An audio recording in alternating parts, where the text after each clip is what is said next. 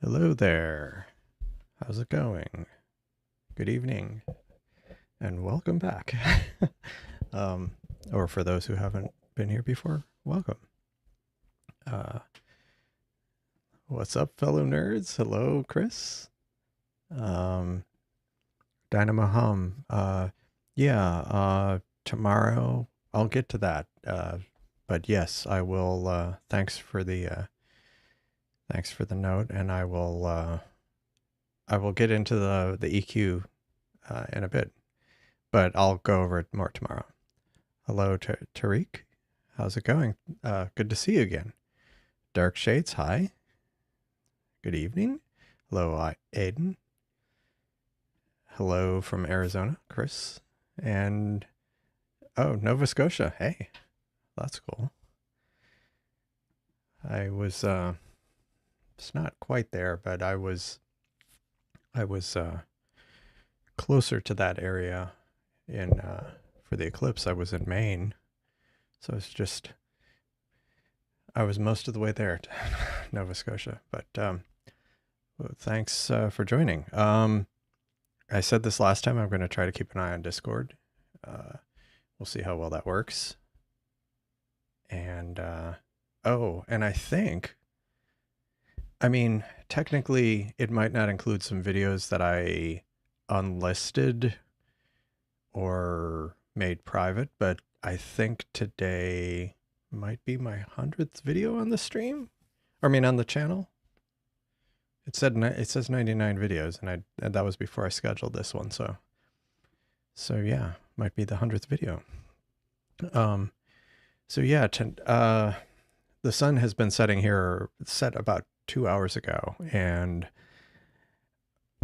I typically, when I'm doing these live observing streams, I try to go about an hour afterwards. So that would have been about an hour ago. But I mean, I might not start before 7 US Central, but today specifically, I wanted a little extra time because tonight is only the second night that I've actually run one of my Seestars in EQ mode, which we'll see here right now. Unfortunately, the live view is kind of a little different today, and you'll see why. So as you can see, oh yeah, the moon is really bright. Right now, it's kind of out of frame below. I think it's still behind the building behind me, but it's going to be visible soon, and it's going to go right across the image, like right here. So I'm going to have to shoot around it, either shooting to the far right or to the far left, but targets kind of in this area are going to be no-go today. But as typically is the case, the right telescope is what I call the A scope, and B scope is on the left. Yeah, stars, at least for now. Once the moon shows up, it's going to look pretty bad. But the A scope, the B scope is set up as usual, but the problem is it's kind of out of the frame, and I'll tell you why in a moment. The one on the right is, you can see it's kind of, well, I have the dew shield on it for kind of light pollution shielding, but it's at an angle. It's not just perspective, but unfortunately I don't have a photo. Maybe I need to, I'll post a photo once I'll take one after the stream. But basically the telescope is sitting at an angle like on the tripod about this much. Basically it's this axis here is pointing towards Polaris, more or less. I can't see Polaris from my backyard, of course, but so it's at 30 degrees, because I'm around 30 degrees latitude. It's about 30 degrees from the horizon, or 60 degrees from straight up. So because we're closer to the equator than to the North Pole, so it's tipped over at quite an angle. And I have the leveler on here. This came up yesterday on Discord, or the other day. I have the leveler on there mainly because the wedge, which you can't see, it's kind of out of frame to the right. the wedge that the telescope is sitting on to put it at that angle won't clear the telescope, the bottom of the Seestar. And so I had to leave the kind of the separator, the leveler in place. But I will fix that at some point. But for now, this is, like I say, only the second night I've tried this, so it'll be interesting. Now, for those who haven't shot it this way, one of the advantages of it is you don't deal with field rotation. So the alt-azimuth is trying to track the stars, but the sky, objects in the sky, depending on where they are rotating a bit. And so that's why you end up with the artifacts kind of in the corners. But with EQ mode, you don't have to deal with that. Now, the Seestar theoretically isn't,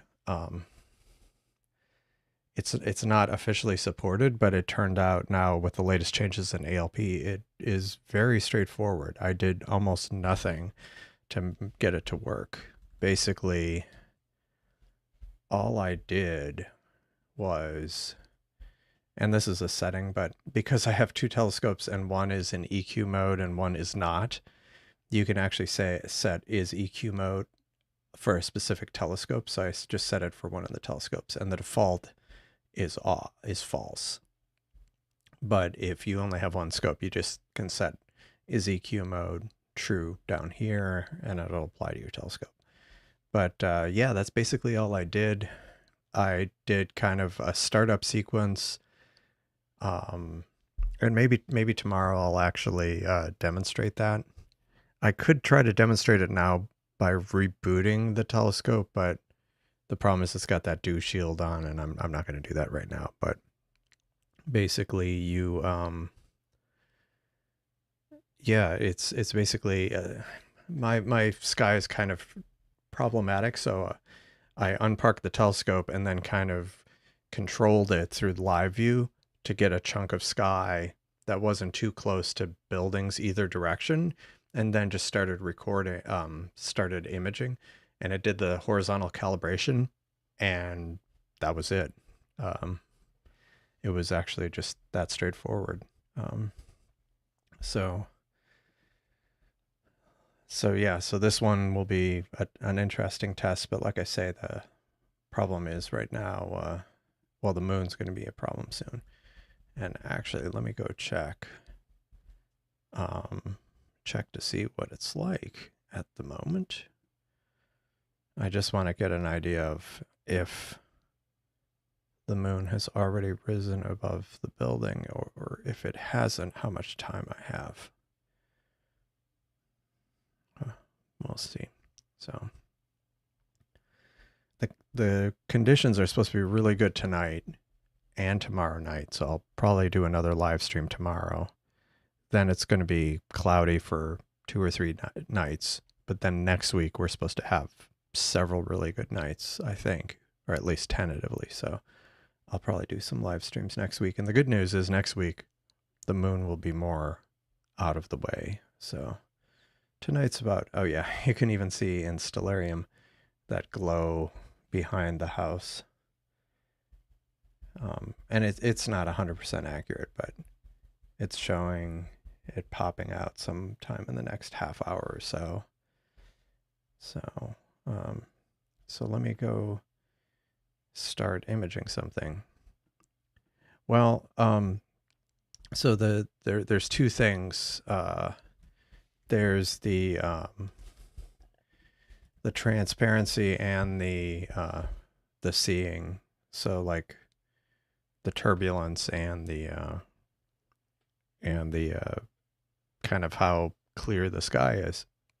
And typically it's usually pretty bad here for both. It's usually not too good, but tonight, like right now, it's excellent transparency, average seeing, but then it's supposed to be good, above average seeing here in a little bit, like this evening. And then tomorrow around the same time, it's going to be average seeing, but excellent transparency.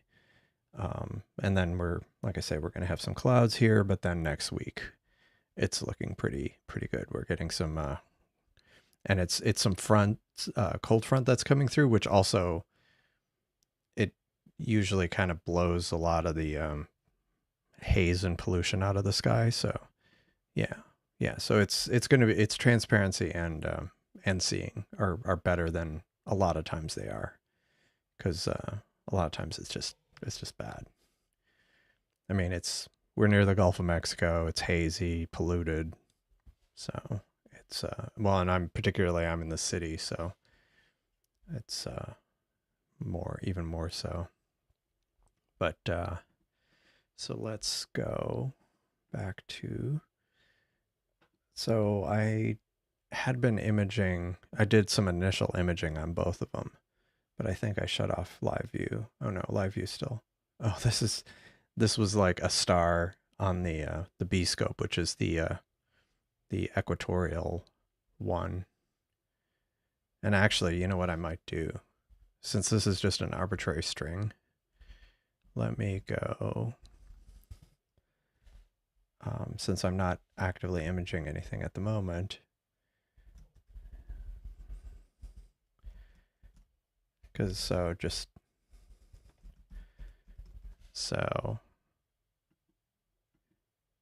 yeah, that's true. That's true. Sometimes it counterintuitively can end up being more stable, but yeah, we'll see. We'll see. But some of the best nights I've had usually, I mean, once, like maybe not the first night when the front comes through and the air might be kind of a little unsettled because of the winds. Then it'll kind of settle down, and then the seeing will be good, and then the transparency and seeing will start deteriorating usually. But it depends. Yeah, I hate that. I really hate that when you're like, get your hopes up. I've had a few of those recently where it was supposed to be clear, or maybe 1 or 2% cloudy, and it was 100% cloudy here. So so let's go. I'm gonna just restart Alp here, just because I'm naming the telescopes instead of just A and B of like, so I won't, because I'm sure as I'll start confusing myself. There we go. So now I know this is the AltAz one. All right, cool. So I had written down some targets. Now the problem is, one of the things I wanted to do was the Pleiades, but I'm afraid that might be a bit too close to the moon tonight. Oh man, that's unfortunate. Clouds until next weekend. Well, yeah. Glow in the dark for the yeah. Yeah. I mean, it's, yeah. I should have some way of marking. You know what?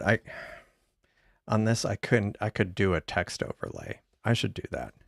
Because then I'll know which is which. Or then, if you're looking at it, or after the fact, I'll know which is which. Yeah. Yeah. Yeah. Overlay. I might not do it right this second, but I might look at that before too long. But first, I wanted to pick something on this scope. Actually, you know what? Let's go to the EQ one. Oops, I already was on EQ.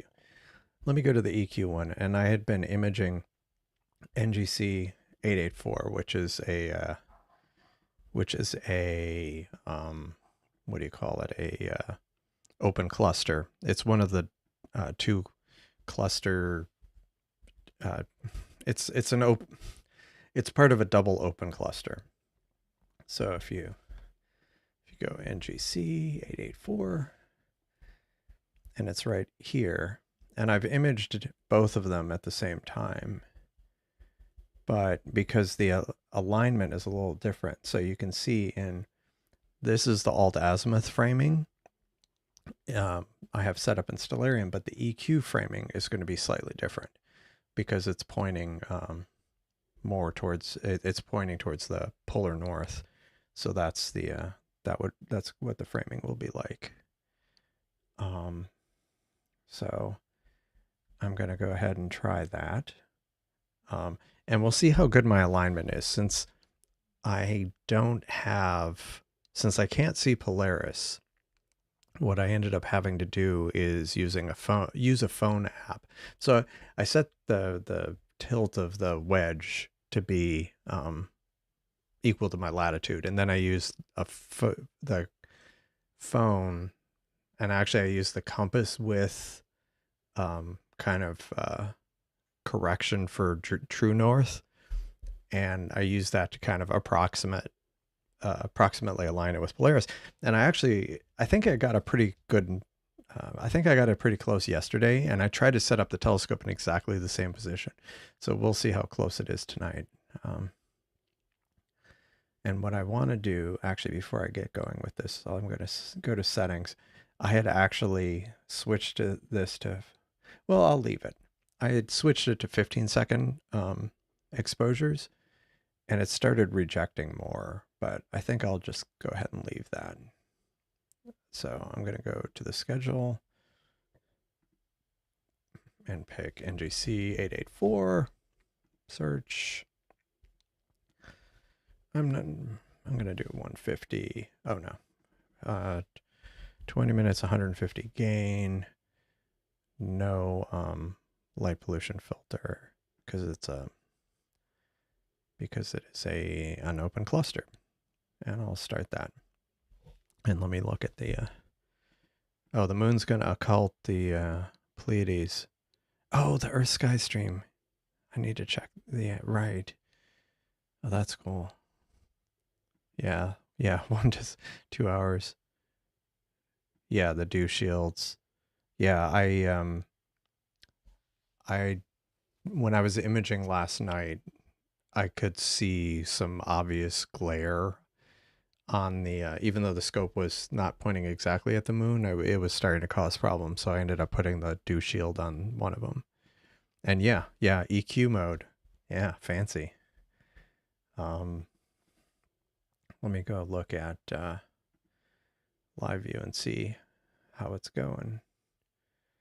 Okay, so it's pointing at it. It hasn't gotten a frame yet, but it's about to. Yeah. I need to. I do have like some. What do you call it? Like chalk. I should chalk it. Okay. Oh, I hate that. Why is the transcript's not working? Let me see. Oh yeah, this was one other thing. The imaging updates I had made, they're merged in to the main branch, so the stability is hopefully better.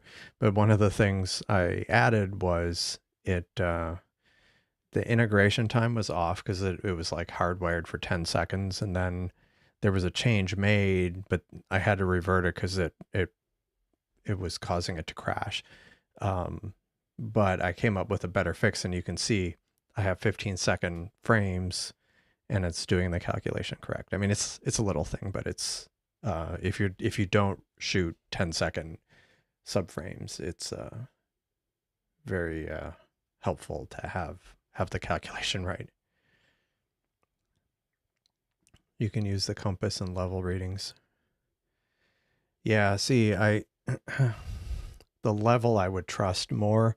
The compass I'm not sure, because like my compass setting probably needs to be recalibrated on my Seestar.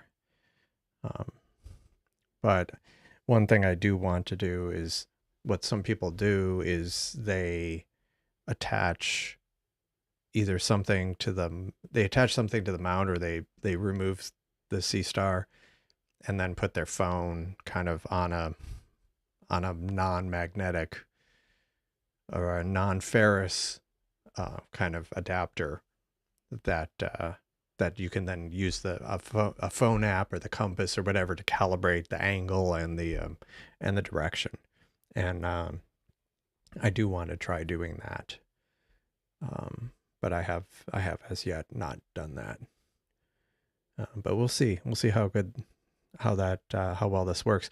Because if this works one of the reasons why I want to get better alignment is, um, I mean, because I think if it's close-ish, it can compensate for it. Because I mean, it's after all, it's able to track if you're not, it's able to track alt-azimuth when it's not anywhere near polar aligned. I mean, it can compute its axis is relative to where it needs to be, if that makes sense. But I do want to kind of make it more precise so I can try to do 20 or 30-second exposures. Um, I didn't end up going as far as 20, but I kind of split the difference and did 15. And yesterday, the first run of it, I think I ended up getting well over 100 frames and like a 3% drop rate. So on the whole, it seemed pretty reasonable. Now, as far as processing the data, I'm not sure what the difference is going to be like. But we'll see. Oh, okay. The occultation's tomorrow evening. Well, let's check that out because now I'm curious. Since I'm going to have a live stream tomorrow, if it's anywhere around the time of the live stream, that would be cool. Just like I had that kind of impromptu. I mean, we didn't have an occultation with Saturn and the moon, but I mean, I ended up kind of screen sharing on Discord. But let's see. Let me see. Go to M45 and so this is right now. And this is tomorrow during the day. Oh, right there. Tomorrow evening, right around midnight. Between midnight and 1 in the morning, my time. Now, being able to image both of them might be a bit of a problem, but it actually will be unobstructed. It will be high in the sky, but it will be visible. So there you go, right around, so about 1 in the morning, my time, which would be 7 a.m. UTC on the morning of Saturday morning. Yeah, late, but dinner bell. Okay. But yeah, it's yeah. So I think that might be something to hopefully let me double check my my skies tomorrow evening. Okay, because clouds are supposed to roll in like after midnight, so hopefully it'll stay clear at least till midnight, so we can try to, although I'm not sure how I'm going to be able to image it because the moon's so bright. I mean, what I ended up doing with Saturn is I really kind of massively changed the gain and really overexposed the moon so you could see Saturn, but Saturn's pretty bright, so we'll see. Let me go back to live view. Okay, now it's suddenly like dropping. This happened to me earlier. I did a first run and a bunch of frames were okay, and then it started dropping. So let me see. What does it say? Why does it say it's dropping? Star trails. I might end up switching back to 10-second exposures. And I don't know if it's my alignment or if it's some other problem. Let me go, because if this is exactly what happened earlier, it just had started dropping like crazy. Okay, all right, see you. Yeah. Enjoy. Bon appetit. Atmospheric smoke. Yeah, and for here it's haze and Just haze, I think, is the biggest issue. Okay, this is totally failing, so I'm going to just stop this. And I'm going to go back to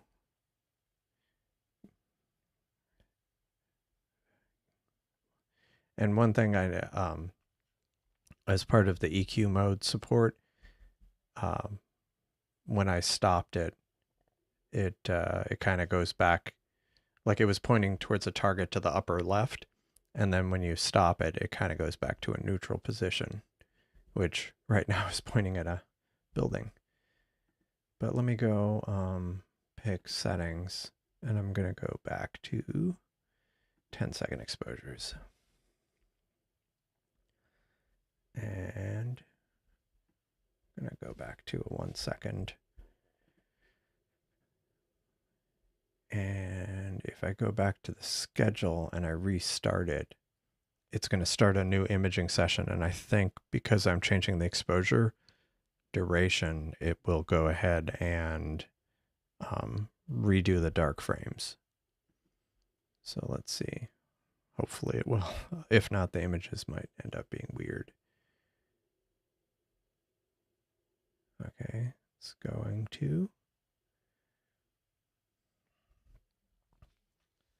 But yeah, this was happening earlier, but it didn't happen yesterday, so maybe my alignment's a little off today. I also need to replace that, what do you call it, that leveler with kind of a flat plate.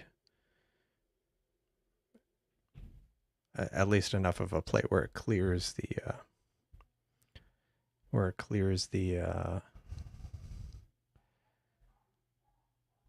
yeah, where it clears the wedge. I mean the wedge.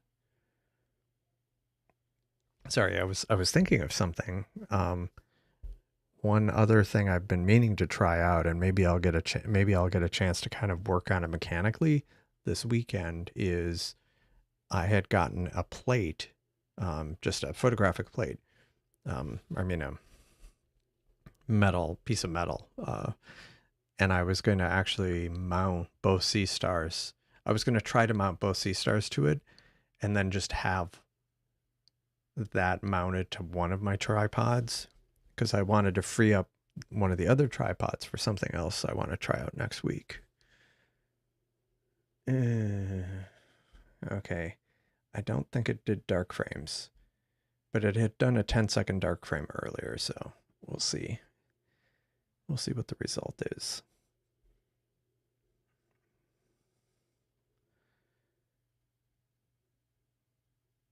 Before it had gotten up to like 5 minutes or so before it started running into issues. So we'll see. Okay, I don't see any artifacts, so that's good. Anyway, yeah, I want to free up one of the tripods because I was thinking of doing an experiment.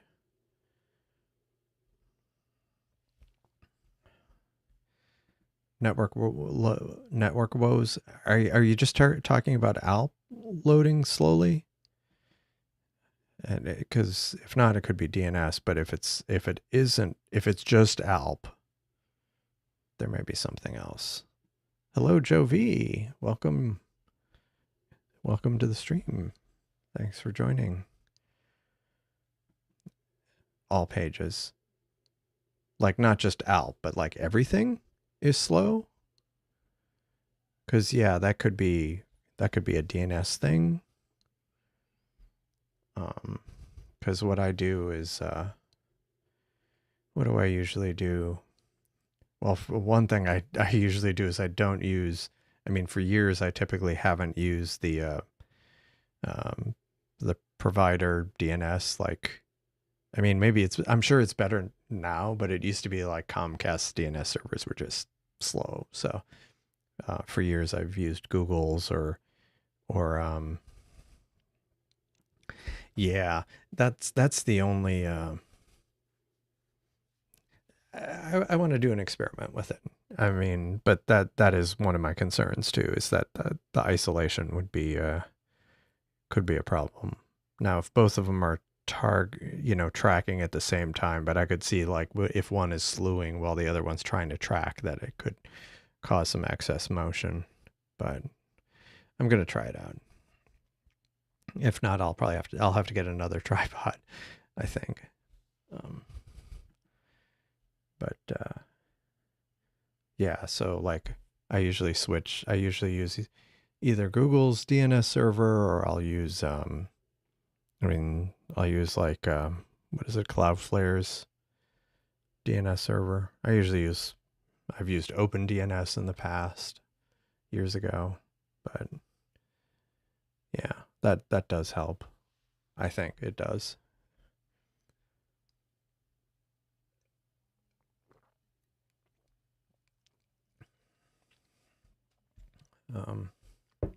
Now, one thing I might end up going back to this target, but yesterday what I ended up doing is I started imaging. Well, let me go back to right now. I started imaging NGC 884. Actually, even right now, let's look at this. Like, if you notice over the next hour, it would be rotating a pretty decent amount. And what I ended up doing yesterday is I was imaged it for like over half an hour while it was near the meridian, because it's going through a lot of field rotation if it weren't EQ mode. But it just kind of showed how, like, even though it like normally with alt-azimuth mode it would just be abysmal. But like, yeah, I mean there's noise along the edge just because the tracking isn't perfect, but even as you go longer and longer durations, it doesn't end up like, massive artifacts on the side, or where it kind of starts going diagonally because of field rotation. But yeah, it was surprisingly easy. But I should try to. I need to figure out how to properly walk through that tomorrow. Yeah.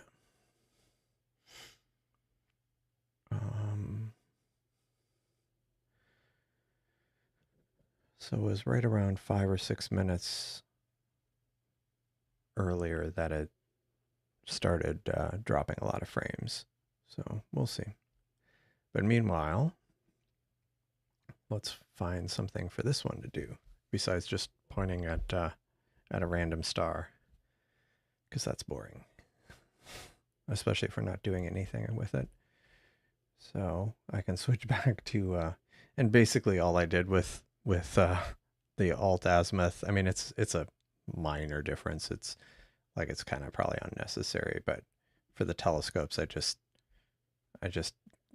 had the same settings. It's just one of them has the EQ checkbox on. So let's see, what do I want to image? The moon will be visible soon. We'll be able to look at that. Actually, what was it? I wanted to see if there was something over here. If there was anything over here worth looking at. Skull Nebula.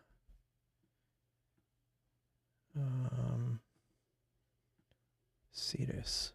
What does that look like? Yeah. Neptune. Which one is that? Is that Helix? Yeah, that one's about out of view. It's not really much over here right now, I think, because what is this? It's a globular. It's not a very bright one. Just trying to see if there's anything worth. There's all kinds of little galaxies. That was one thing I was noticing. There's a lot of galaxies over here. Well, was it? Maybe it's a little later. Although, okay, California nebula's up. Actually, let me check something over here. Okay, it's just now 8. Okay, so in a few minutes, the Pleiades will be visible, but the moon will also be popping above the house behind me. So that's not optimal. Let me put this over here. I'm going to switch over to this one just so. Wait. Drop 2 frames. Okay. That's okay. If it's just dropping at that rate, that's not too bad. I mean, it wasn't just about kind of avoiding drop frames. It was more about kind of mitigating the field rotation, and allowing kind of longer imaging sessions without issues.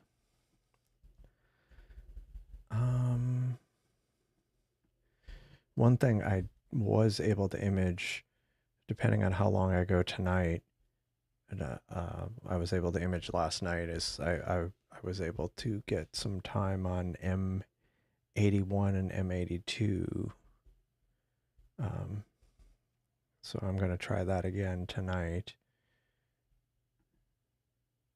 Bode's Galaxy. Yeah, it'll be, I think, as early as 10. I might be able to do it.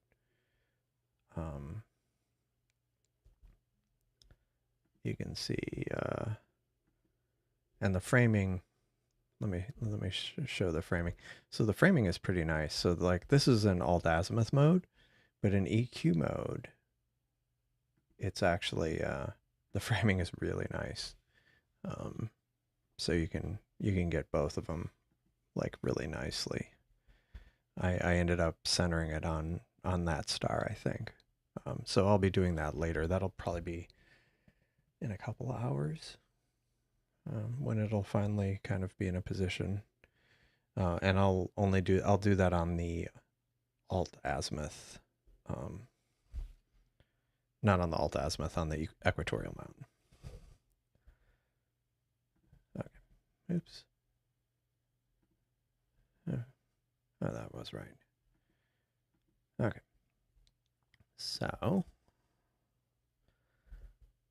right, let's find something reasonable to image.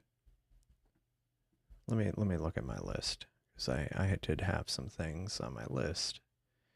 I had M45 in the moon, so M45's a maybe, but the moon, M45 would be better if I had a dew shield for that other one, but since I don't, it's going to be getting a lot of glare. We'll try. We'll see what it ends up doing, or what it ends up looking like with severe light pointing right into it. What would be a good thing? What have I imaged recently up here?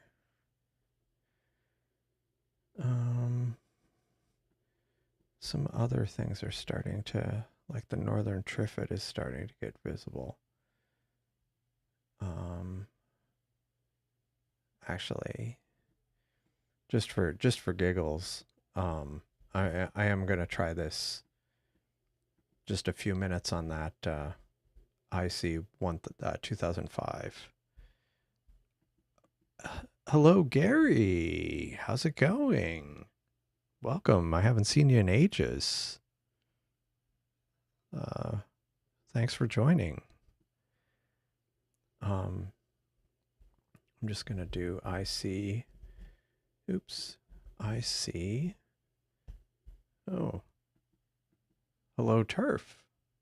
How's it going? Okay, this is doing well. So let's go to AltAzimuth. I'm gonna do IC 2005 just for a little bit until some other things are more visible, including the moon. IC 2005. Search, and this is the thing I've imaged before, which is a galaxy that's behind the California Nebula. So do I want to do 120? I'll do 110. Use light pollution filter and go and start. Because that's kind of interesting to me. The moon, yeah. Actually, let me see if it's visible yet.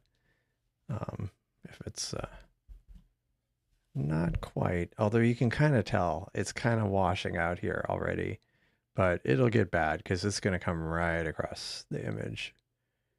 And it did it yesterday.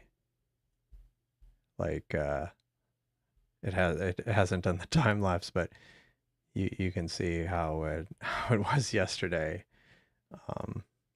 Now I think I had the patio light on, but then did I end up turning it off? Maybe I left it on because I was like, at that point, it's so bad. Oh, here's where the patio light is off, but you can see how how bad the sun was. And I don't think this was clouds so much as, I mean, there may have been some, but it was just a lot of like artifacts from the sun. I mean, the moon blasting it. So yeah, it's gonna be a big problem because it's gonna come right across here, I think. Oh, the weather's rough. Oh, that's too bad. Oh yeah, good to hear. Good, glad to hear it, Gary. Yeah. So EQ mode. So the left telescope is the B scope is alt-azimuth like it always is, but the right telescope is set up in EQ mode, and that's the one that okay, this is imaging. So this I went ahead and labeled it so it's more clear as to which is which. So this is alt-azimuth mode. And there'll be some nebulosity, and it's mostly because I'm imaging a small galaxy that's kind of embedded in it. But then this one is pointing at NGC 884, which is part of a double open cluster, but because of the framing, I can only get one of them. But it's going through a reasonable amount of field rotation right now. So, but since it's in EQ mode, it's pretty clean. And the other thing I noticed, and I'm sure maybe it's just the conditions, but it definitely seems like maybe because it's tracking more, the star images are tighter. But maybe I'm just imagining that. Beaver moon, okay. I mean, they always have names for the different moons, but I never really pay attention to them half the time. Mostly because I'm usually avoiding the moon because of the not because I'm a werewolf, but because of the imaging. It messes up my imaging. Definitely not a werewolf.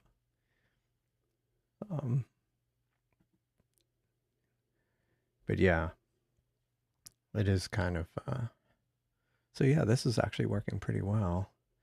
But man, this is you can already tell it's going to be bad. But again, that's why I ended up putting the dew filter at least on this one, because I figured if I can track longer periods of time, I'll definitely want to try to shield the lens as much as possible.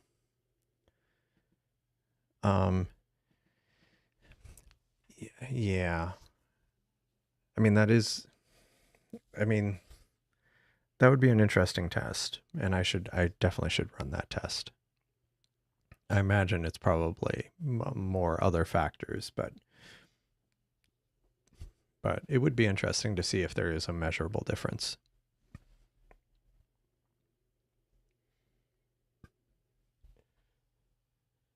Yeah, so far that's looking not too bad, honestly.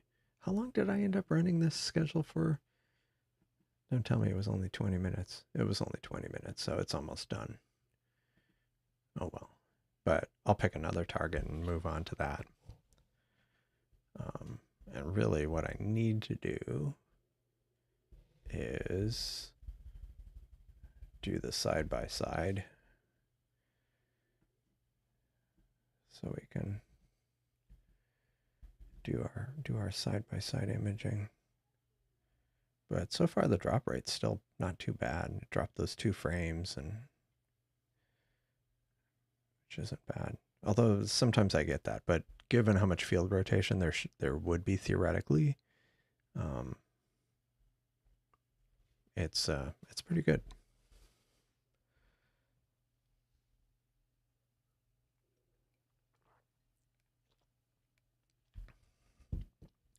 But yeah, I'm what was it?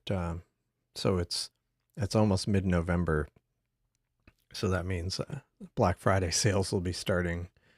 I'm gonna have to keep an eye out to see if there's any Astro gear that I want to get, because I've picked up some things on other sales, things that you might not think are would go on sale, but I think it's like if it's an item that maybe sells at a constant rate and they have some excess inventory, maybe they discount it, figuring they're more likely to get people to help clear out some of the inventory, or whatever reason. But I picked up like a SV Bony narrowband filter for even cheaper than it usually is on one of those sales. So, oh yeah, so that is done. So it immediately blurred, but you can, because what ends up happening, because it's an EQ mode, at least I'm based on what I see, I think this is what's happening. It ends up going to kind of a neutral position after it's done imaging, or not a neutral position, but kind of like closer to horizontal. Not horizontal in absolute terms, but horizontal relative to its itself, if that makes sense. You can see what it did. It was pointing off that way. Now it's pointing just kind of that way, which unfortunately is just nothing. But so that one we can do another target for. So what would be a good one? I definitely am going to use it later in a couple hours for Bode's Galaxy, because I think that would be a good target. Do I want to do one of these nebulas? I think maybe I do. I don't know if I want to do the fossil footprint. One thing I often, actually maybe that's what I do. I often avoid these when they're up this high because they're going through so much rotation. But since I don't have that right now. Let's see, what is the fish head? So that's the normal framing. That's, that could be a bit tricky. I don't know. That might be an interesting test, because if I did it for like half an hour even, it's going through some pretty severe rotation here. So is there something else I want to try up here? Okay, that's already too late to see the Cave Nebula.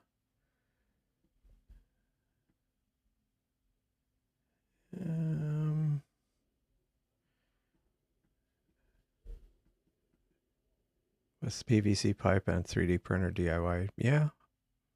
I mean, and we do have a bunch. I do have a bunch of filament. I should look into that. That's true. And I actually do have a bunch of pipe. I'm going to make a note about that.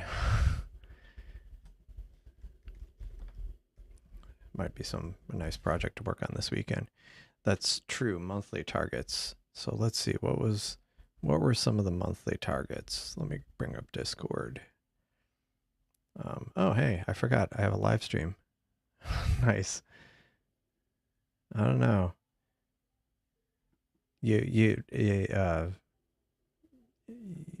Maybe not better observing conditions, but this was something in Discord. Sorry. Wizard Nebula. Let me see. Oh, yeah. Okay. Thanks. Thanks for looking those or for telling me what they were. I mean, I was just the one who put it who kind of not quite picked the targets, but let me see. Bernard 174. Oh, nope. My backyard sucks, but we knew that. NGC 7380. Too late for that.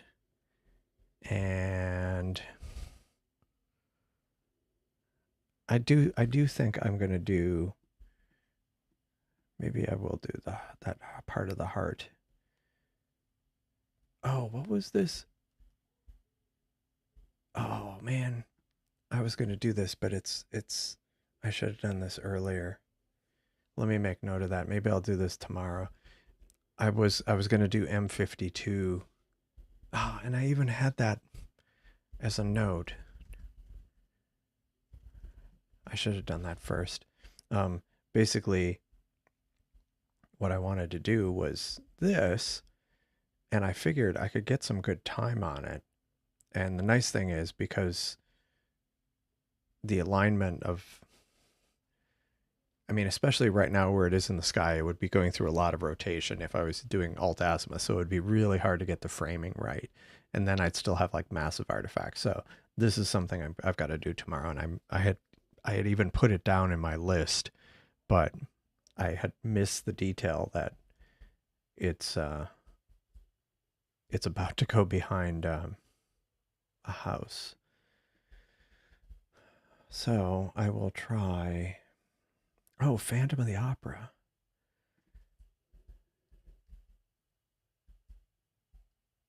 Phantom of the Opera Nebula. See, some of these nebulas, they don't show up well in that view, but some others, they show up better at this other view. See, I think that one was like too challenging.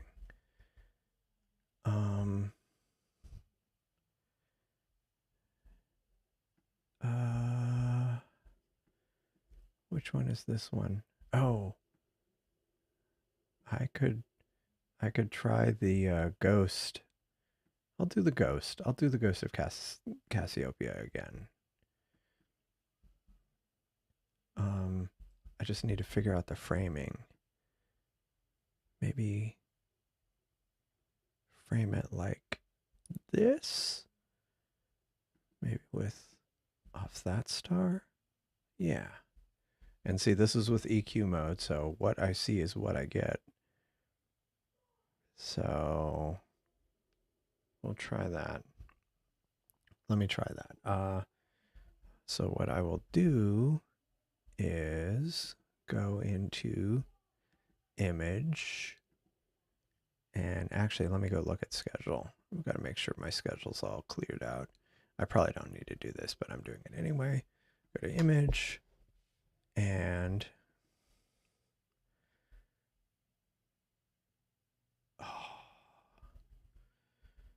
did I do something? No, I did not. So I am going to get the coordinates. Wait. Yeah, it got the coordinates. So ghost of Cassiopeia EQ. And I'm going to do, how much time could I do on this thing? Maybe I'll try to do a full hour. Why not? Let's see.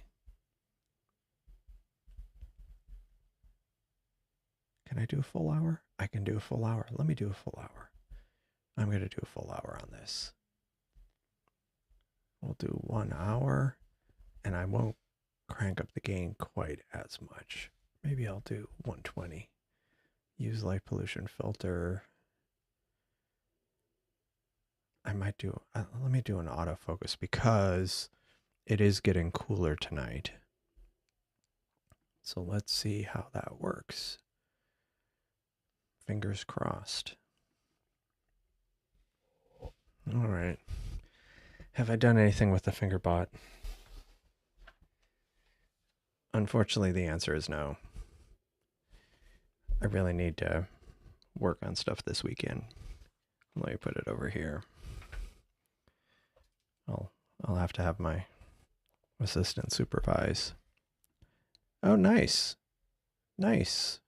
Well, that's cool. Yeah, 3D printers are awesome. I mean, I do have a batten off mask. 3D printed. Yeah. Let me go look at imaging. Is it still figuring out where it is? Okay. Okay, it's doing the autofocus. And so once that's done, yeah, so one of the reasons why I wanted to clear off one of my tripods is, yeah, an experiment I want to try with something else, but I need to figure it out. Need to figure out how I'm going to do it. Okay, cool. Focus didn't really change, so that's good. Let's see. Yeah, that's true. Yeah, you can print. If you're talking about a batten off mask, yeah.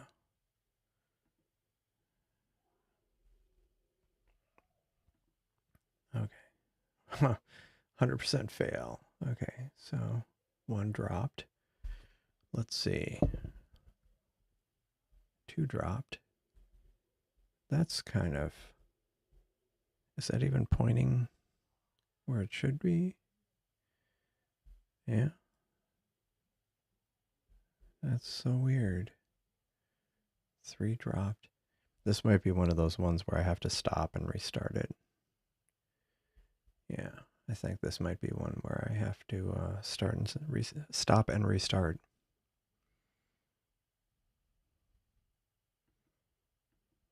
Okay.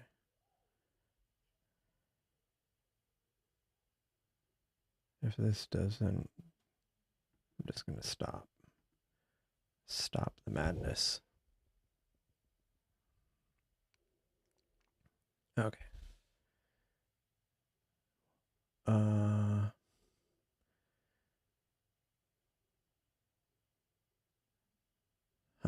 Oh, it's slowing back. Yeah,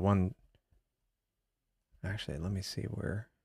One thing I did notice is the reason why these are separated by so much, the 2 telescopes, is yesterday I had them kind of the tripods where they normally were, where they're kind of actually where the legs are actually kind of cross each other.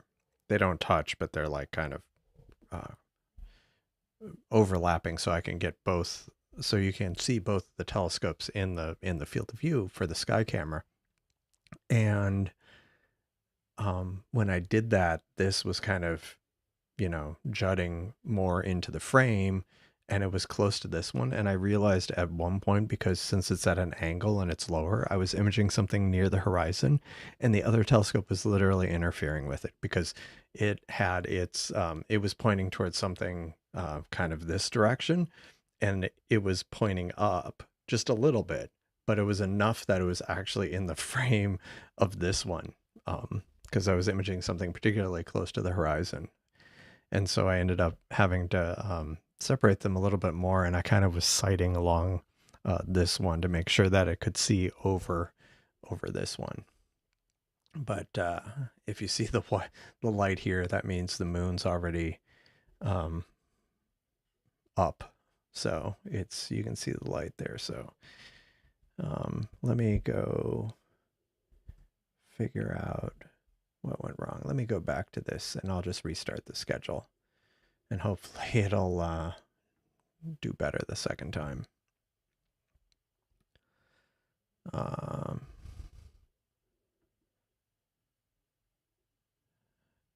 Okay.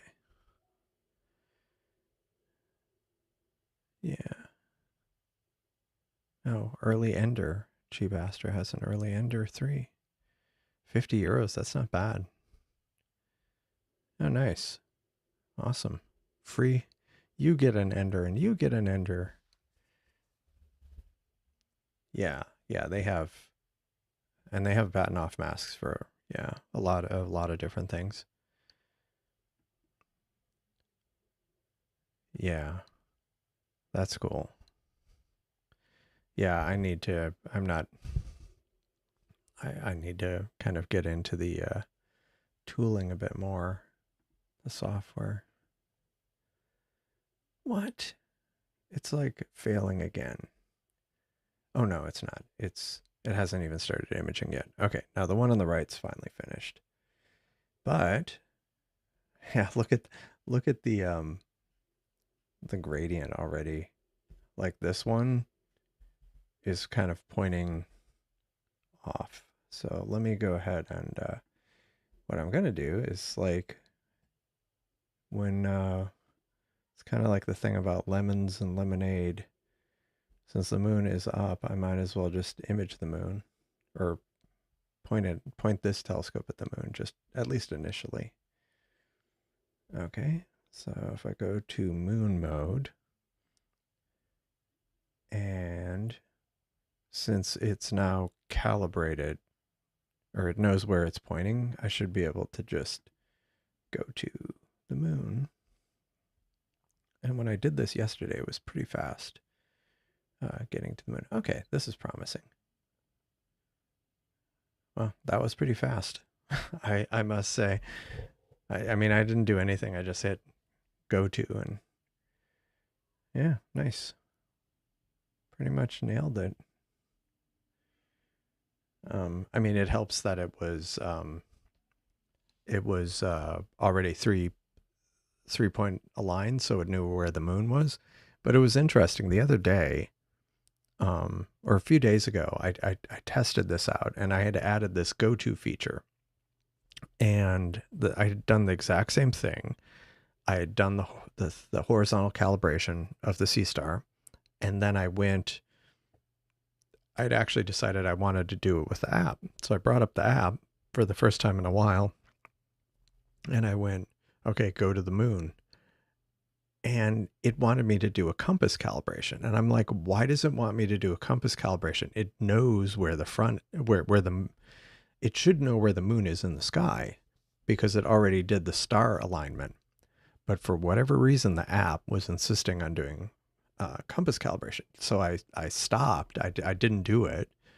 And I went to Alp and pushed that button, and it did what you just saw, where it just went right to the moon. And I'm like, so it knew where the moon was, but for whatever reason, the app was wanting me to calibrate. So I don't know. Or compass calibration. Okay, see, that was interesting. It was completely failing before, but now it's like not failing. So I don't know what happened with that. So this is always a challenging one, the Ghost of Cassiopeia, because of the bright star. Now, one thing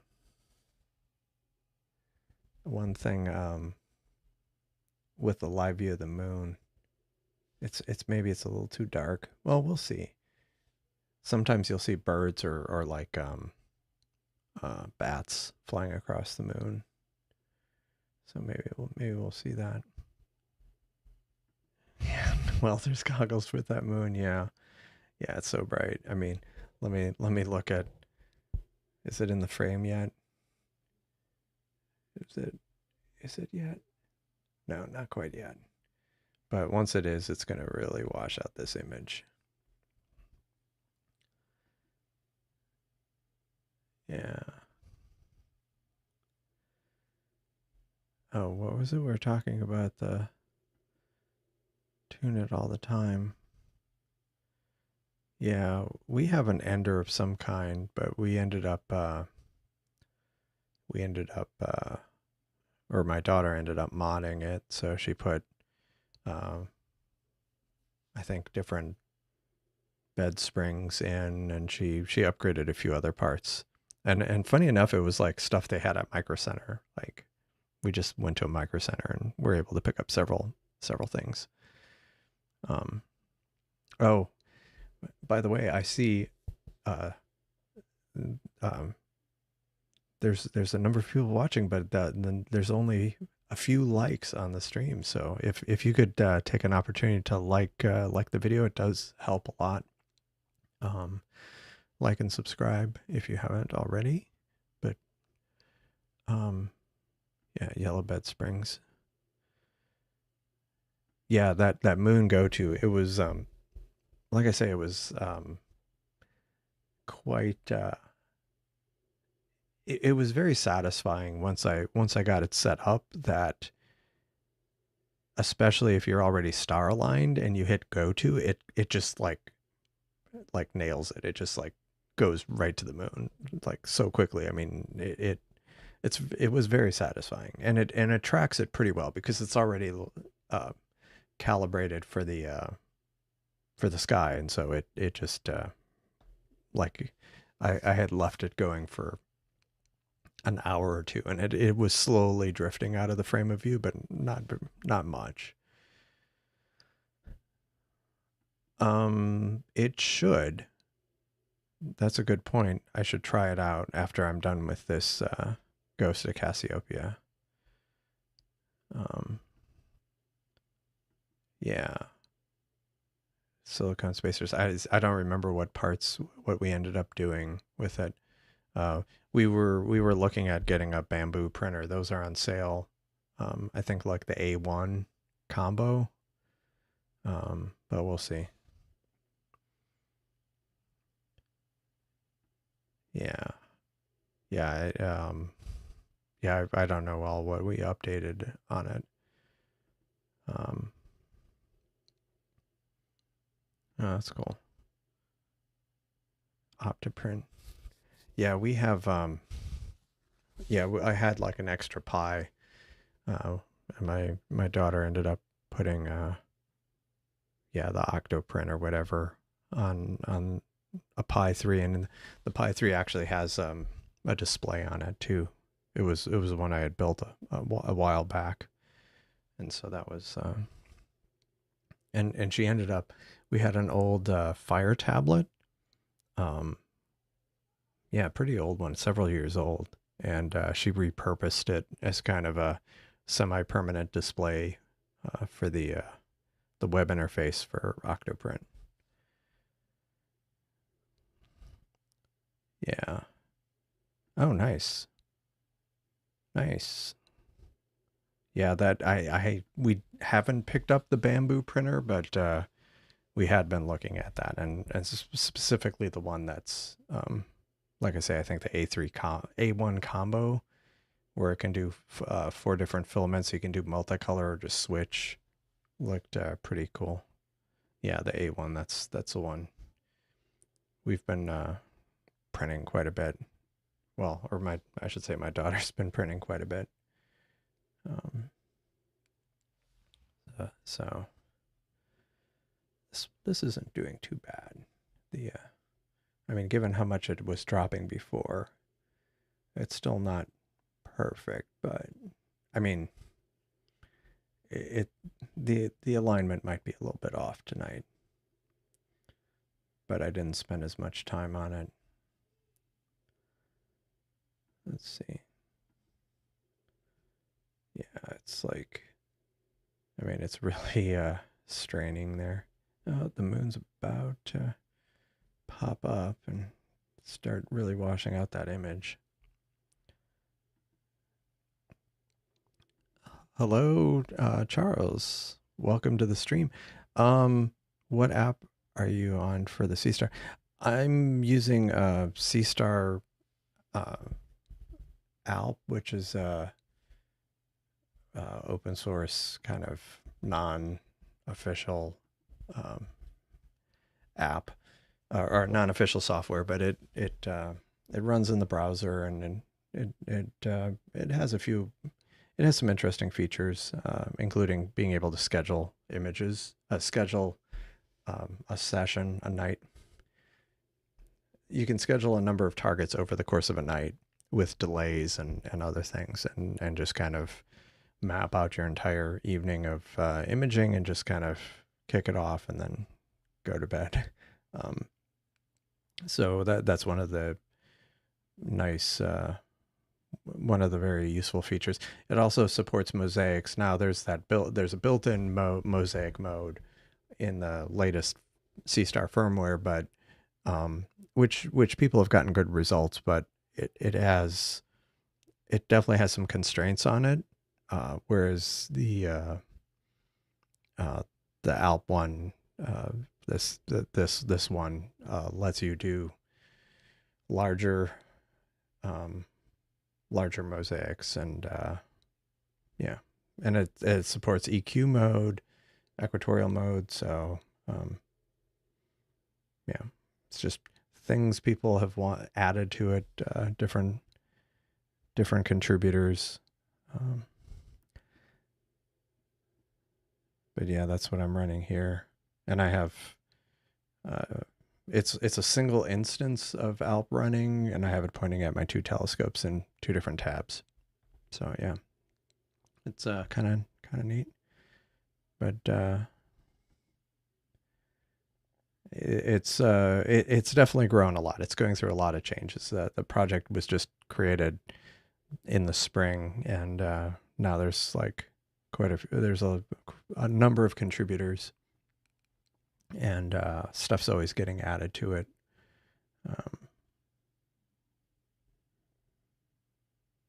But yeah, it runs on Windows, Mac, Linux, Raspberry Pi. So like several people use it instead of using the app, because of the flexibility and the ability to schedule. Yeah, and plus it also exposes. I always I haven't done this spiel in a bit, but it also exposes settings that the Seestar app does not, but that the Seestar itself supports. Like you can pick more arbitrary values for the exposure length instead of 10, 20, and 30 seconds. Like earlier, I was running 15-second exposures. You can change the preview exposure time. You can have it save all the frames, but you can also have it save the failed frames, because sometimes the frames fail because the stars are trailing because the telescope was moving, but other times it's just for some reason it failed. And so if you stack the images with PixInsight or Serial or something, you can sometimes use those failed frames. It turns out that they were actually completely useful, but for whatever reason, the Seestars algorithm decided it didn't want to use them. But yeah, so it has stuff like that where you can kind of fiddle around with some of these settings that the app doesn't expose. But yeah. Yeah, I mean, some people have a relatively smooth experience with it, but it is open source, and yeah, we've the challenge of supporting kind of supporting of having it run in a variety of on a variety of platforms and a variety of situations, like for me personally, sometimes it didn't run as well if my network connection wasn't strong to the Seestar. Some of that has been improved, but it still sometimes has issues. But yeah, some people have a relatively smooth experience with it, but then others it can be finicky. Cosmic Ray may qualify it in a different way than that, but yeah, but it's free, so it doesn't cost anything to check it out. And before I forget, it's unrelated to per se, but don't forget to like the video if you haven't already, and I always plug the Discord server, the channel Discord server. There's also a Discord server for the Seestar Alp software, which is on I think it's in the README on their on the GitHub link I just posted above. Let me see. Just making sure, because sometimes I'll plug the yeah, I mean, you know, it that's true. Sometimes it builds character, which is why I'm such a character. But yeah, so far this is doing pretty well. But yeah, this one is in EQ mode, so it's kind of on a, you can't see it, but it's on a wedge, kind of off frame on a tripod, Astro tripod. And now there comes the moon, blasting everything. So definitely I'm gonna have to try to work around the moon. Yeah, I was hoping like something, you know, something interesting would happen, like birds or bats across the moon, but maybe that's earlier. Like after sunset, you'll see it.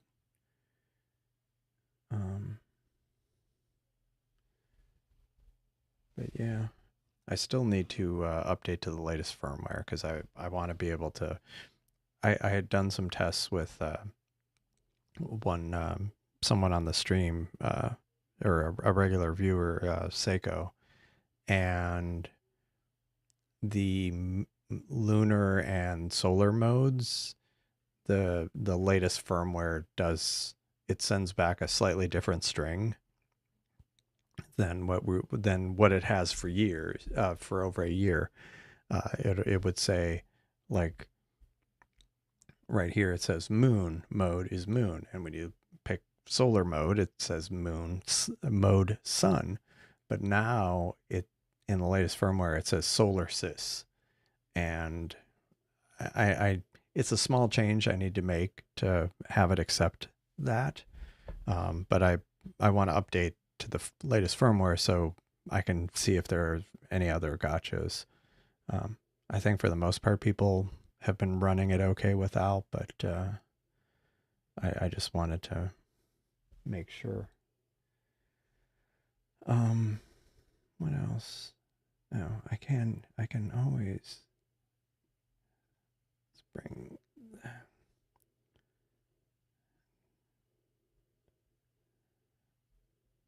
Can really mess around with it. The gain a little bit. That's gonna lighten it up a bit. But yeah, the moon isn't doing anything, so let's see what else I can image with the right scope. Let us see.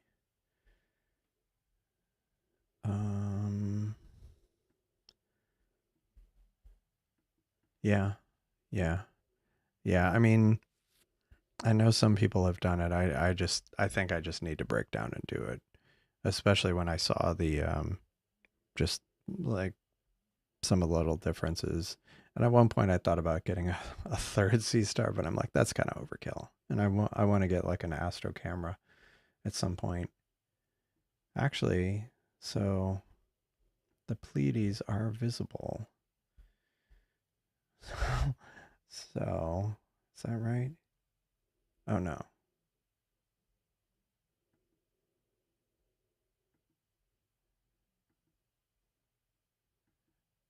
Yeah. Um, and the B scope is the leftmost one. So I'll go ahead and try that. We'll see how bad it is with the since this doesn't have a dew shield. We'll see how bad it is with the with light pollution. So I'm gonna stop this and I'm gonna go to M45.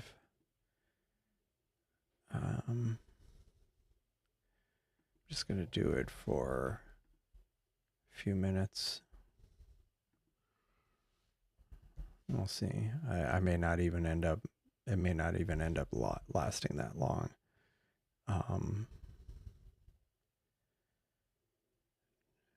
Yeah, we'll see. We'll see what the gradients end up looking like.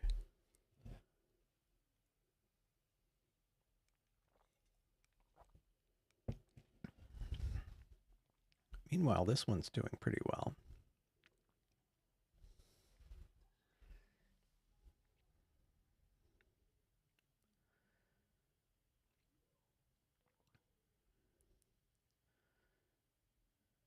Yeah. I mean, all things considered, I mean, again, I have terrible light pollution where I am, so it's sometimes it's I'm happy just to get almost anything.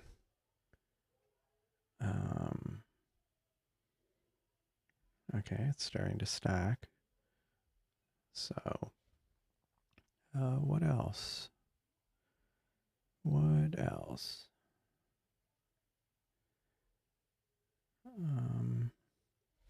Yeah, so let me see what else I had on my list for this evening.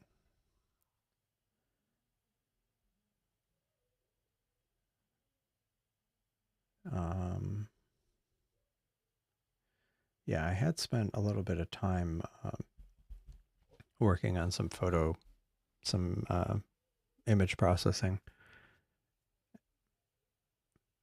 but I don't know if there was anything. Okay, this already started, so let's go. So we'll see how this looks, because this is going to be kind of to the oh boy, look at that. Yeah, see, I think the dew shield would help a bit with this, but yeah, that's pretty brutal. Because since it's just pointing.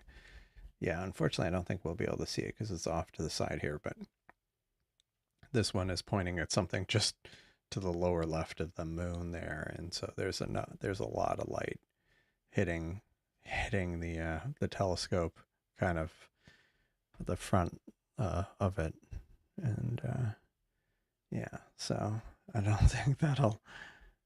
Oh yeah, yeah, definitely. I need to print another dew shield. Maybe I'll do that over the weekend. Oops. What am I doing here? I'm trying to dismiss a message and it just keeps popping back. Okay. Yeah, I'm gonna stop this because this is gonna be bad. It was worth a shot, but um, yeah, it's too close to the moon. So let's see what else we. So that was a swing and a miss. Well, I mean, it worked. It's just not a great position for things. Let me see if there's anything on the other side.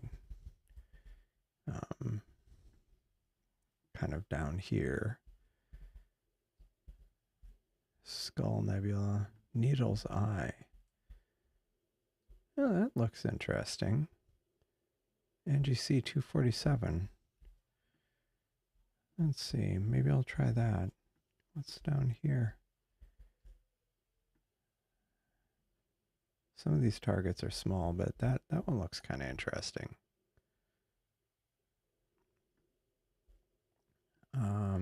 Bonds Galaxy. That one's a little on the small side.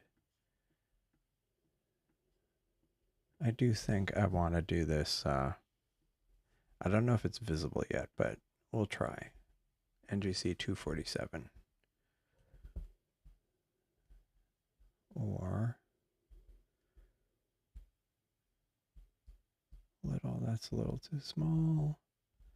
Or what is the skull? That sounds interesting, but it's one of voodoo mask. Maybe I'll try that.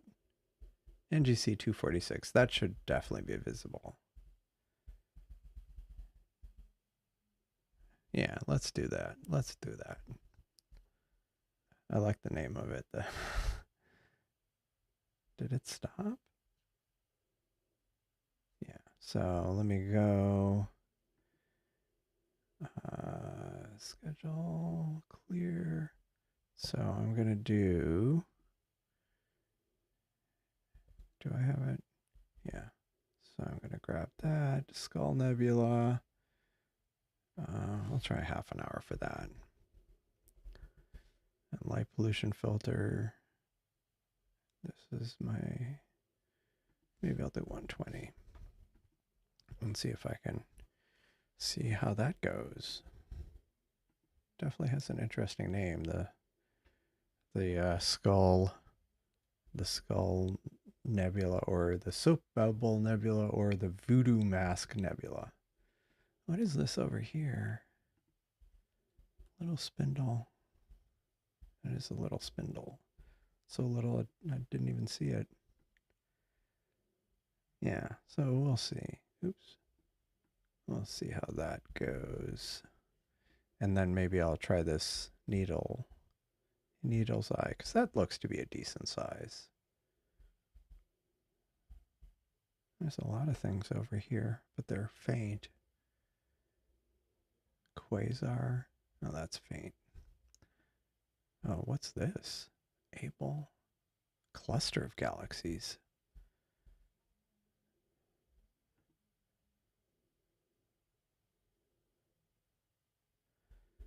How far away is that? That looks small. That looks very small. Able 2824. Able 2824.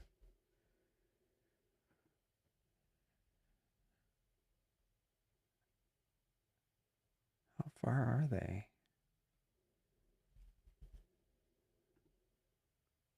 A lot of times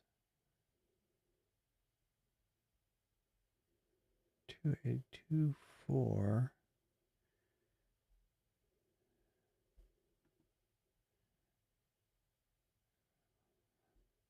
The problem is I have with a lot of these websites, they don't actually tell you anything useful.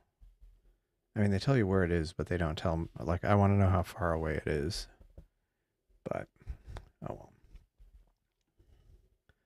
Live. So this should be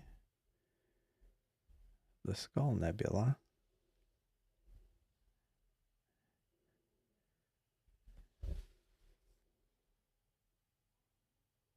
Okay. Man, that's still a pretty severe gradient.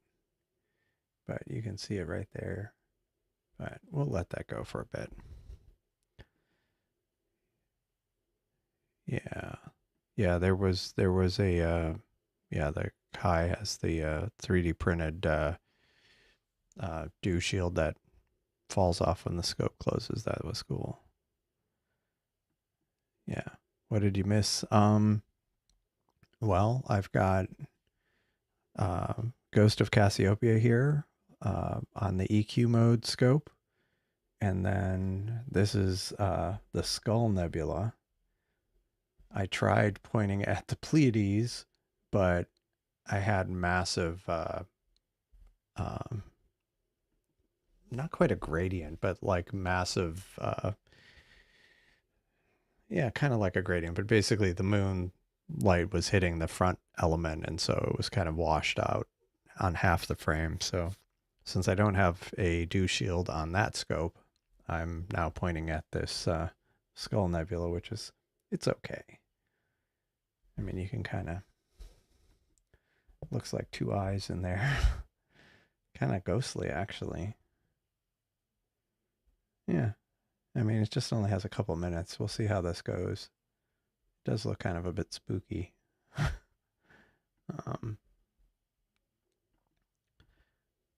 I'm not sure if the design is public.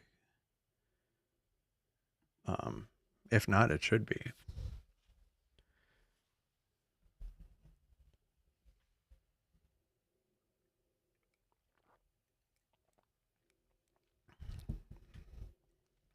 Yeah. One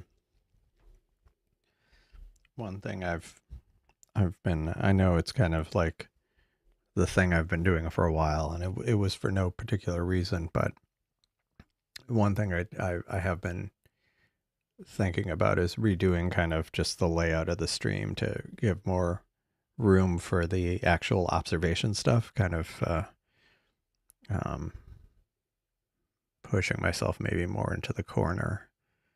But I have to play around with the layout, but I'll probably be I probably will do that because there's some dead space I need to I'd like to kind of especially when I'm trying to maximize telescopes, and especially if I end up adding a third telescope to the mix, I'll have to figure out some way of fitting everything on the stream. Okay, it's on the Facebook page. And I would go to the Facebook page, but I don't want to go to my Facebook page on not on a live stream. Yeah.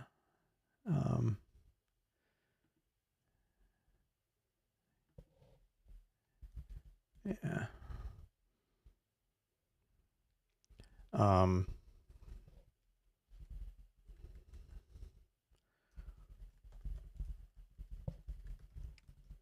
All right. What else? Yeah, this is definitely looking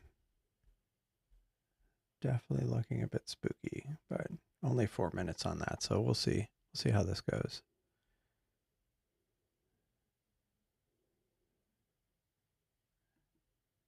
Screensaver. Oh, the stars. I mean, actually, let me see. Let me see. Let me see if I could do this without completely messing things up. I think I did it. I did it as a test, but it ended up being a bit much.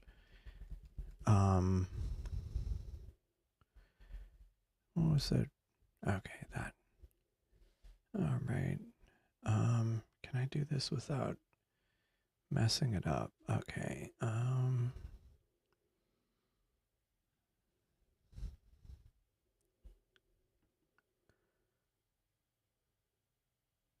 Is that one? Okay. Let me see.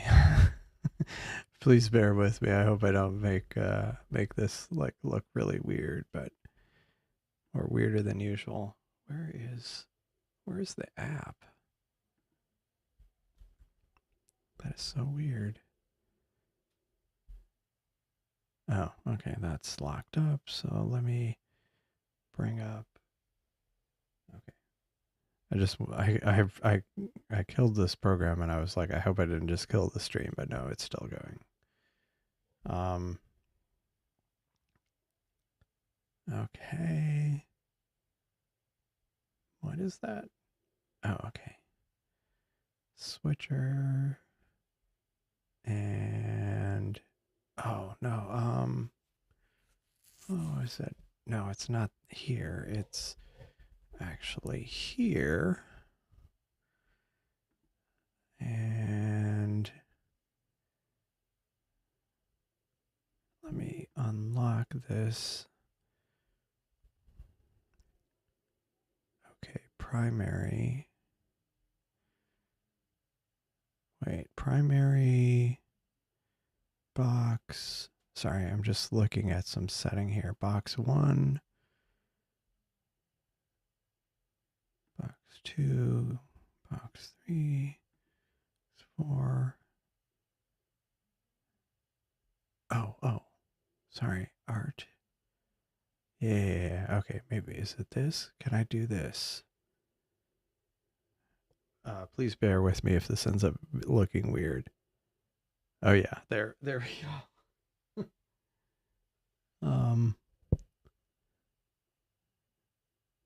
Let me see. I need to switch it because I can't quite see what it's doing right now. Because I have like a monitor that's very conveniently like over to the side. Yeah. See, I'm like drifting in space, and you can even see. Let me see if I can shut that off. 3. So you can even see. Yeah, I don't know. That might be too much. It's like an infinite looping thing. I have some other ones. Actually, what other ones could I do? See, this one isn't a looping one.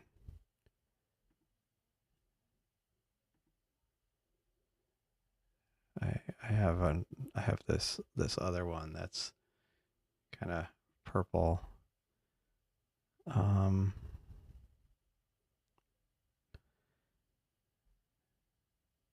Let's see.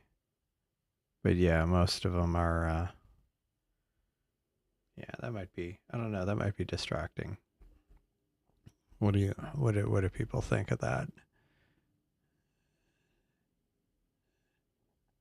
Yeah, I could enlarge. Can you slow it down? No, unfortunately. Yeah. Which one? The purple one? The purple one or the white one? And actually, maybe since I've got this here, actually, is there a way to save this before I mess it up? Output, settings. How do I export before I like completely mess everything up?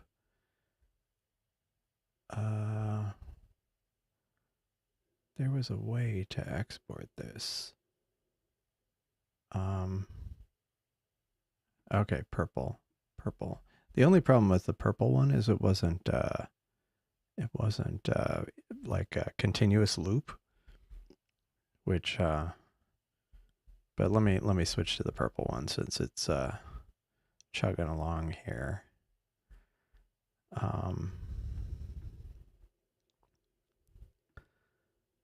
Oh, actually, where was it? It was over here. Abstract purple. Yeah, that one. Yeah, I see what you're saying. It's much slower. Actually, what can I do with this?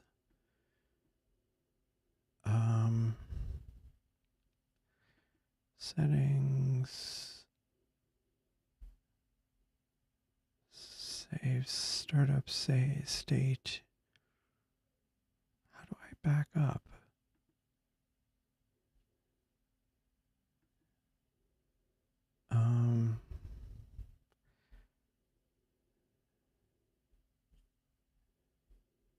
Hold on. Let me look up something here real quick.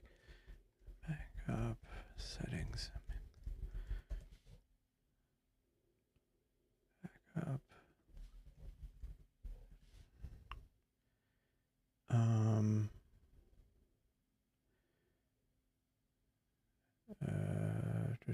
Presets.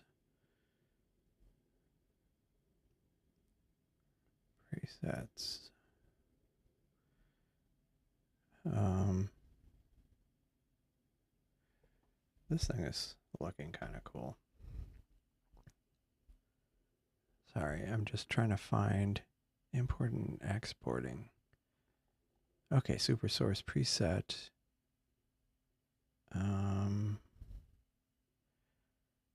Export preset. View all presets in the upper right. Okay. Okay, so super source.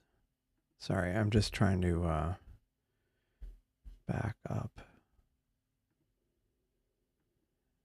Okay, view all presets.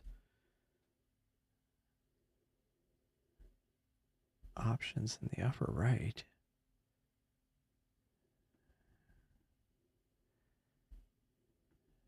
Oh, okay. Export all presets. Cool.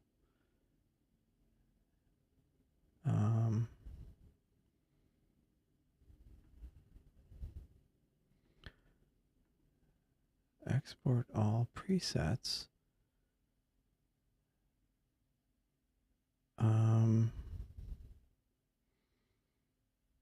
It's very strange.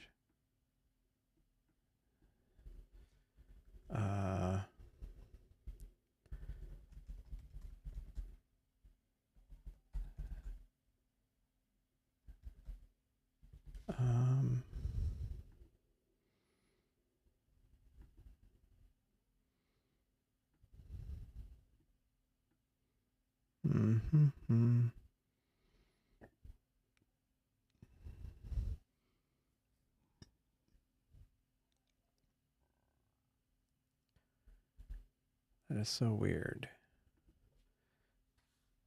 It says export. And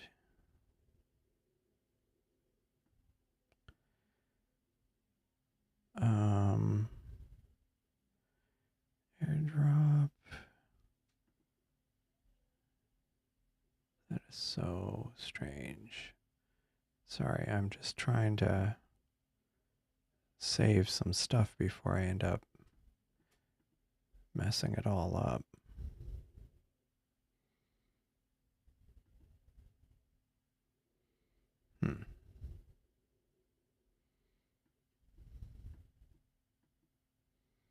Very strange.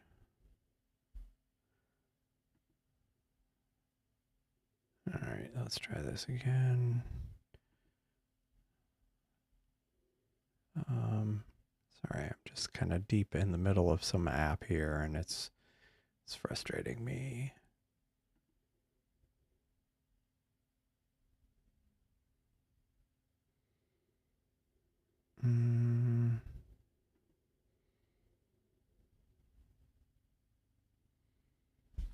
What was it?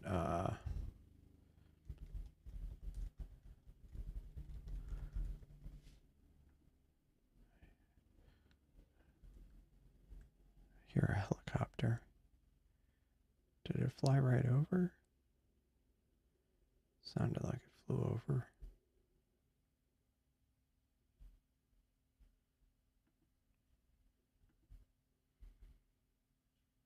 That is looking very ghostly there. Let me go back to the more imaging, less dancing, bigger image. Oh, okay. Okay. Hello, Wiley site. How's it going? Thanks for joining.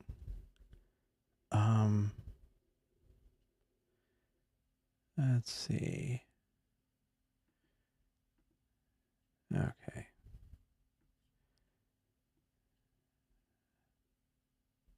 Let us see. That is so weird.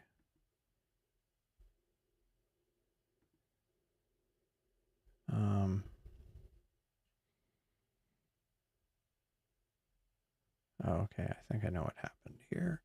Anyway, so let me see. Maybe I can make it a little bit bigger.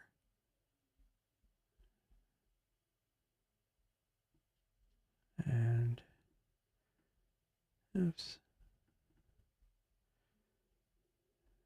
Let's see.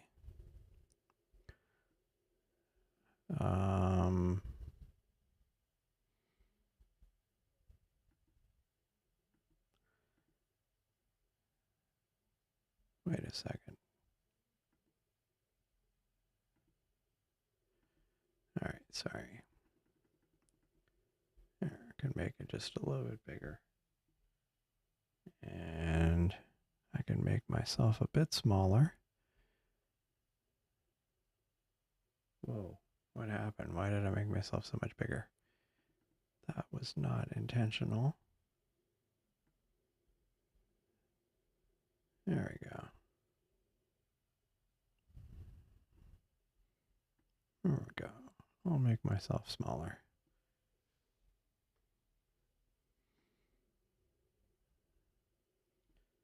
And this is it centered?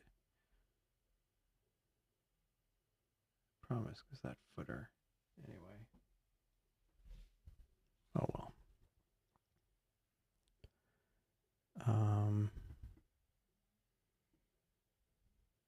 Let's see.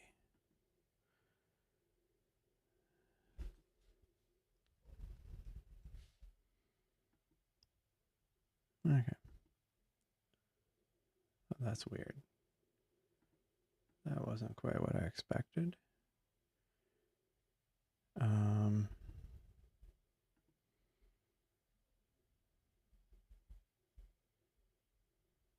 Sorry, please bear with me while I do this.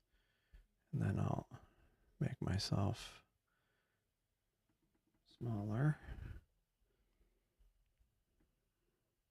I need to play around with this clearly, not on a live stream.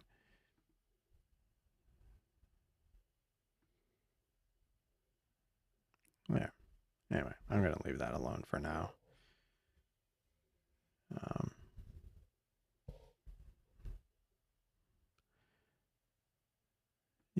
Yeah, same here. Like, of course, it would be clouded out during the new moon. Yeah, it always happens. Oh, good night. Good night, Chief Astro. Put the all sky up too. Yeah, let's see if I can do that. Let me see if I can do that. Where was it? Let me check my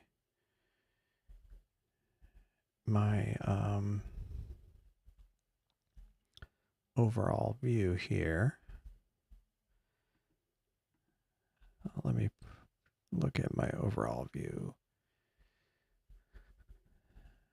Like I say, I probably shouldn't be doing this on a live stream, but that's okay. All right. Okay, that is not working. So let me go.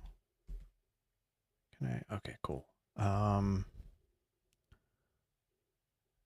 Let's say all sky view. Will that work? Yeah. Okay, cool. So let's try this.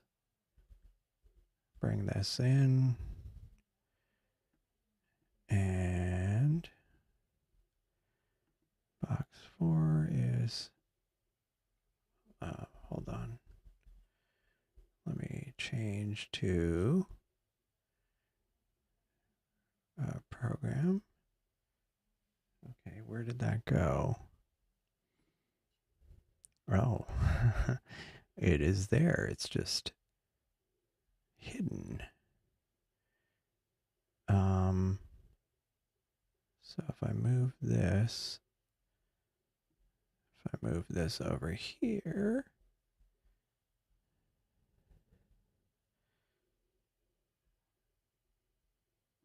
and move this down. Oh, doesn't help that I've got this kind of off, all wonky here.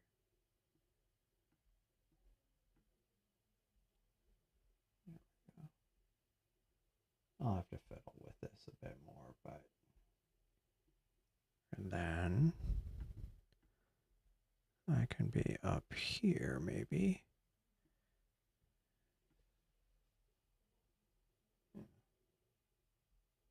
This is going to bug me.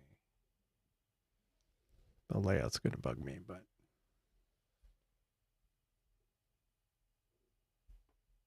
for some reason this, yeah. Something like that, maybe? I don't know. Yeah, okay. So let's see.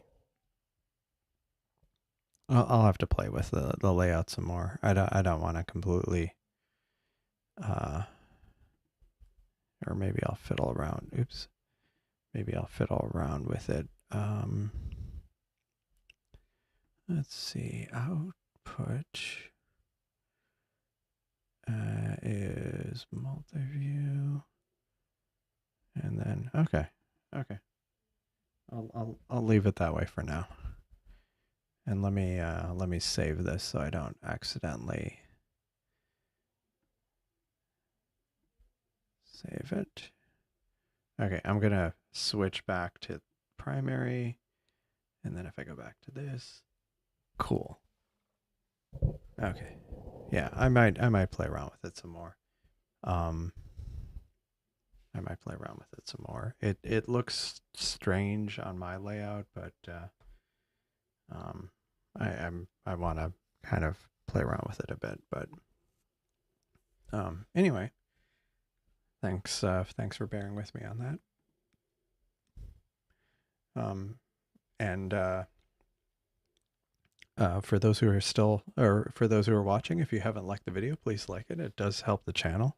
I will be doing another live stream tomorrow evening. I don't know how late this one will go, but it's still relatively early, so I might go a couple more, 2-3 more hours, but tomorrow I might go as long as I can handle it. This is definitely looking interesting, this Skull Nebula. It definitely looks kind of, I've got 20 minutes of data on that. I do feel like I want to get a lot more data on that. That definitely looks like an interesting target. This one's doing pretty well. How much are we doing? Oh yeah, look, not much. I did a full hour for this one, and not many drop frames. But this is also the one that's in EQ mode, and even in spite of the fact that the moon, well, yeah, I don't need to switch to the all-sky camera because you can see it in the lower right. But if you look at the all-sky camera in the lower right, you can, even though the moon is completely blasting, it's still not that combination of light pollution filter and having the dew shield, I think, is helping a lot. Yeah, I have seen other people image it, but I had never personally. I mean, it's a fairly small target. But I do think it might be an interesting one to drizzle. And again, my skies are terrible, so the fact I'm getting anything, most people will get much better results. Okay, good. All right, cool. Well, that was a win. I'm glad I fiddled around with it. And thanks for it was somewhat inspired by multiple people, but I know Cosmic Ray has often has made comments that I should do something different. I mean, as far as like the layout, like I had set that up a long time ago, and I think it was more, you know, not necessarily a layout for when to have on for hours at a time, but more of a layout like where if I was talking and then I wanted to show something on the screen for a short period of time and then kind of go back, not necessarily something that I would have up for hours. But ultimately, yeah, but I'll have to play around with that a bit more. I might make some minor tweaks, but yeah. But yeah, no, that's good. And but I did have a layout at one point that had the all sky camera on it, but for whatever reason I stopped using it. Yeah, it's over complicated the way I have it set up. But yeah, this is an interesting one, the skull one. That is a great idea. I like that. I like that. See, because that it isn't so a lot of times, I mean, I don't know how other people do it, but of course, since I do a lot of programming, in case people hadn't picked up on that, I kind of overdo things at times. But that text box at the bottom of the screen is actually, I mean, you can kind of tell because it has the date on it, but it is actually a web page. It's actually a web page, and it is somewhat dynamic. It doesn't seem like that, but like the dynamic bits have been commented out. But that's a great idea. Let me write that down. No, because I mean, especially like if you step away from the stream and then come back, or somebody comes in cold, like it would be helpful to have something like that, a status. I'm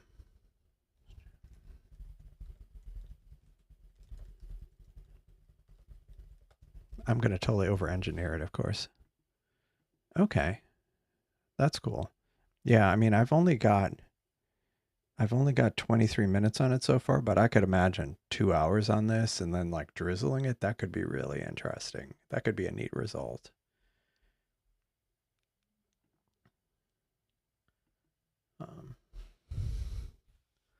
Yeah.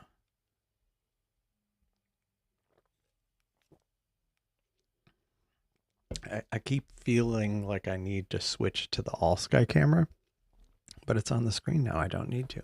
I don't need to do that.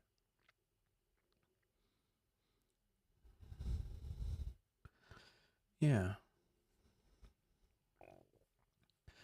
Well, I take it back. I am going to switch to the all sky camera just because I want to see. Holy moly. Jeez. Look at that. That is terrible.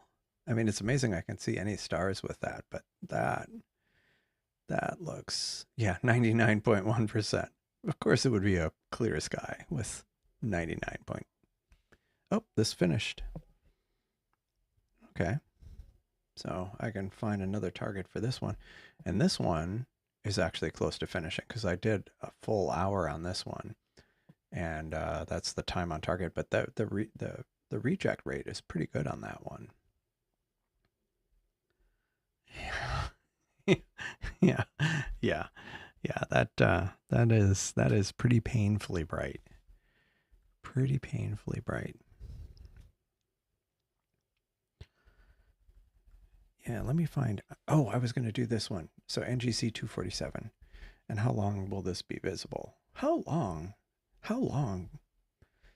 Tell me more about this limited time offer. How long will you get to see this object?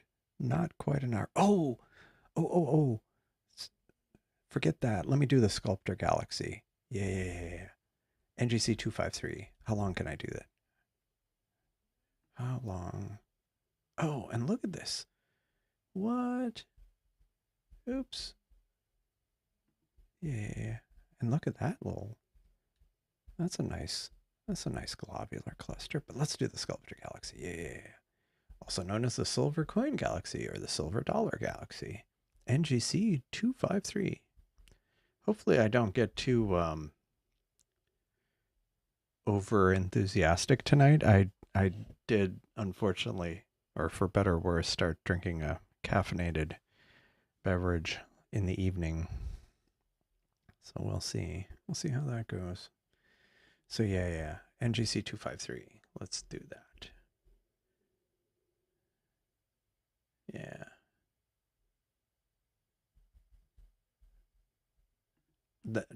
Did you try EQ? No, I did not. But the scope is about to not be. It might actually already be done. So let me go first. Let me go NGC 253 on the right scope. Yeah, see, this is about to. This is like 2 minutes from finishing. Let's see. Yeah, image NGC 253, and I'm gonna crank up the gain. How long did I figure I could do this for? I can't do it for an hour, but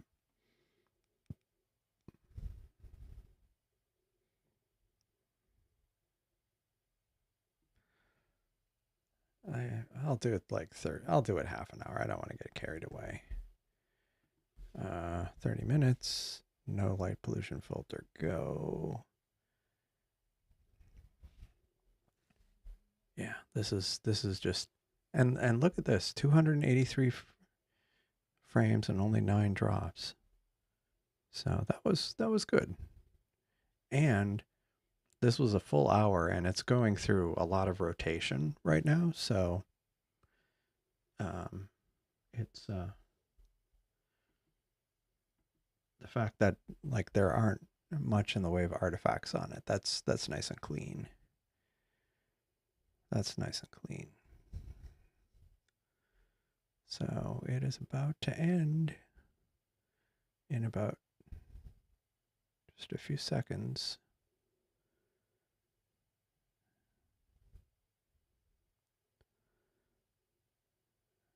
$287 and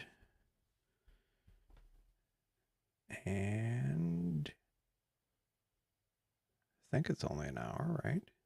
Oh, yep, it's done. So that was the final result. Not bad. Okay, so let's try this. Let me exit out of this. And wait, did that work? Okay, cool. Okay, so let me go to moon mode. And let's see how this goes. And let me go to. And so we'll see. I haven't done EQ mode moon.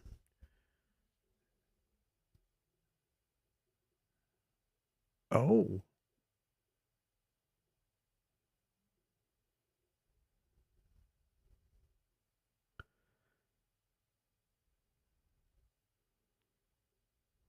It's close.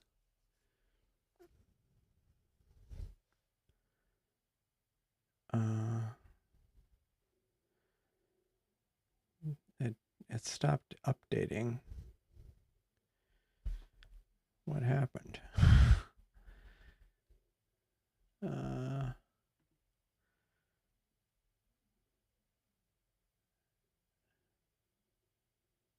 nice thing about naming. Oh, it's still trying to find it. I feel like it's getting close. It's so close.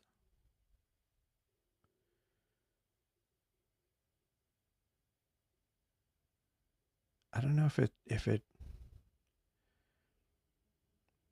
could it be like, yeah, that doesn't make sense. If it was going directly to the moon, I feel like it's confused. Let me try it again.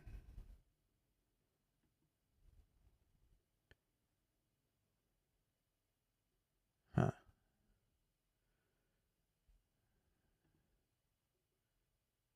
Yeah, for live view is seems a lot more robust. Oh, that's neat. Run it over VPN connection. That's cool.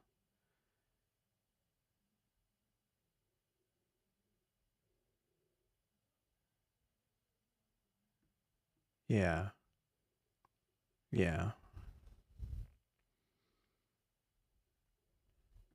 because my all sky is small. Let me see what this does. Yeah, it looks like it's about there, but it seems like it's just a little off. Oh, oh, it's still working. It's like it's still trying to find it, which is interesting. Like I'm not doing anything and it's doing this.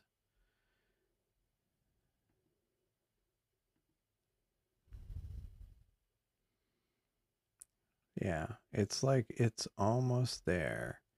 Let me try to nudge it.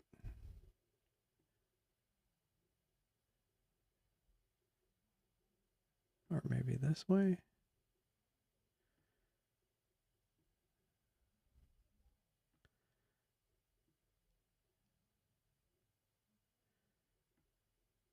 Maybe the like what is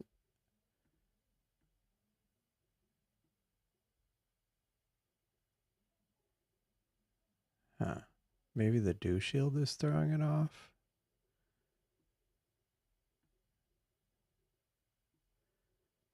Yeah, I don't know.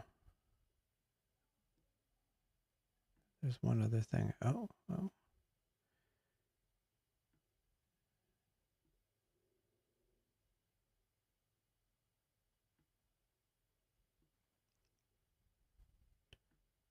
The other possibility is it's no. Oh,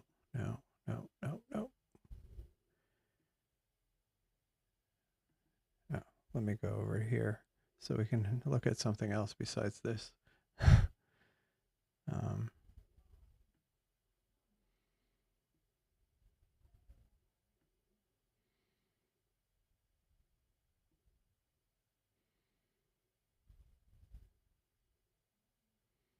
yeah, I might have to. The moon it definitely got confused.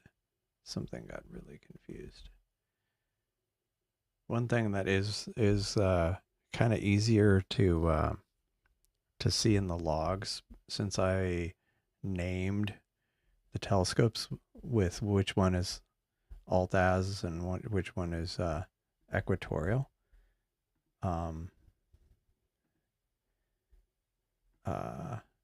It's really apparent based on the name which one is which.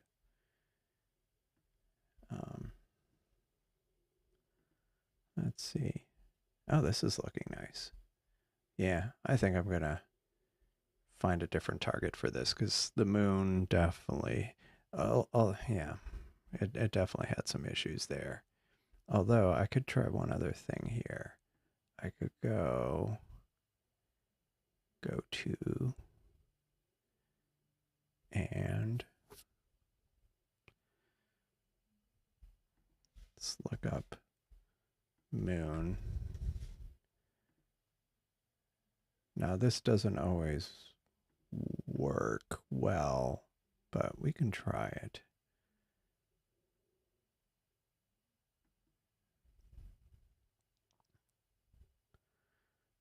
Because when it starts plate solving, I'll stop it.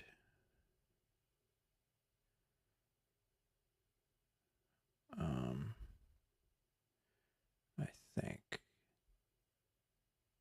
because it's going to try to plate solve where the moon is, but it's going to be massively overexposed. So what I ended up doing is, let's see, live. Is this in? It's trying to image. Trying to plate solve. Let's go to moon mode. Oh, hey, there we go. Basically what I ended up doing, instead of using the Seestars native go to moon, I used our internal solar system search. The problem is it does it in star mode. back. It does it in star mode, which ends up, it tries to do a plate solve and it fails. So I just cancel and then switch back to moon mode. I should probably come up with a way of doing this automatically, but that is interesting. And I do wonder if it was the dew shield, like if by picking kind of the auto go-to in the Seestar, if it was trying to like get to the general area and then it kind of tries to lock in and center it, but it was maybe getting confused by the reflections off the dew shield. I don't know. Yeah, that's possible. It might have been off because it wasn't. Yeah, I had noticed that too, that it didn't have it checked, but I went with it anyway, and that might be why it was off by half a frame or half a field. But otherwise, yeah, that did, at least it knows where it's pointing. And this is doing well, 50 frames and 0 drops. But this is AltAz mode, not EQ mode. That's looking nice. Okay, so that worked. Let's see what other target. There was another, what was it? Oh, right. Is this up yet? M81, is it up?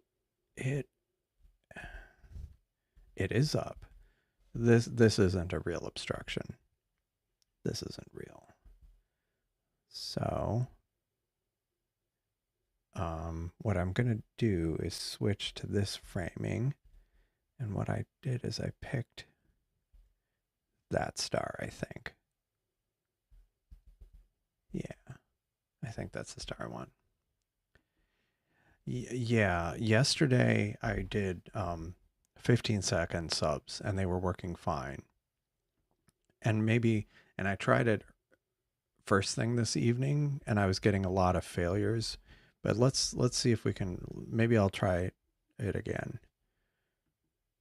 So I'm going to go to settings and I'll change this to 15 seconds, not 15,000 or 150,000. This is all fine. Okay. And we'll go image and I'm going to pick this point. And this will be M81. Let me do it for an hour.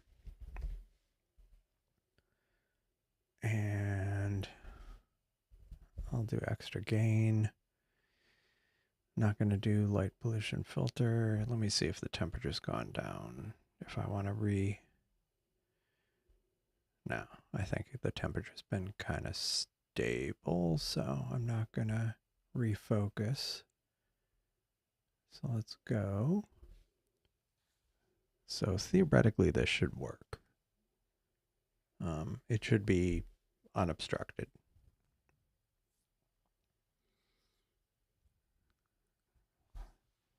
Yeah.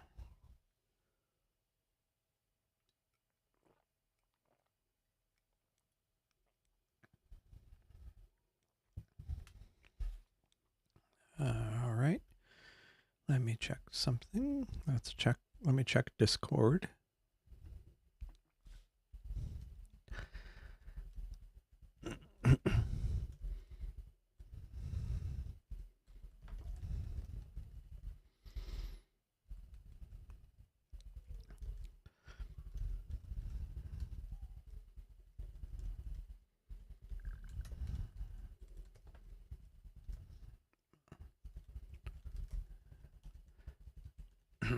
All right.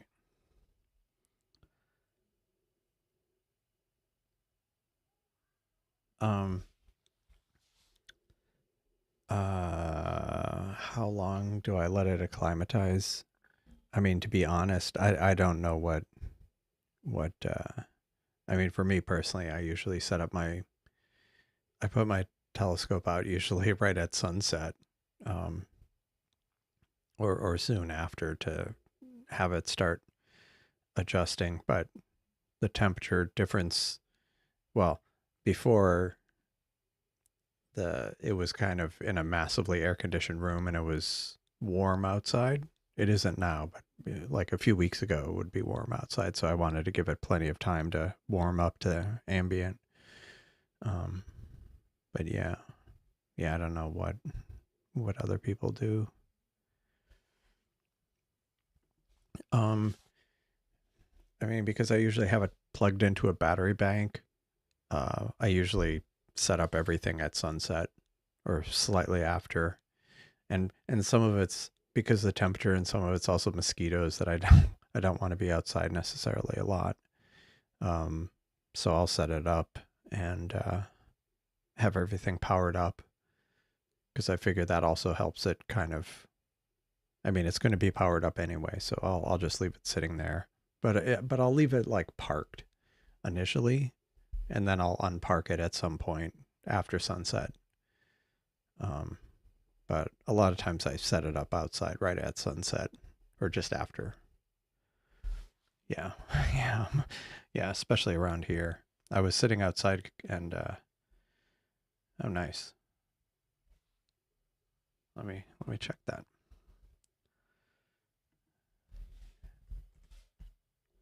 Let me check. Um, what is this? Oh, weather station. Oh, very rainy there. Um, sorry, lost my bearings for a moment. Oh, nice. Oh, wow. Yeah, so Wiley site the 2 hours of the Skull Nebula, and oops, that's cool. That's interesting. That's cool. It's a very faint target. Yeah, you're wonderful. Yeah, I saw uh, Stephen Fox shared his weather conditions in where he was. It's a bit rainy, I guess. Um, and speaking of Discord, if you, I always plug it. It's obligatory. Okay, so this is. Why is it failing? Arg. It has gotten some images, but it's also failing. One thing I need to do is have it clear cached images. It doesn't necessarily do a great job of that right now.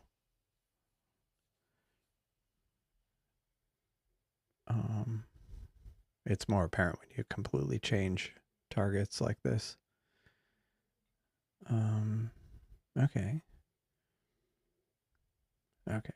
Wow. Look at that gradient. Maybe that's why it's maybe that's why it's dropping so many frames. It's why would that even have an issue?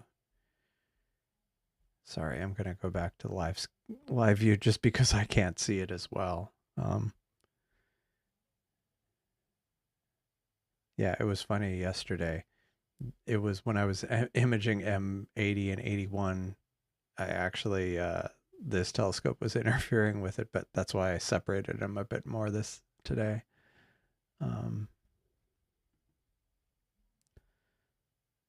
Yeah, I'll let this go, but geez, the gradient on that is pretty severe. I mean, it doesn't help that the thing is really low in the sky. Like, how low is it? It is, yeah, only 17 degrees.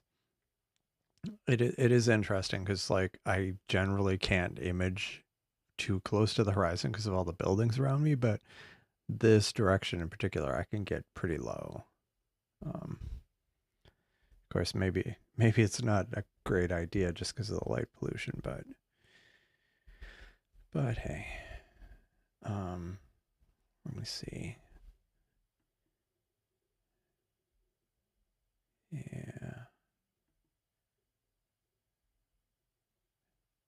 Yeah, that might be a target that I do.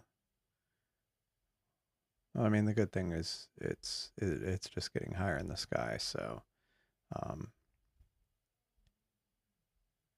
I guess it gets as high as 40, almost 50 degrees here.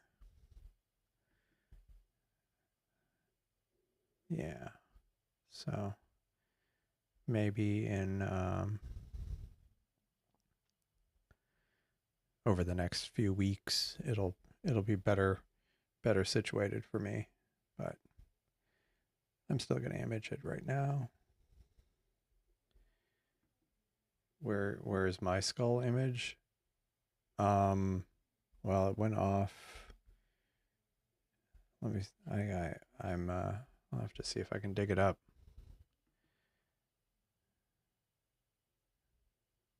Yeah, 5 degrees with houses and trees in the way. Yeah. Let me see. Can I actually pull up my... One thing I need to look into doing is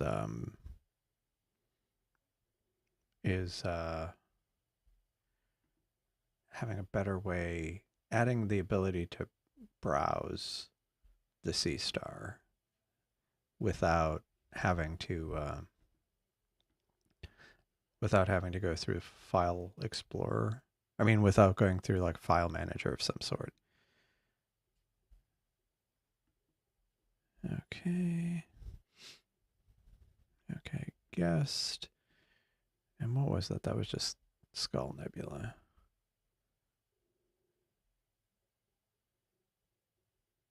Oh, the Wiley site skull image. Let me pull that up. That one's more interesting than mine. Here we go.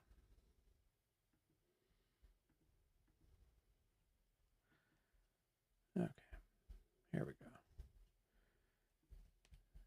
So this is, oops, Wiley site's skull image. Oh, 10,000 foot mountain 40 miles away. Yeah, nothing like that around here. It's pretty much completely flat. Just, I mean, the only things that aren't flat are the buildings. I mean, that's the only terrain we get.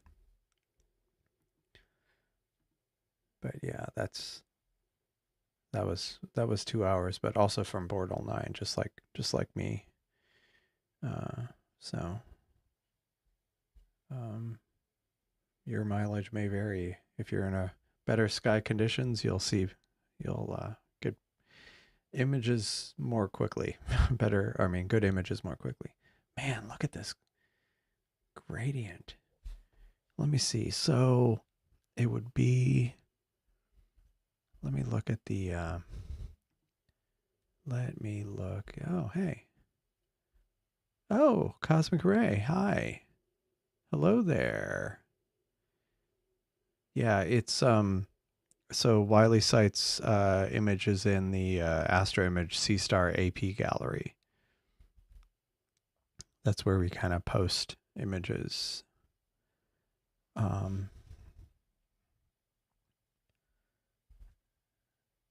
Yeah, so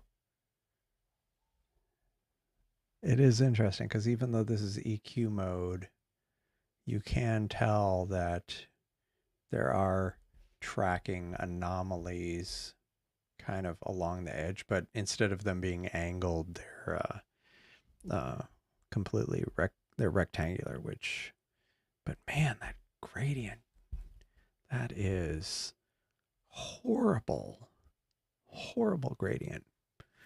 But let me look. That was, I was just curious where.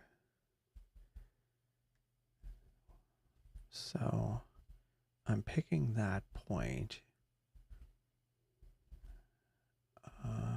Yeah, okay. Yeah, that checks out. So the gradient is to the right, which is this way, which would make sense because the moon is up here.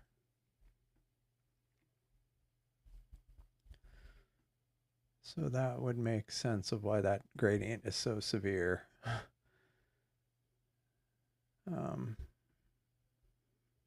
Wow, it's really high in the sky. All right. So the horse and flame.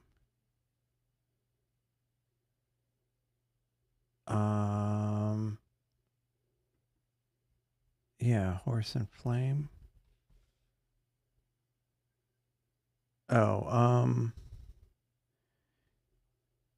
yeah, I mean, like one thing I had noticed with, what do you call it? With uh, the Pleiades the other day, or I'd noticed a few days ago that if you're in non-EQ mode, like there isn't a whole lot of field rotation. Hold on, let me get rid of that. Oops. Yeah. Yeah, so like over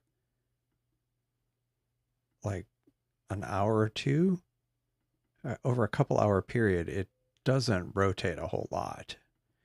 But past that, it starts rotating a lot. But like, at least at my latitude, for a few hours, it barely is. It's not rotating much, and I think it's because of, yeah, the Dakanare and, yeah, my latitude. I'm sure it's something like that.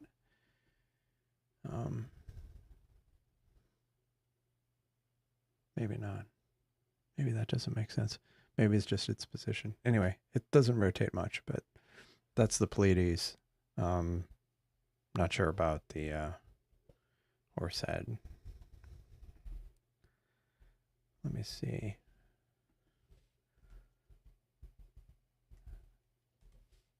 Let us see. So much later. I mean, at least for me, it rotates quite a bit. Okay. Yeah. Yeah, let me see. Yeah, did you? But yeah, if you, like I say, if you go to the Astro AP image, the Seestar AP gallery under Astro images, then you can see it on Discord. Cosmic Array. Yeah, no, it's in that.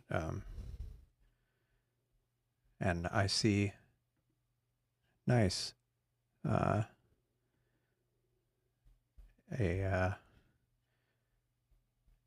This is from this is on the Discord server, a solar transit of the Chinese space station. That's pretty cool. And is this the sun is this now? Is the sun that active? I mean, I know it's like at the solar maximum, but still. Like that's pretty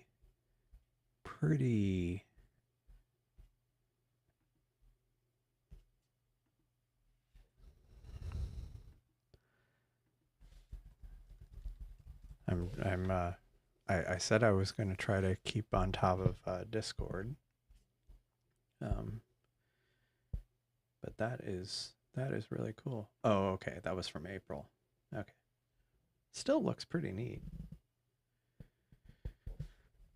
Let me I realized I still have this up. So let me close that. But geez, that gradient. Let me find something else because this is bugging me. Yeah, 10 out of 10. Yeah, that was really neat. So let me see.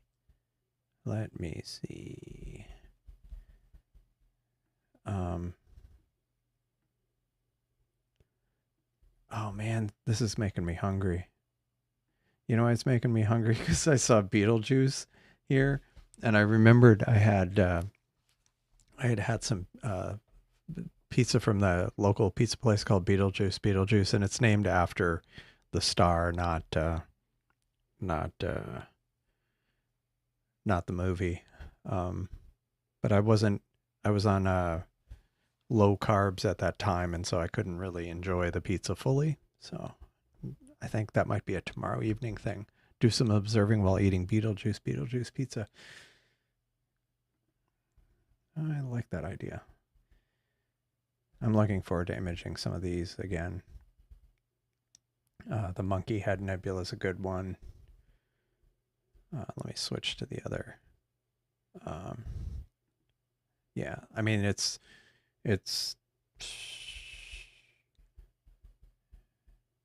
yeah, it's risen now. It's not visible for me for a bit. Oh, actually, it is visible for me around midnight. So, or potentially. Um, but yeah, Monkey Head's a good nebula. That's a nice bright target. The Jellyfish nebula is also pretty good. A little bit more challenging, but I'm looking forward to imaging that again. Because since I got my Seestars like a year ago, I was able to catch these. Yeah, I'm definitely looking forward to it. Actually, this one will be visible in about an hour. The Jellyfish. I mean, it's risen. It's just my lousy backyard. It's not visible yet, so that'll be a good one. And definitely next week with the moon out of the way. For me, that'll be good. Okay, cool. Cool, good now. Let's see, where is it? Where did Jovi, where did you put it?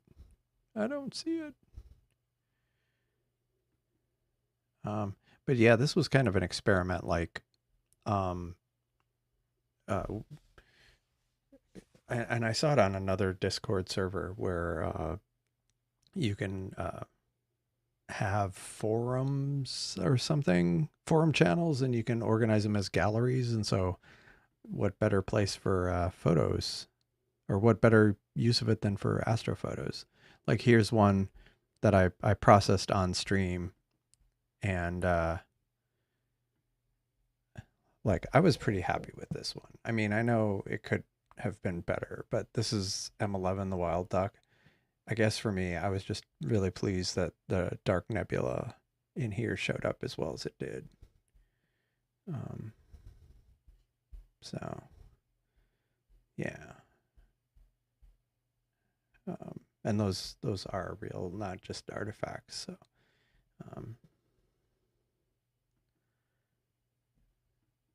yeah, I mean, I think it depends on in where in the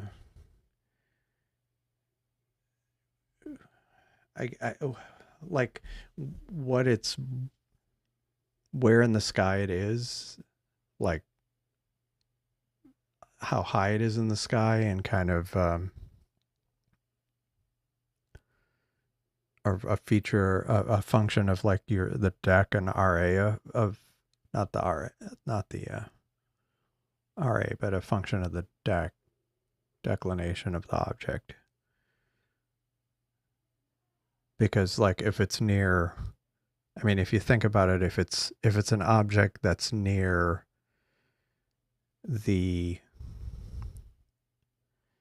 if it's an object that's kind of circumpolar, and if it's kind of close, not too close, but a little close to that, if the object is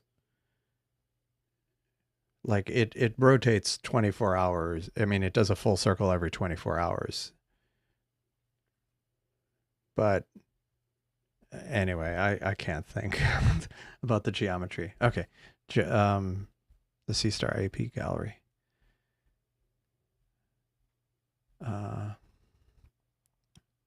Was it under an existing topic? Yeah, the more it'll rotate. Where was I? Man, this gradient is just terrible. Okay, so this is done. So I now have two things I want to image. I want to stop this madness over here, and I need to come up with a target for this.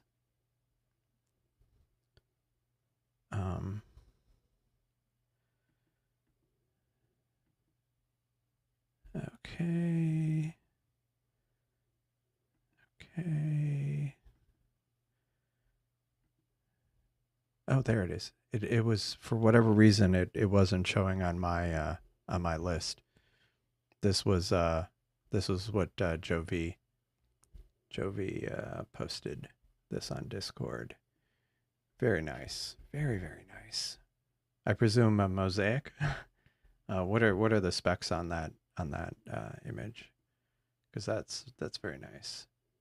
Yeah, it would be 15 degrees per hour. But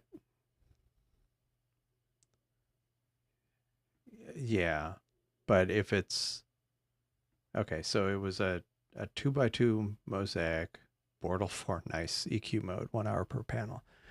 I am really looking forward to, well, I can't, the Bortle I'm is kind of a lost cause for me, but like, wow, look at that. And what did you use to process this? That looks really nice. That looks really, really nice. Was it PixInsight? But yeah, this is Joe V's. Yeah, PixInsight. Sun is still quite active. Yeah, I need to. Oh man, let me look at my sky conditions. I've thought about doing this and I haven't done it yet. But depending on how the sky conditions are on Saturday, I might go live briefly, or maybe just on Discord or on Twitch or both or some combination during the day with my because I have of course the Seestar does solar pretty well, but I also have an H alpha telescope, and I just need to figure out how I can broadcast that, because I run like not sharp cap, fire cap. I have it right here. Yeah, fire capture. I run that, and I'll and the results aren't too bad. I mean, the camera I have is not awesome, and part of the problem is the H alpha, the telescope I have. A lot of cameras don't work with it because it's the focus, the back focus is the focus is terrible. Man, I need to stop this. Yeah, it'll be active for a while. Yeah.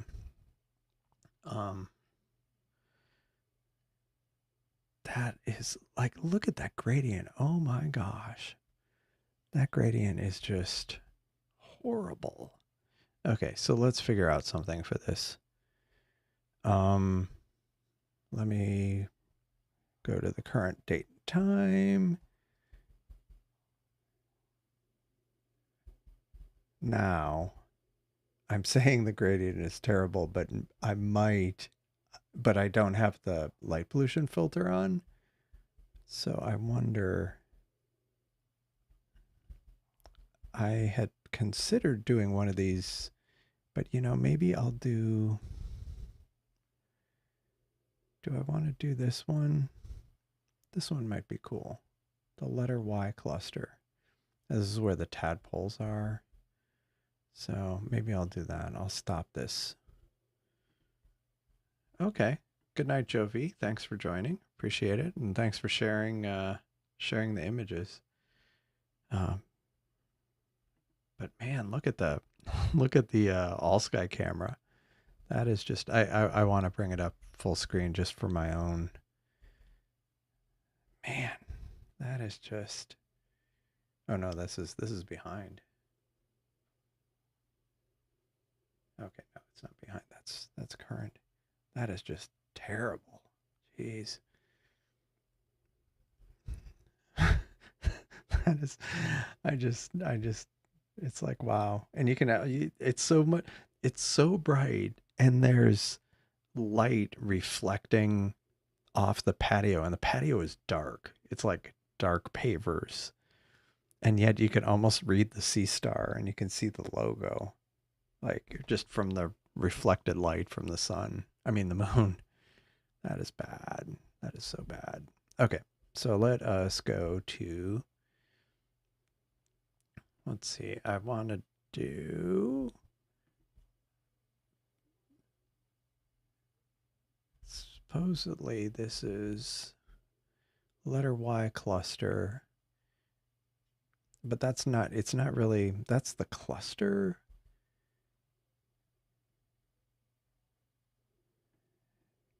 Maybe I'll just, the tadpoles.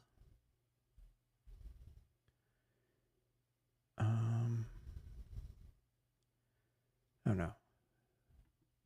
Okay. That's why it didn't change? Okay, fine. I'm going to use light pollution filter. I'm going to crank up the gain. I'll do it for half an hour just to get that going. Okay. So that is now running. And now we need to find something. Okay. Okay, thanks for joining Cosmic Ray. Appreciate it, as always. Have a good evening. Let us see what we can see. So this is going to be a challenge. I need to find something since this other one does not have the light pollution. It doesn't have the dew shield. So I've got to be careful about what I end up pointing it at. Although maybe it's just as an experiment. Well, no, but it's not a fair experiment. I was thinking, well, maybe I should point at the same target, but it wouldn't be an EQ versus AltAz method. It would also be dew shield versus no dew shield. So that wouldn't quite be a fair comparison.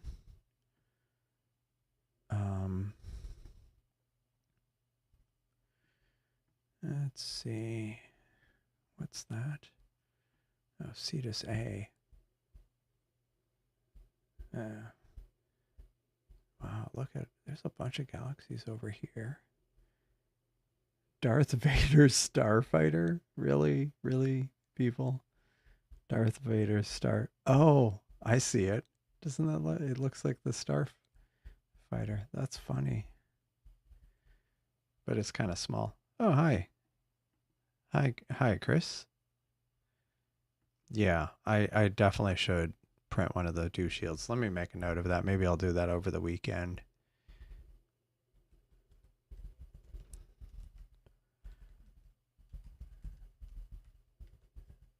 I mean, I need a second dew shield anyway, so I might as well do that EQ mode one.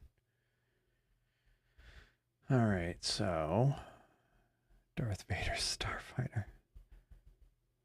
Like, look at all these galaxies here, but they're all kind of tiny, kind of puny.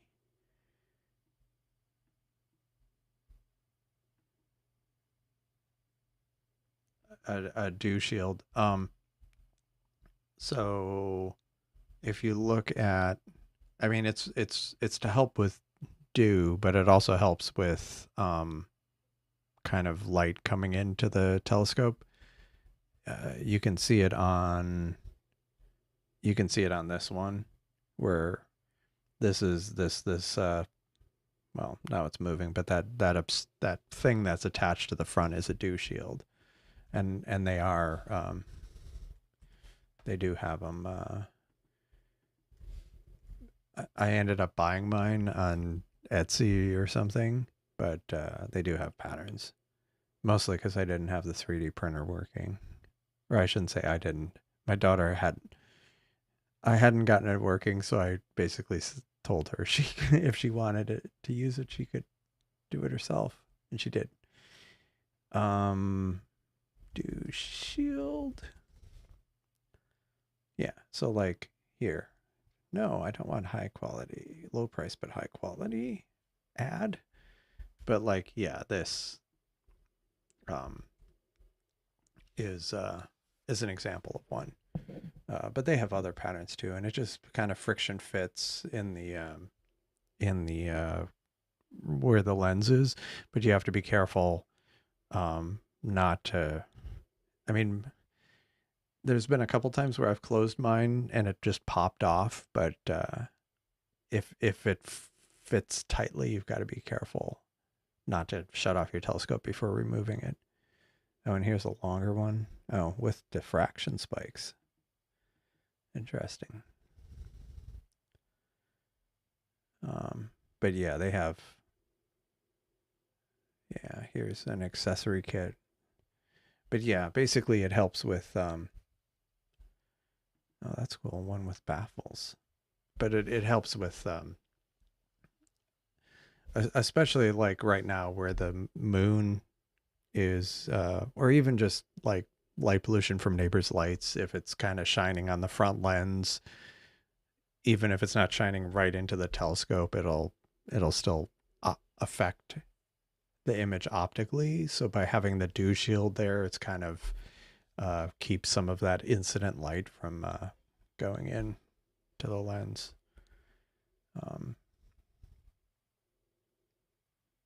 Oh, this has been chugging along. Which one is this? Oh, the tadpoles. Okay. Did I even change? I didn't change the exposure length, I think. I think I left it at 10 seconds. Oh, and it didn't even. This happens where it's like this happened to me earlier where it didn't, the schedule didn't start. Like it started, but it didn't actually start imaging. And I don't know why. It's very strange. I need to look at that. But let me go ahead and start that again. And we got to find something for the right scope.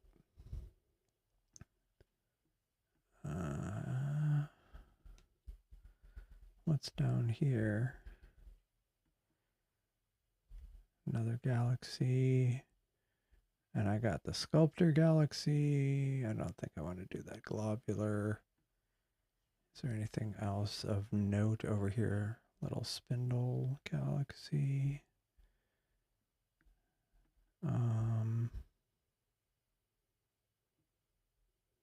Okay.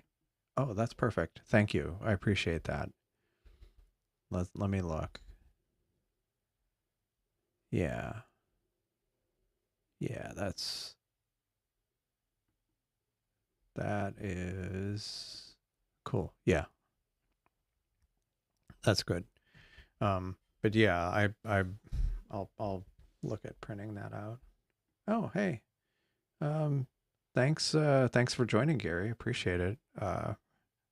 I'll uh I'll talk to you later. Have a good evening. So let's find another thing. Let's find another one.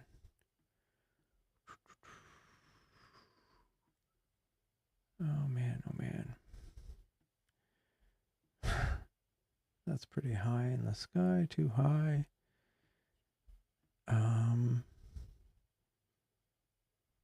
Little dumbbell. Oh yeah, M76. Yeah, that's too tiny. I mean, it's nice, but it's too small of a target. I'm kind of at a loss for, I mean, I think mostly because I'm working around the moon and I don't want to since this one doesn't have the dew shield, I don't want to point too close towards the moon, because I think it'll just get, oh, this is cool, Taurus dark cloud. Oh, that would be cool. That would be a cool dark nebula. Too big to get in one shot, but no.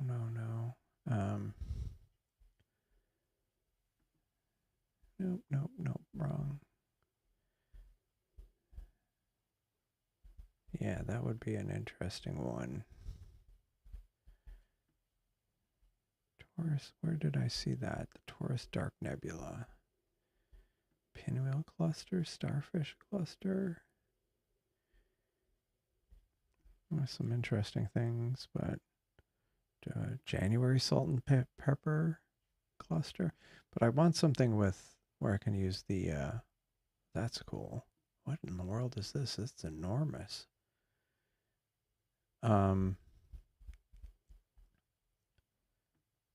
Something where I can use the light pollution filter. That's what I want. But the problem is all these are too close to the moon.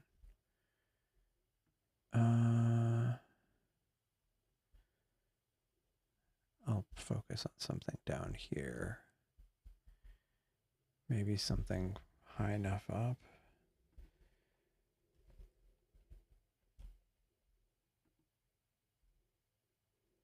Did this not start? Let me look at my...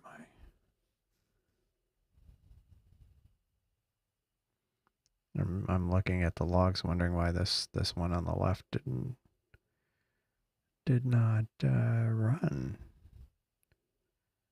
Okay, EQ mode, go to succeeded. It says it's stacking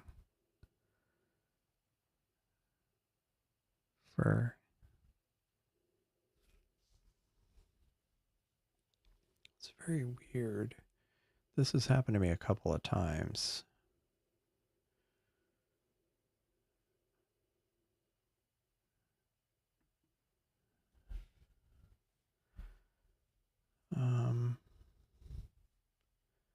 Okay, it is finally working. That was very strange. All right, so let us figure out... Oh, I did increase it to 15 seconds. Okay, cool. And it immediately dropped a frame. Anyway, let's figure out what we want to do for this right one.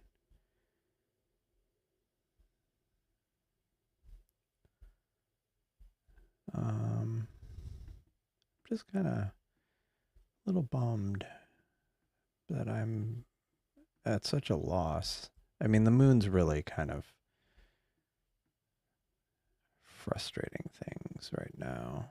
What's down here?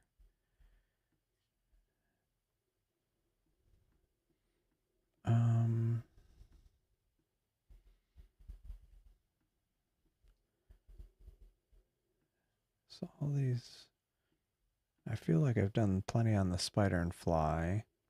You know, one thing I said I didn't want to image up here, but let's try doing the flaming star just to see how bad it is pointing that direction. This is not doing well. It's 3 for 3. I may have to go back to 10-second frames. So flaming star, I'll do 30 minutes, 120, go. Yeah, if this keeps dropping, I'm going to stop this and go back to 10-second frames. How well can I see east? Not terribly, because not terribly well, because the problem is like due east, like between east and southeast, I have this obstruction that goes up to this is 50 degrees above the horizon. This is 55 degrees. So I can't see like a quarter of the sky, or over half way up to the zenith. It's pretty bad. But then there are some things slightly over here that I can see a little lower, but generally it's pretty bad to the east. Not as bad as it is to the west. Okay, this is still going. This is starting to go, so let's go look at live view. So we'll see. I said I would switch it if it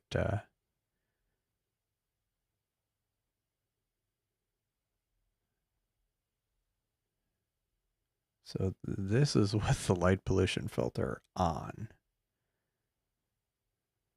So it's still got a massive gradient, which I kind of expected because it's pointing generally towards towards the moon.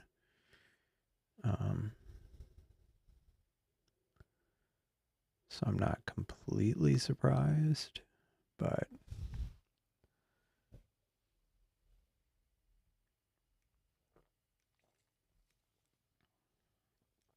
I have another thing I want to try out.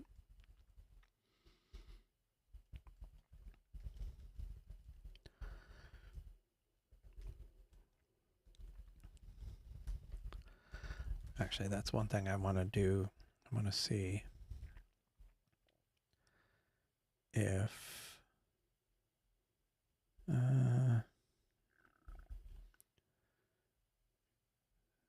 this one is going to struggle, so I'll leave that right there. I'm going to switch to Thingiverse here. And let's go Seestar S50.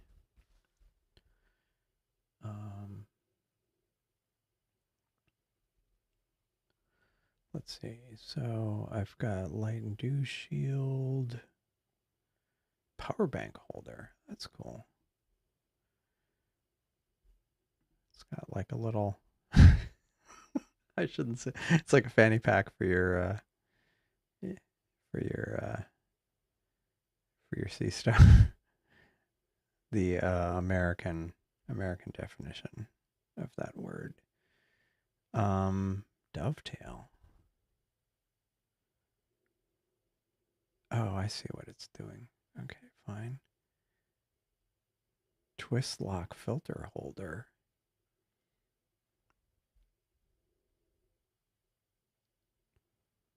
So you can put your own filters on there. Huh. Yeah, I'm just trying to, there's a specific thing I'm wondering. Oh, laser mount. Of course, that doesn't help me. Optical filter, batten off masks.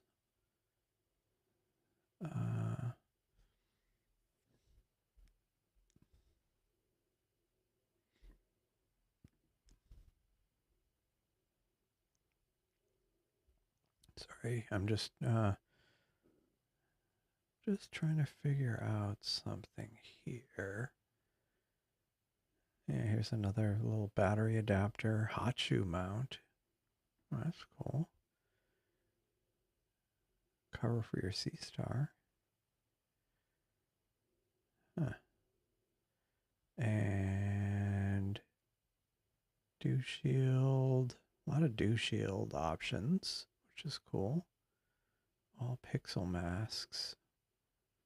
Oh, nice. Solar filter holder and storage case. That's cool. That's cool. Dew shield with diffraction spikes. Batten off for use over dew shield.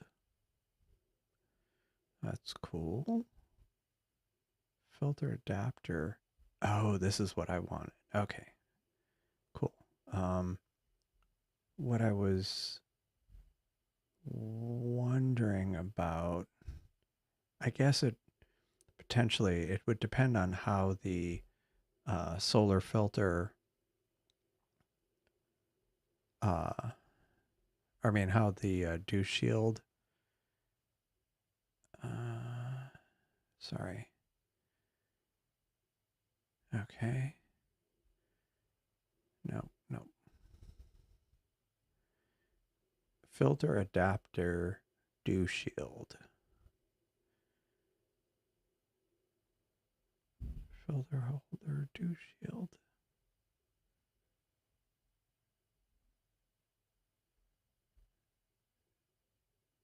Huh.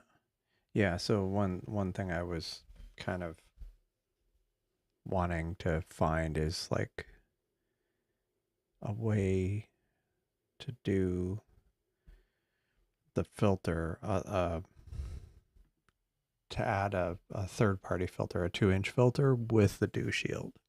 Oh, self-removing. Oh, okay. This is one of the other ones. Oh, this is a variation. Okay, somebody already did a remix. It's a variation of Kai's.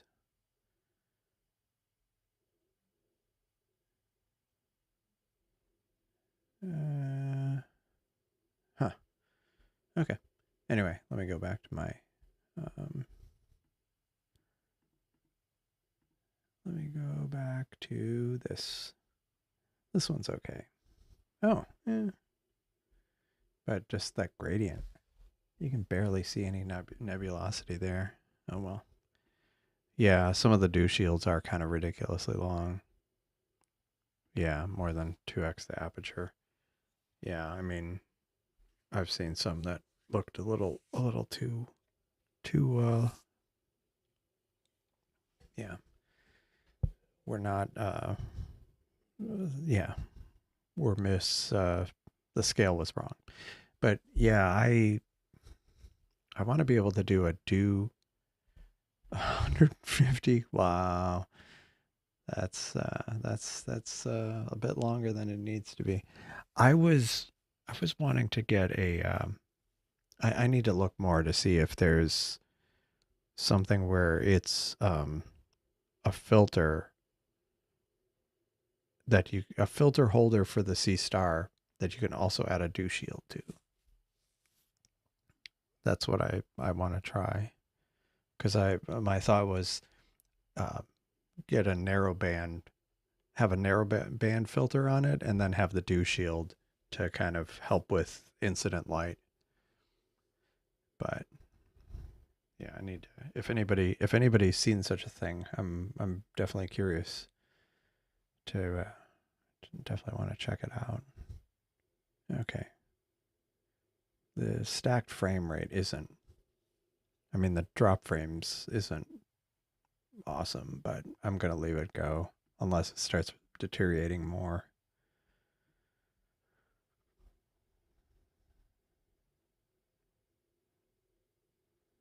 And meanwhile, the AltAz one hasn't dropped any frames. But then again, it doesn't matter. It's like, I mean, maybe that'll clean up with the clean up the gradient, but it still it looks pretty washed out. But I had low expectations of this one since it's also pointing kind of towards the moon. I keep wanting to say sun. It's so bright. But yeah. But this one on the left isn't too bad. I mean, it's only 8.5 minutes of data, but and I keep saying I'm gonna check Discord, but let me check Discord. Oh, nice. Nice.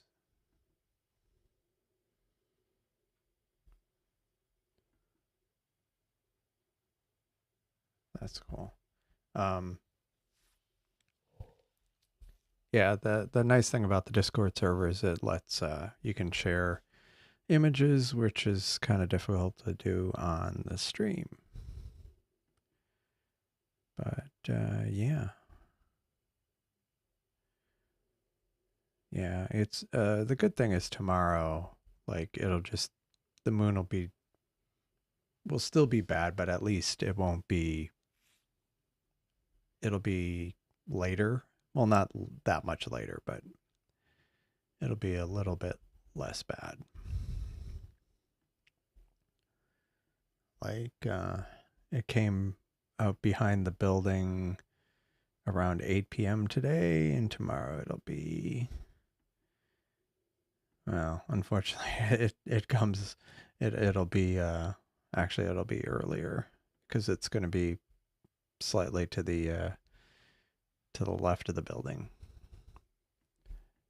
Yeah, let me look at that. So the space station. Let me see if I can open this. See, it doesn't want to.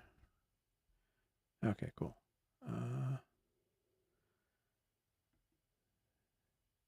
Yeah, so the photo that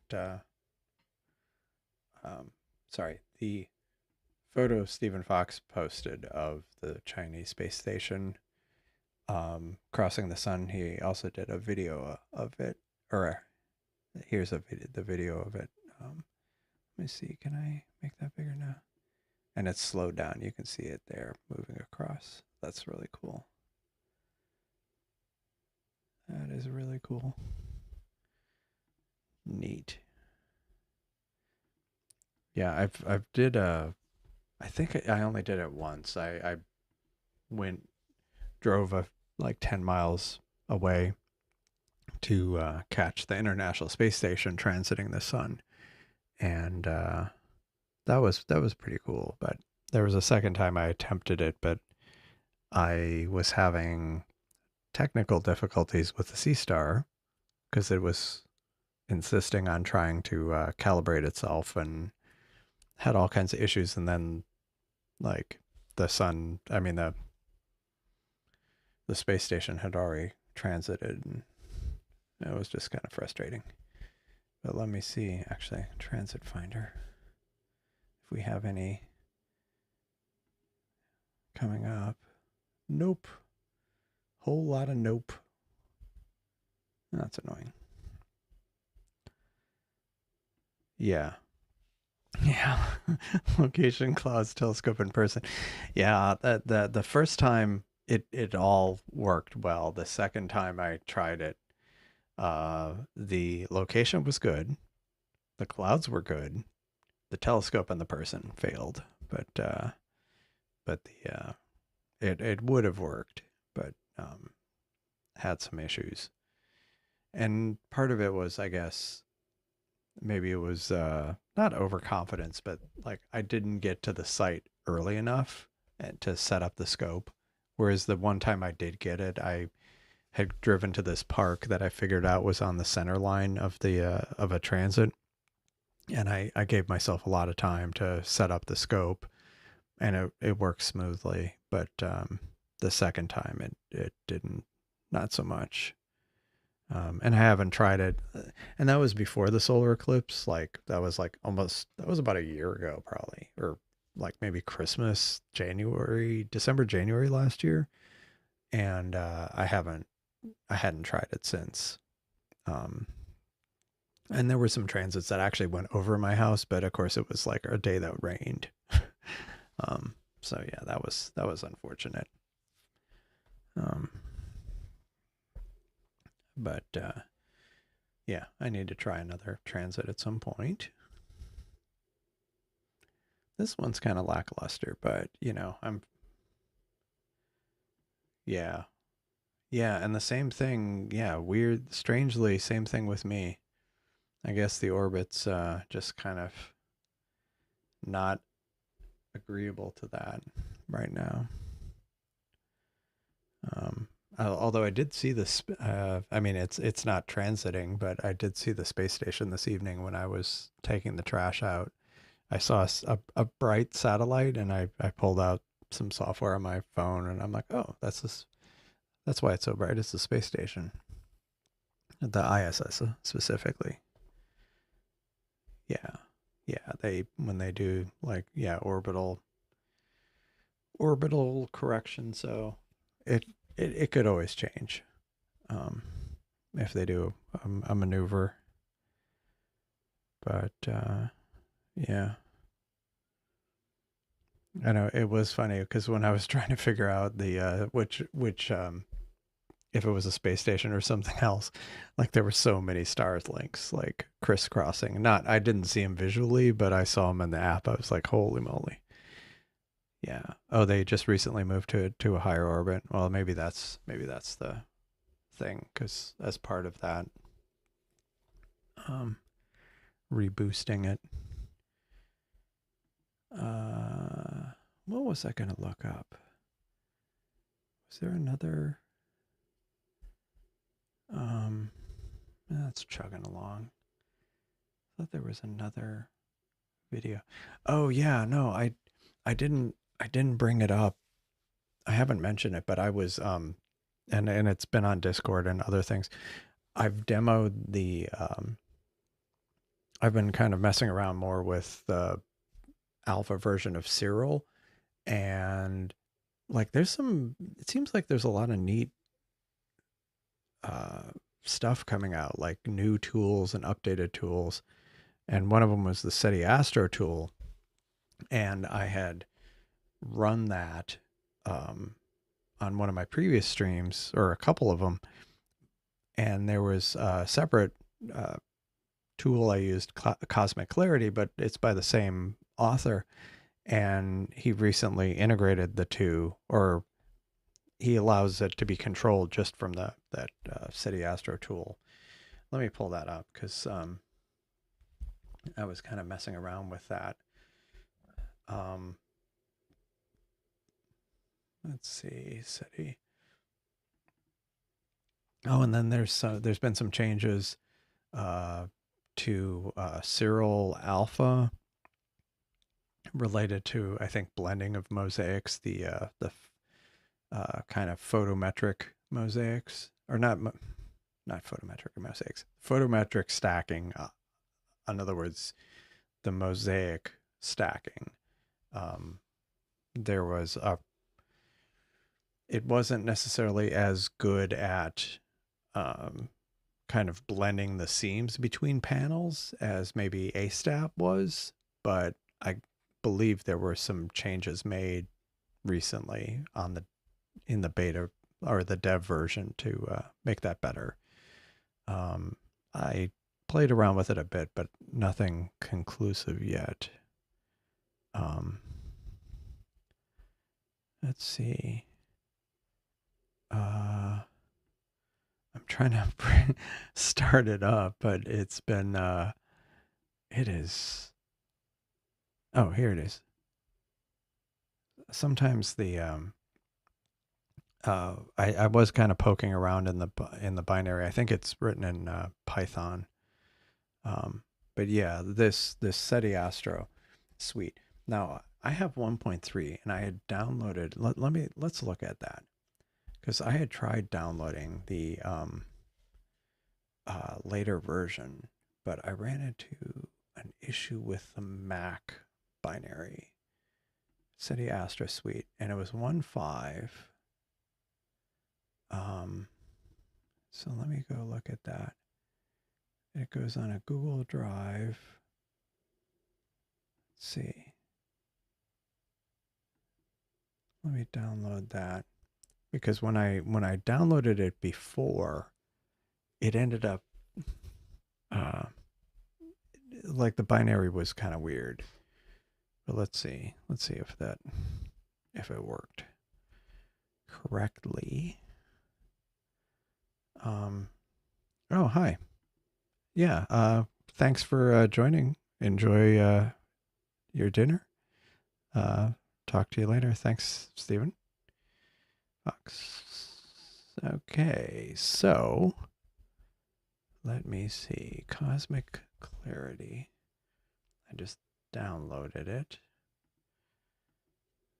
Downloads. Where was it? Okay, I expanded it. Where did it go?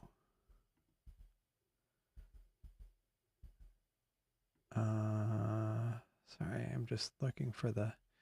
I have way too much in my downloads directory. I have 2,700 files, so maybe I should clear up some of those. City Astro today. Okay, that was the one I just opened. Okay, yeah, it's like a Unix executable, which is weird. Let me try to run this manually.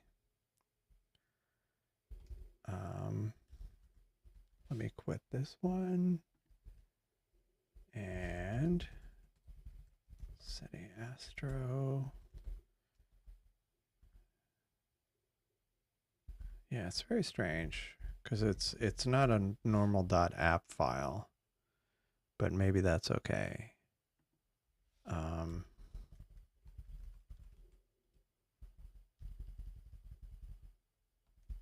Okay, let's see.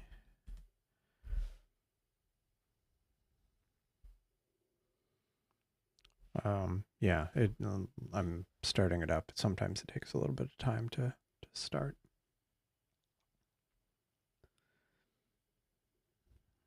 But yeah, but yeah, that tool, Graxpert added deconvolution in the release candidate, and that's going to probably be, since it's release candidate, it'll probably come out soon.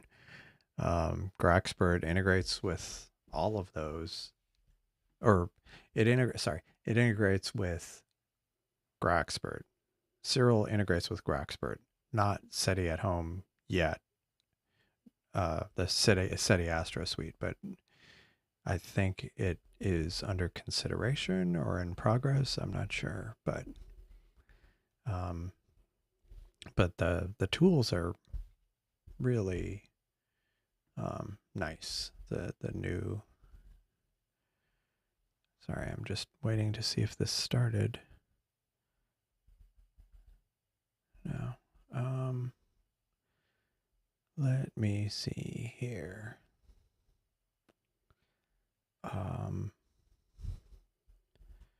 Let's see. Close that, and oh, okay, here it is. So it did run. So now interesting. EXIF Liberator, Cosmic Clarity. So it has auto stretch, and it's under the hood. It's running the Cosmic Clarity command line file, but still the fact that it's all in here. The statistical stretch, which is what I've used on some previous live streams. Star stretch I've also used. Halo Bacon I haven't really worked on. What's in my image? What's in my sky? Huh. So 29 minus, is it 95? And today is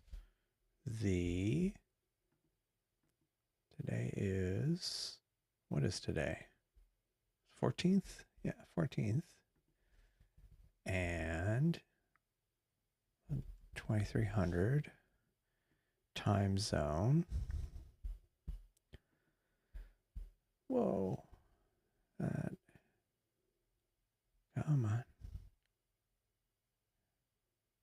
on. Nothing like these long minimum degree 45.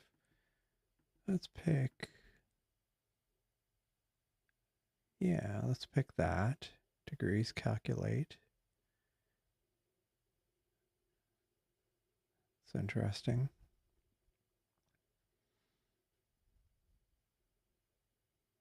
Lunar phase 99% illuminated. Yep. What is it? It's thinking about it. Huh. Don't click all of them. Yeah, that'll churn a bit. Yeah. Yep. It is thinking. I can't even move out there. I can move the window. But yeah, that's interesting. That's a new feature. And then what's in my image? That's the plate solving. So that's kind of cool. That's really really kind of it's not quite come out of nowhere, but I feel like it's just kind of popped off a lot recently, which is pretty neat. But yeah, I've been playing around with all of those. Trying to find if there was anything. Yeah, see, I have some images that I haven't processed yet that I was okay. So M34, 77, 103. Yeah, no, that's cool. Oh, and it has it has the size and arc minutes. That's cool. Neat. Let me see. I should probably do another photo processing thing. I might not do a live stream, but maybe I'll do like a Discord / Twitch stream of live processing. Maybe over the weekend when it's cloudy. Okay. Okay. Okay, that makes sense. Yeah, because I probably had heard of some of it, but it wasn't really on my radar because it was PixInsight only. Let's see. One thing I had been playing around with.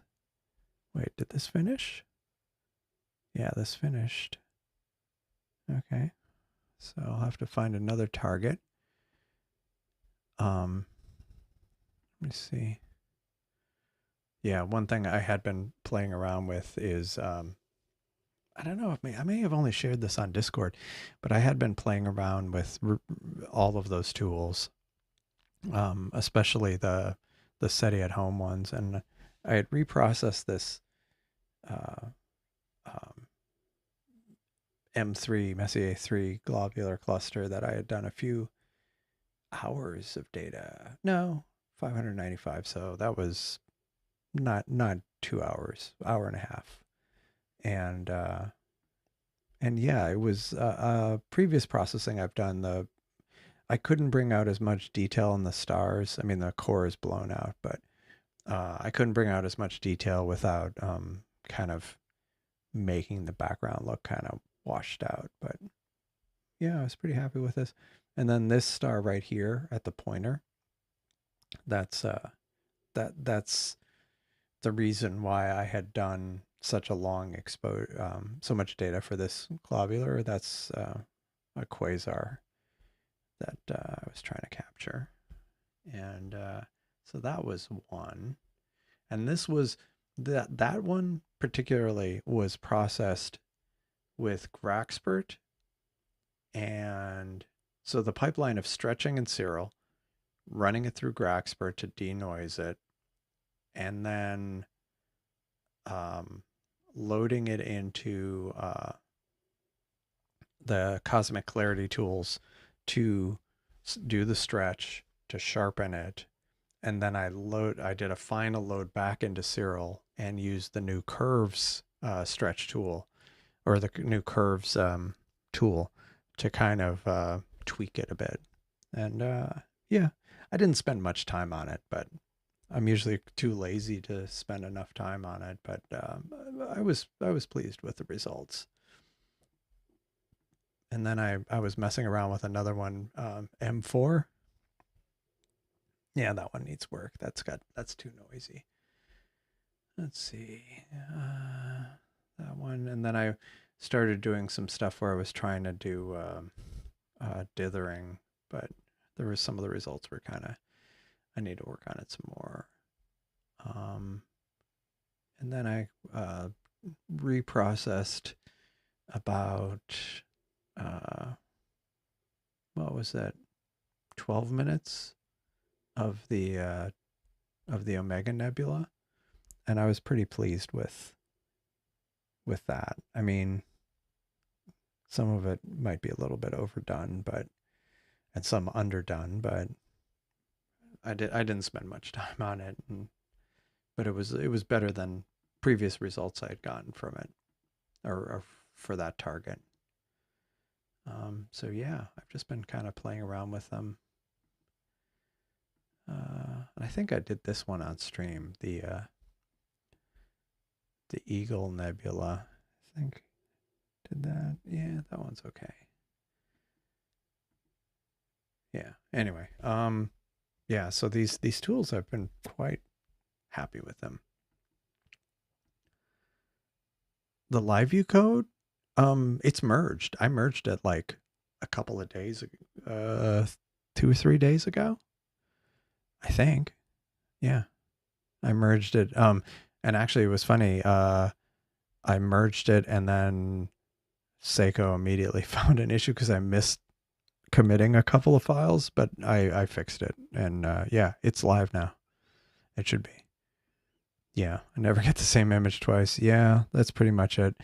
That's always one of my fear. Not a fear per se, but there's been a few times where I spent like a decent amount of time, and I was like doing kind of the GHS stretch and in serial and some other things, and then yeah, I couldn't reproduce it if I wanted to. Yeah, this is cool. I'm gonna quit that. So let us figure out something for this other scope. Let me see. I could have used that tool, but let's see.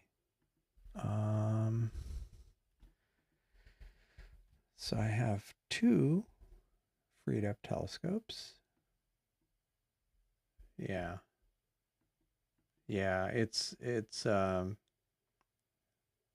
yeah, I've been better about kind of checkpointing my work and doing smaller increments, and I usually get better results with that, but I'm usually too impatient for it.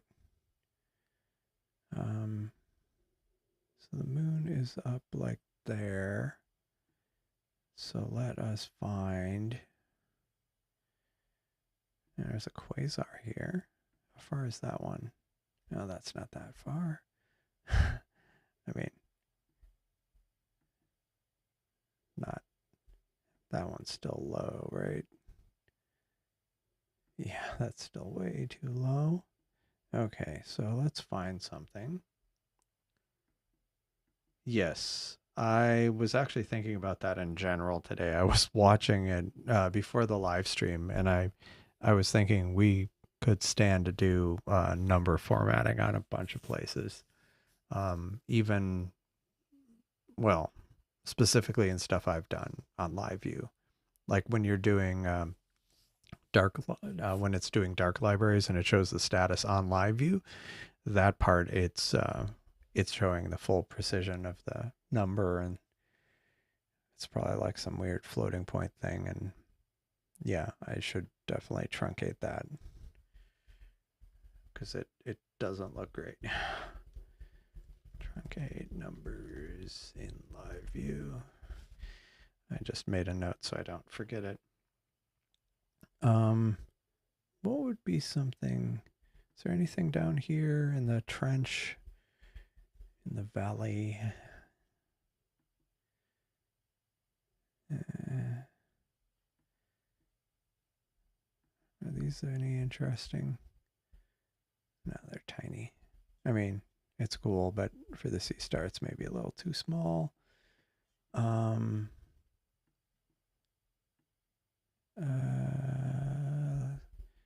think my best bet is, and it's so close, like a lot of these, I mean, for other people, you can already start looking at, you know, stuff in Orion, but for me, it's still obstructed.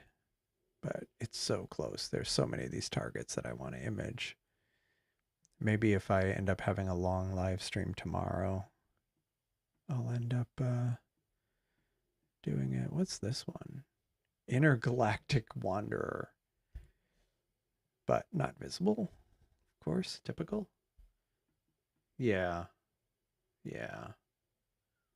Yeah, I should do that. Maybe I'll just do that right now so I don't forget. But first a target.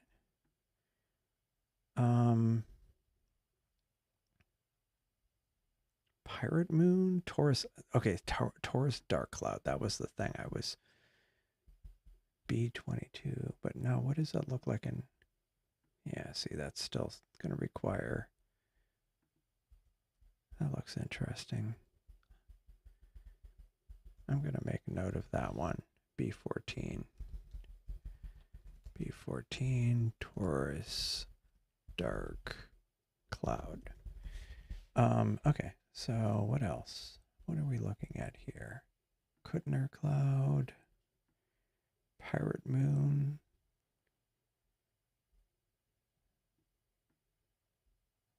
Poor man's double. What is down here? Is there anything worth waiting a little bit for it to show up? But all this other stuff is too far down. At least from my lousy backyard. Although maybe I could try the crab. Let me try the crab nebula. Let's see how. Let's do that. Let's do that. At least I'll do it on the EQ one. Image. 16% drop. M1. Search. Session time. I'll do 30 minutes. 120. Light pollution. Submit. And let me go look at what is it? It's the templates. All the templates. It is it live status card? Nope.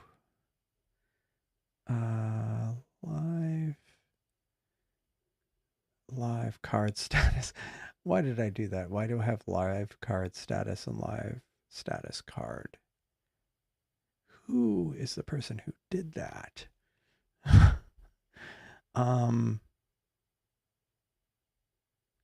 Let me see. Live status.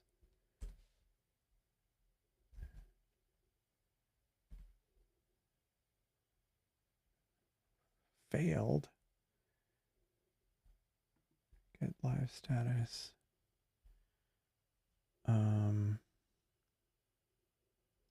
Okay, it's just live status. It's the template.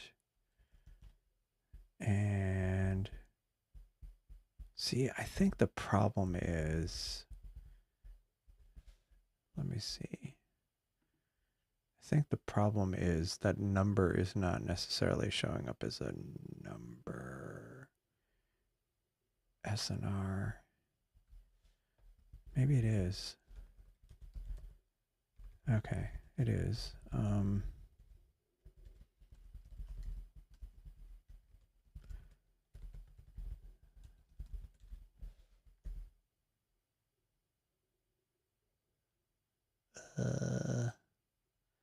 Did I break it?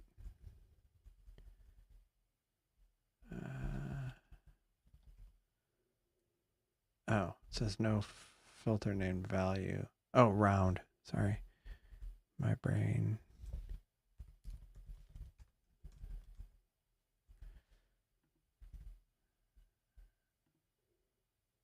Yeah, that worked. Boom. And one thing I've thought about doing is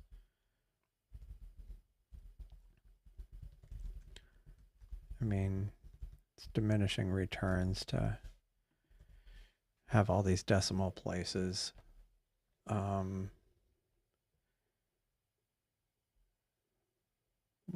is it? Where is it pointing? Oh, maybe maybe it's still obstructed. Darn it. So, if that's the case, then I should look shoe buckle cluster. Oh, the monkey head. Oh, the jellyfish. Let me try shoe buckle. Let me try monkey head. I doubt monkey head will work. NGC 2174. So function schedule.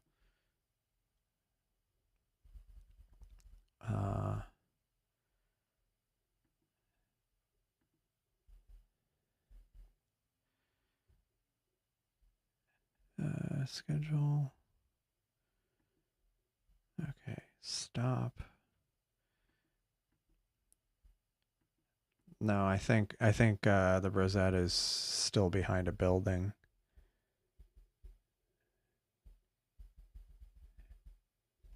Let's see. Yeah, it's not going to be visible for 2 more hours. Yeah, of course. So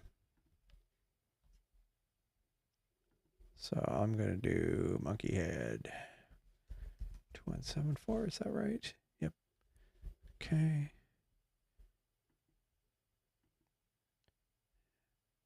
Hello. Yes, I have changed my stream setup. I did it live.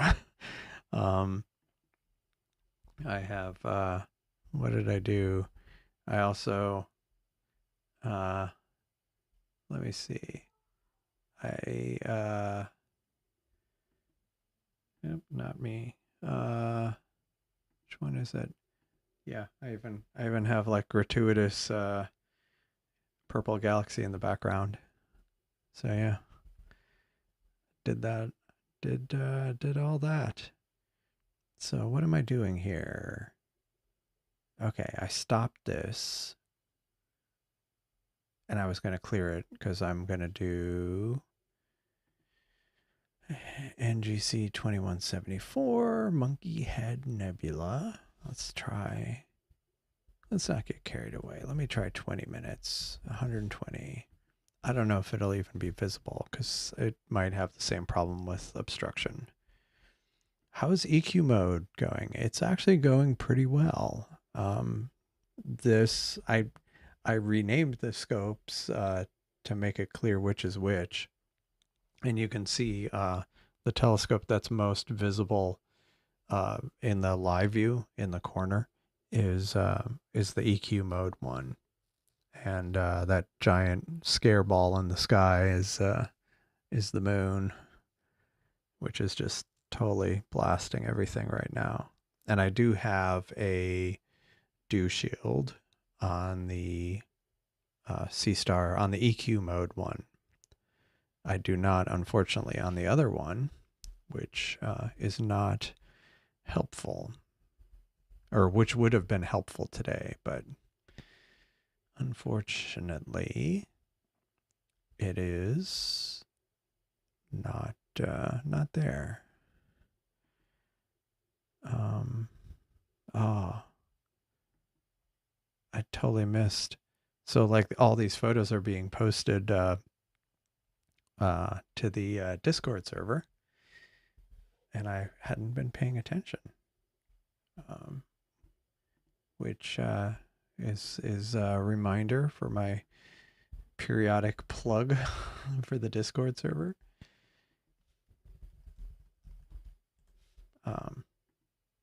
But yeah, it's let's see how this is going. Image. This was the previous stack. I don't know if it'll actually be able to see the Monkey Head Nebula. It might not, in which case I will have to try another target.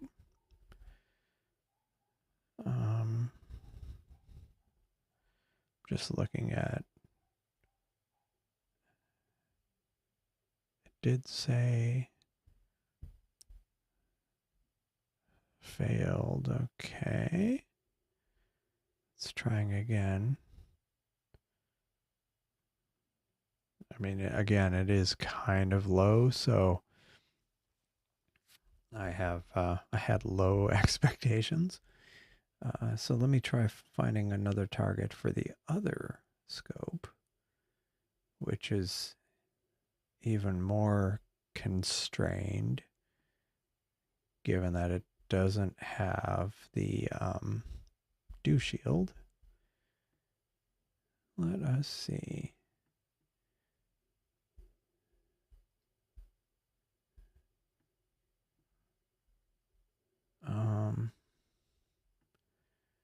Let's see. Is there anything interesting? Oh, there was a cluster. Oh, the shoe buckle cluster. Let me see. I don't know if that'll be visible. Maybe I should leave that one for if the monkey head doesn't work out. Is it still going? EQ mode, plates all failed. Okay, this is probably not gonna go well. So let me go to schedule. Sorry, schedule, and stop the schedule. And what I'm going to go to is this shoe buckle cluster, and maybe that'll work. Okay, stopping. All right, still stopping. Complete, clear, image. Copy that, shoe buckle cluster. And I will do 20 minutes. And we'll see if this even works. Because this may also be obstructed, but we'll try.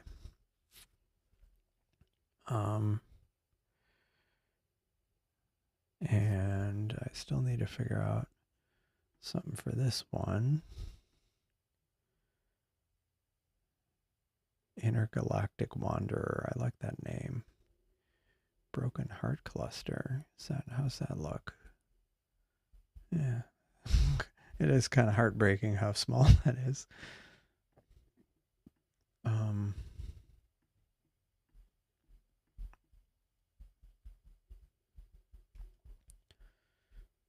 Jolly Roger cluster. M&M cluster. What is this? Is this? Oh, that's a fossil footprint. That one I've been kind of disappointed with, just because it would probably be great if I wasn't in a terrible location.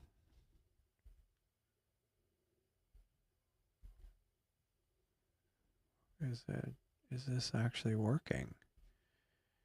Image. Oh, hey. What do you know? The third time's the charm. Oh, hey. Actually, there's something there. Cool. So I just need to figure out what I want to do with this other one. Starfish cluster.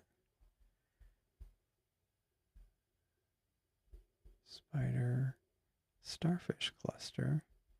Looks like an interesting little open cluster. Oh, it's M38. I don't know. Have I ever gotten M38? Let me check. Because I don't have all of the Messier objects like Wiley Sight has.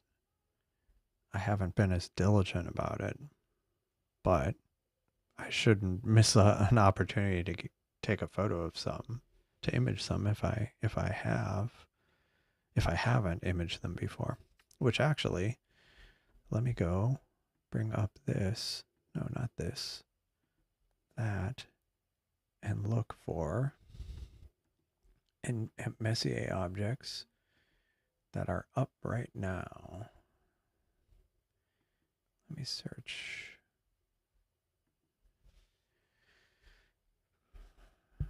I'm waiting for my, what is this? What is this thing? And this one is in EQ mode. So let me go look at,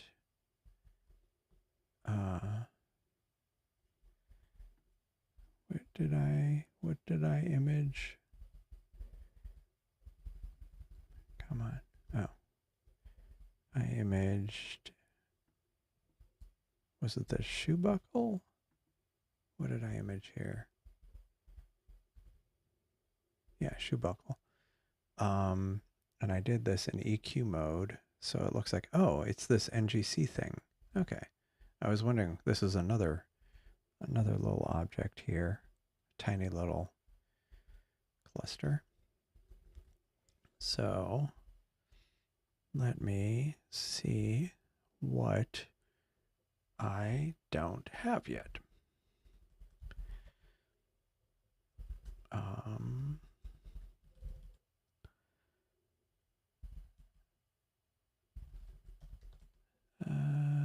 Oh. Okay.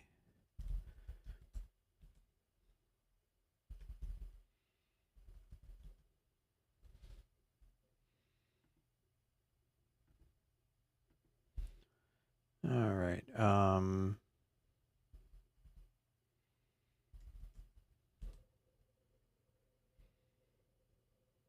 Sorry, just trying to figure out what I might be missing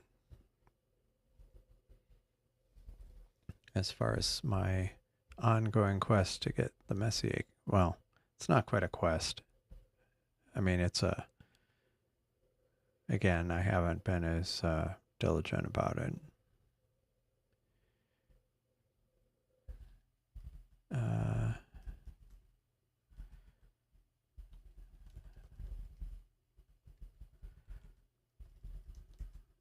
Okay.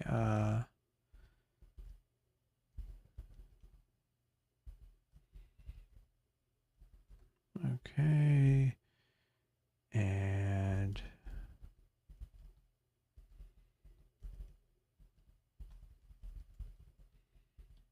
okay. I don't have a consistent place for all this, so I have let's look. All right. So I have Messier 103. 103. Do I have 108? I don't have. Which one is 108? I don't have. Where is 108? Oh, it's not visible right now. Although it's close to being visible. 108. Same thing with 109. 110. I do have an image of. Oh, neat. Oh, that's cool. Night drone video. That's cool. Okay, so I have some of these. Okay, let's look at the others. M1 I have. M2 I have. M15 I have. 27 and 29 I have. Actually,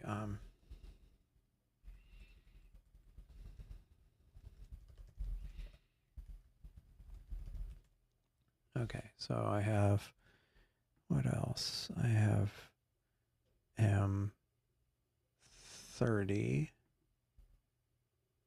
I do have M30. I have the jellyfish cluster. I have M30. Oh, wait, jellyfish cluster. Wait, where is this? Oh no, I don't actually have that one. I have the jellyfish nebula, but of course that isn't actually visible right now.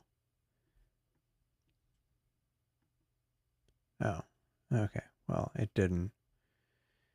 False alarm. Okay, 34 I have, 35 I have, 36 I have, 37 I have, 38 I have, of course 45, 74, 77, 81. Okay, fine. I have all of these. Oh well. But wow, that zoomed out, but doesn't mean I couldn't get more time on these. Whoa! Dang it!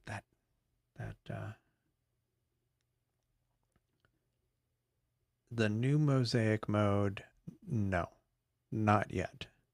I think part of the problem is none of us, or a lot of people who work on Alp, haven't updated to a version that supports it.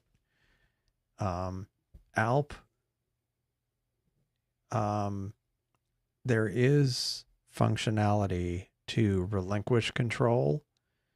Like if you go, this is terrible. I'm going to stop this. If you go into commands,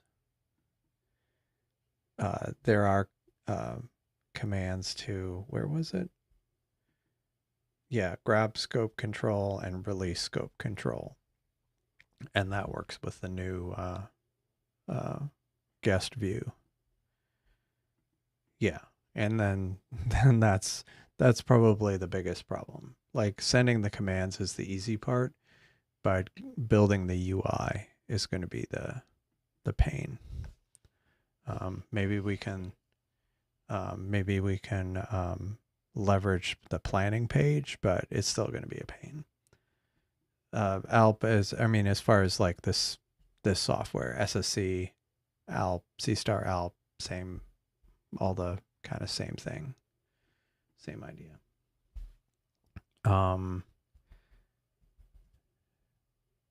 Yeah, most of it won't work. Yeah, what Chris said. So that was just kind of a bummer. Like, so much of this is not. Is anything like poking out now that I could pirate moon cluster? Salt.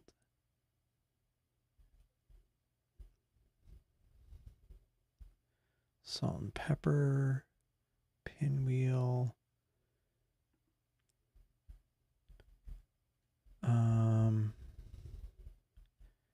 Starfish cluster, M38. I mean, I already did the spider nebula and the fly. And I did the tadpoles. Yeah, it's just in this phase where either, well, not to mention I have problems. I have problems with light pollution. I have problems with the moon right now. I have problems with obstructions, and factoring all of that in, and also not wanting to just always image the same targets every night. I'm kind of trying to find something that might be interesting.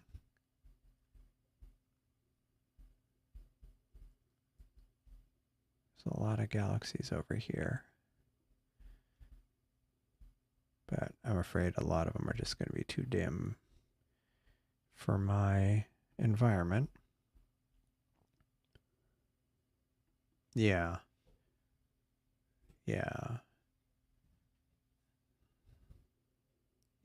No. Well, at some point I'm hoping to, and actually yeah, I don't know if that would even work. I was just thinking if some kind of, yeah, I don't know. M66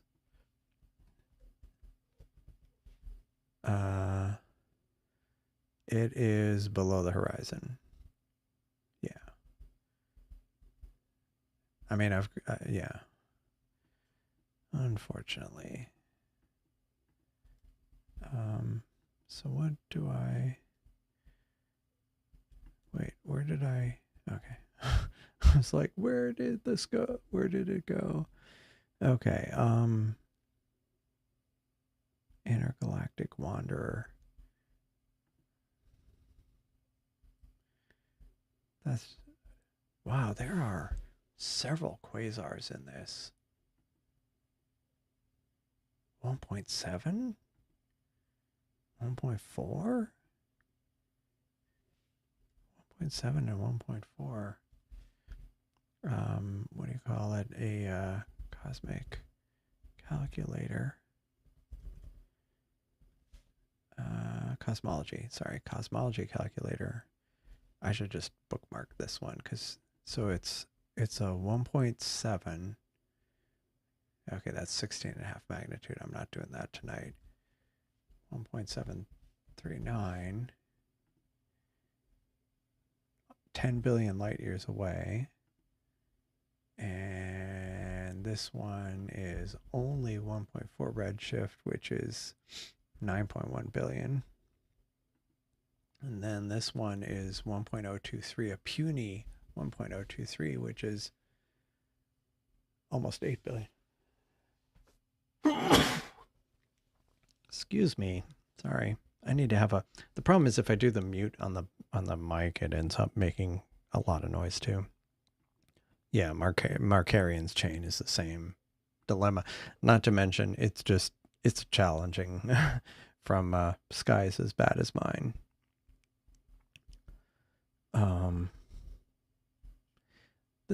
This does tempt me, but not today. Being able to basically get 3 quasars, 17, 17. Those are kind of dim, but still. Okay. I see 104. Oh?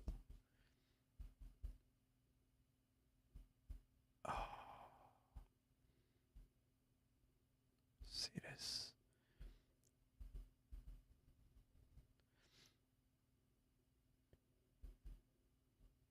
Yeah, let me try it. How much longer can I image there? Definitely not an hour, but I could do 30 minutes. Yeah, let's try that. We'll try that. I'll do it on the equatorial one. I see. Wait, is this... What is going on with this one? What's the status?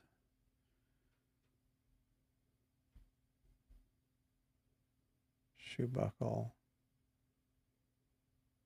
Okay, yeah, it's not doing anything. Okay, cool. Right, I stopped it because it was having issues. Oh, it's below horizon. Okay, I'll do it with this one then. I'm not going to do below horizon.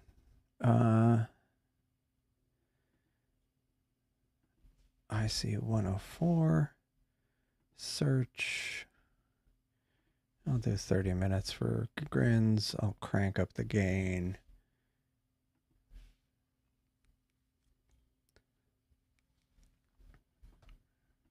Right. Yeah, I'll do it with the other scope. That's fine. And we'll see how that goes. But then that leaves something for the EQ scope.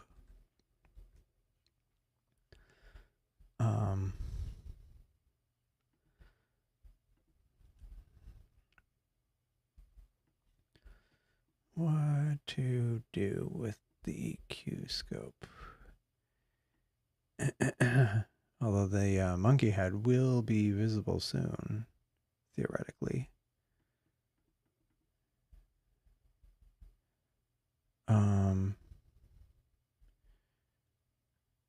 NGC 2175.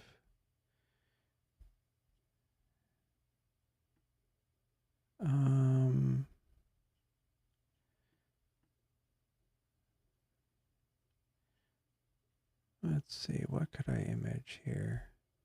January salt and pepper. That's, oh, I have imaged that one.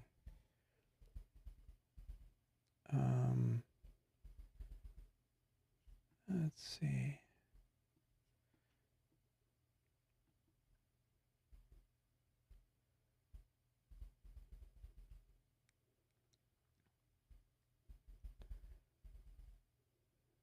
I wonder if I could try shoe buckle again, because it might have cleared, because a lot of times it's only obstructed for a fairly short period of time. So we'll try that.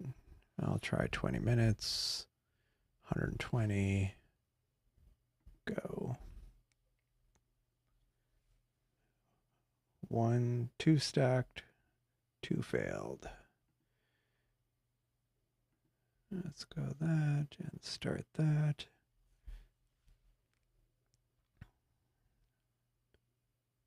Yeah, it's going to struggle with this.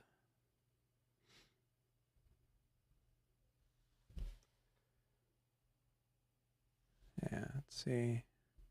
Let's go over here, see what it's got.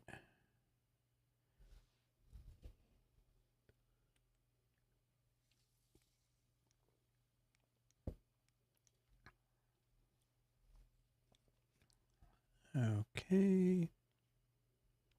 It's a thinking.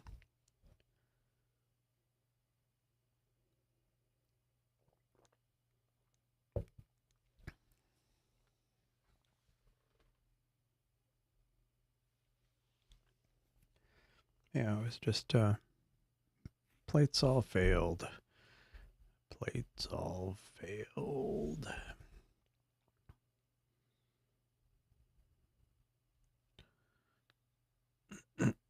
That's annoying.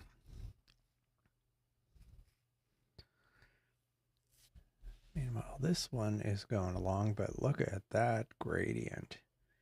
That is an amazing gradient, and not in a good, amazing way. Okay, it's at Star Trails. Oh no, that was on the other one.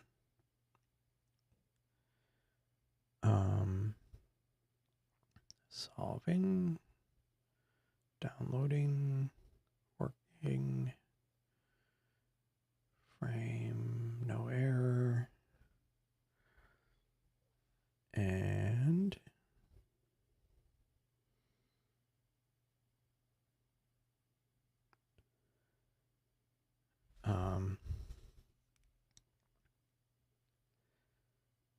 still EQ failed.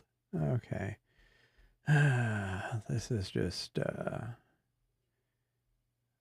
trying to kind of push it to see if I can actually see any of this, but I guess that's still too close. So maybe something up here. Starfish cluster. Some of these kind of are pinwheel cluster. Yeah, that's M36.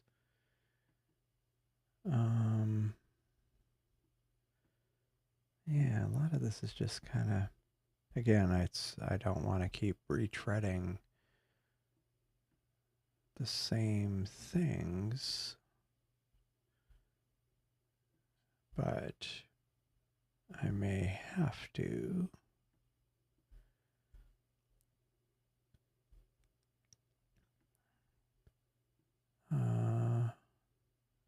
Bodes is just, it's just a little higher, not enough.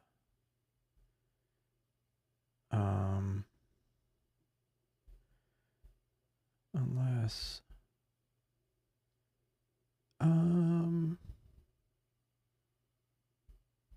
maybe I'll try bodes again. Maybe it won't be as bad on the gradient.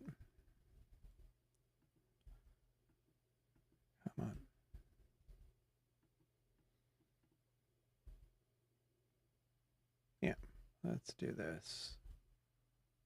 Let's clear image M80, M81. Oops. M80, M81, it overwrites. How long? Yeah, I'll try 30 minutes.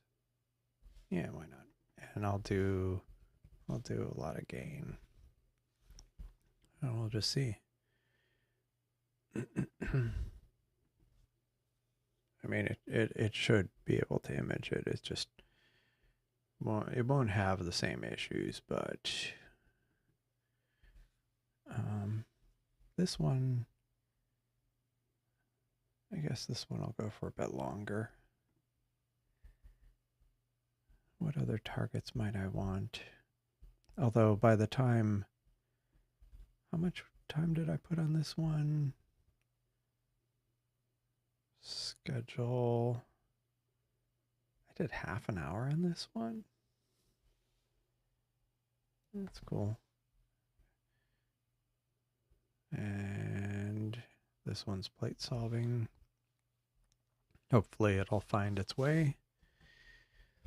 The reason I went ahead and tried bodes again is the moon, it's higher in the sky, but it's, yeah, we'll see. We'll see how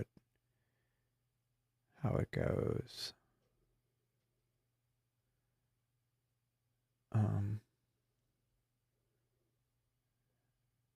Okay, it's starting to stack.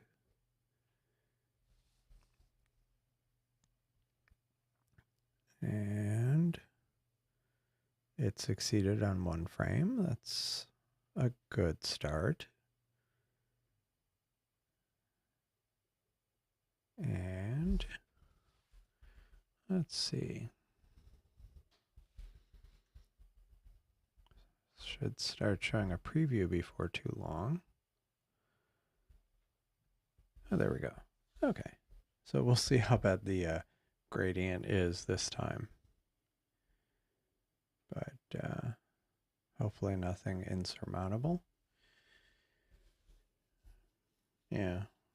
Yeah, again, it's fantastic how it rains when there's no moon, and when it's full moon, it's clear skies. Ideal conditions, except for the moon. So that's just fantastic.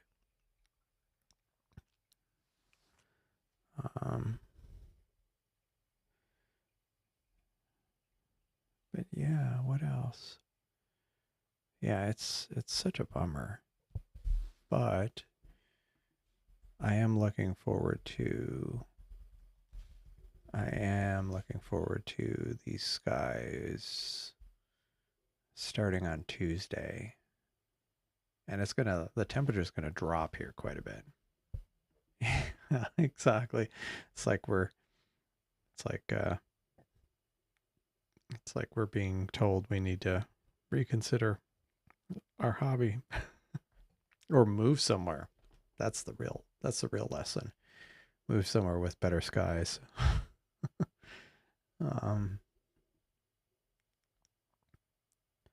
Yeah, so starting next week, if this holds, it looks like we're going to have a few days here of clear skies, which will be good.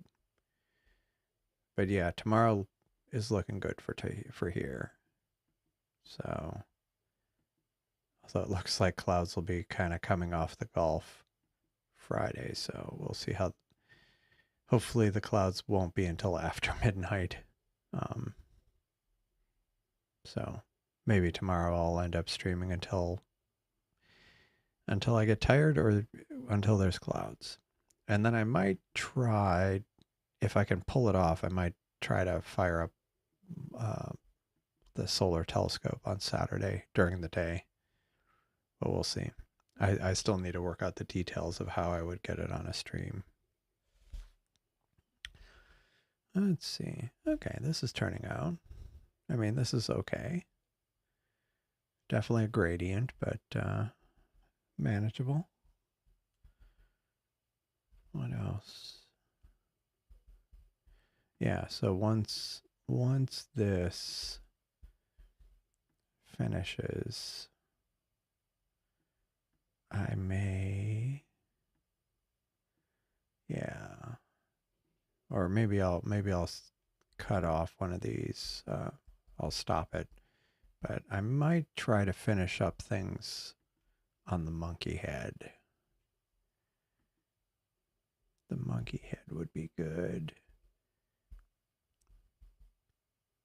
Jellyfish is good. Yeah, jellyfish nebula is cool. But I think I want to try the monkey head with EQ mode. So I might stop the Boats Galaxy one once a little bit more time has elapsed, and I'm sure that that this one is doable again. Now, which one is this one? That's kind of a small little SH region. Huh.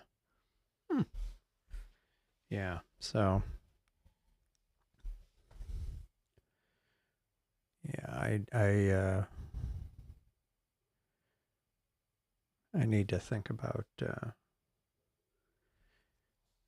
yeah, I need to keep an eye out on for the gear or for gear going on possible sale, year-end sales and stuff, because I want to pick up a camera. Oh, this was something that Wiley Site mentioned on the Discord server, that QHY announced a this was the other day, that QHY announced a new camera. It has a sensor that the what do you call it, the IMX 585. But what's interesting, or what I think is kind of interesting about it, it comes in mono and color versions, but it comes with a filter wheel. And the price isn't that much more than just a vanilla 585 based camera. Yeah, it's a cooled camera. It has the filter wheel built in. The color one has let's see, what filters does it have?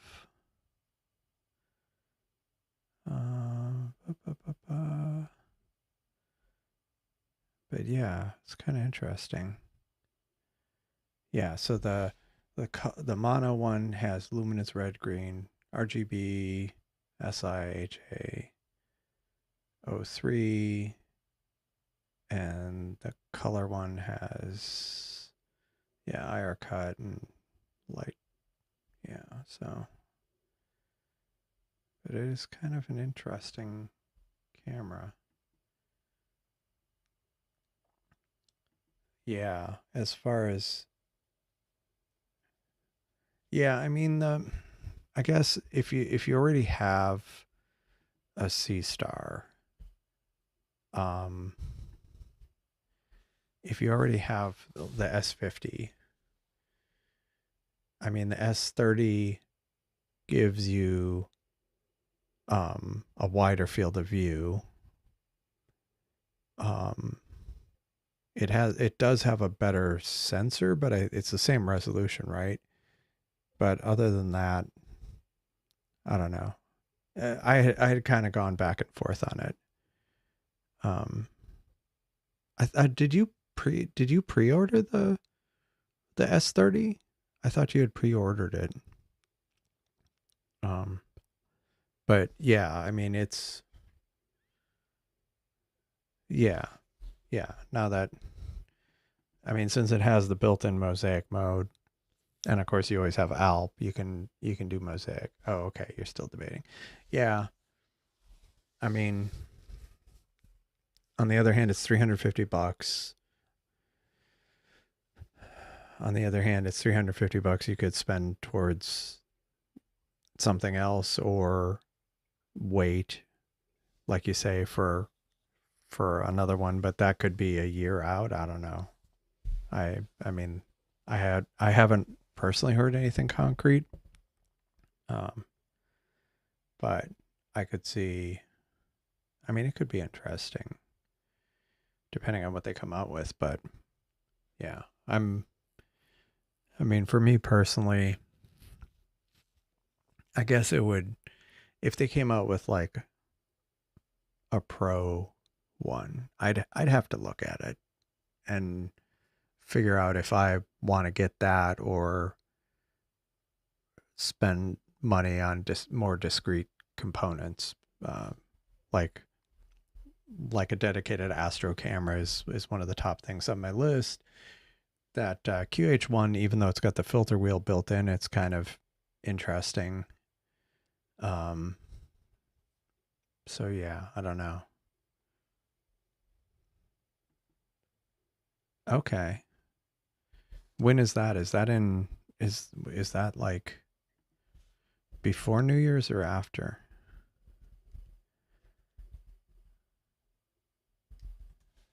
Uh, oh, that's not till April.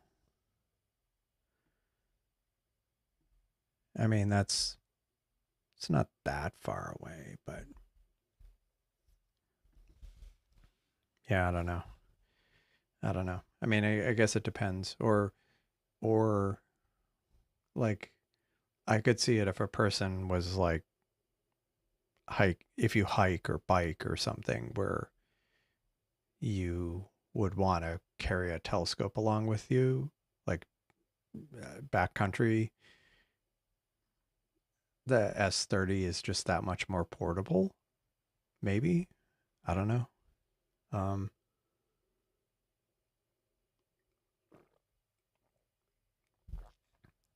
I mean, I can see the advantages of it, but for me personally, I'm kind of okay.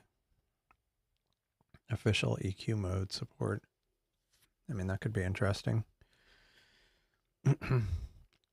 Although it's funny, like it was so straightforward getting it working, and I mean, look at the like I spent basically almost no time getting it working on this scope, and 15-second exposures, and it's like no drops.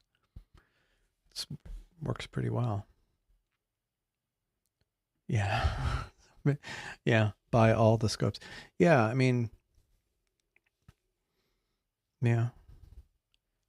Or you could get, yeah, get an S30, see if you like it, return it if not, or sell your S50 if, or just keep them all, just for different occasions. Do an array, um, like the was it the astrometric stretching in Cyril uh supports I mean stacking in Cyril supports images of different sizes, so you could combine different telescopes, different kinds of telescopes.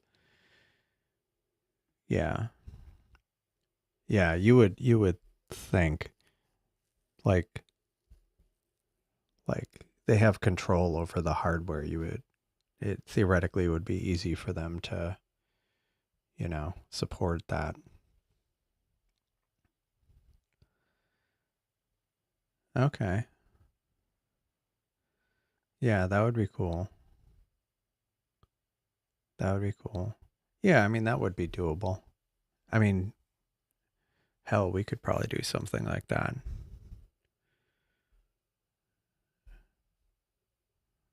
I mean,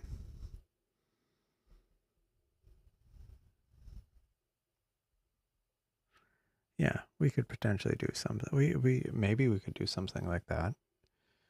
Like open the scope to a certain, I don't know.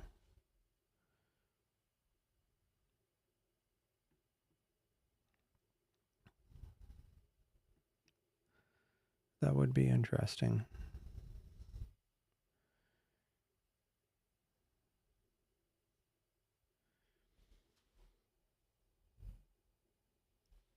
I think I might I think I might stop this one on the right mostly because well, no, I'll keep it going. I was a little concerned that it might start getting obstructed, but I'm like, I can always edit that out if it does. But yeah, on my personal wish list, oh gosh, I mean, setting aside any different telescopes, which I have a couple of different ones I've been kicking around the idea. The biggest thing for me, I think, would be some kind of new camera, new Astro camera. And then I could make do with what I have. But I would have to, at some point, I'm going to have to consider getting a new mount, new tripod, a new head. So like the kind of yeah, sorry, my brain's a harmonic drive mount, a strain wave mount. So I've thought about that.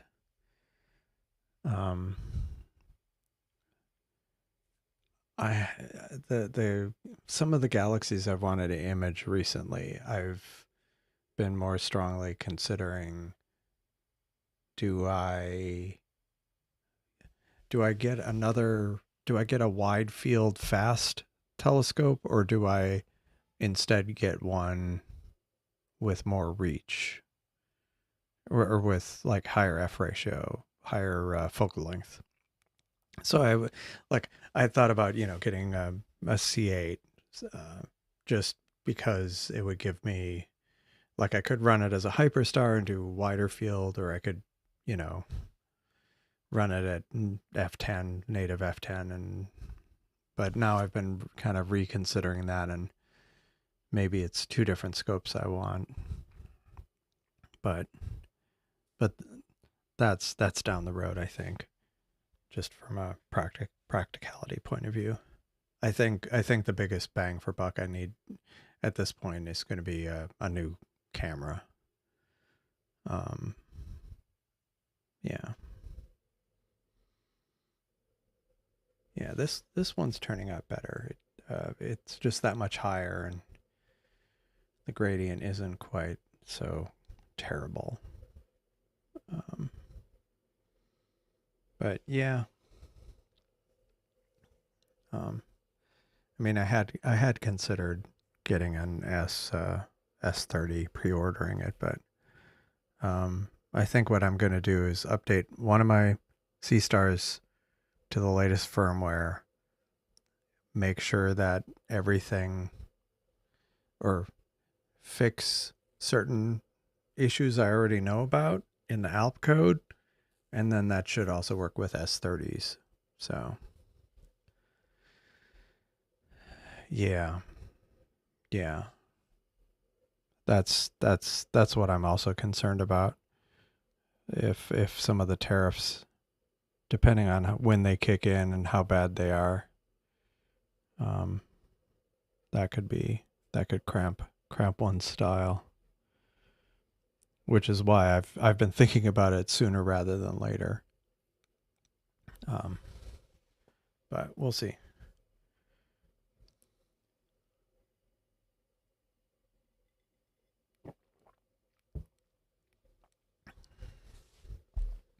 Yeah.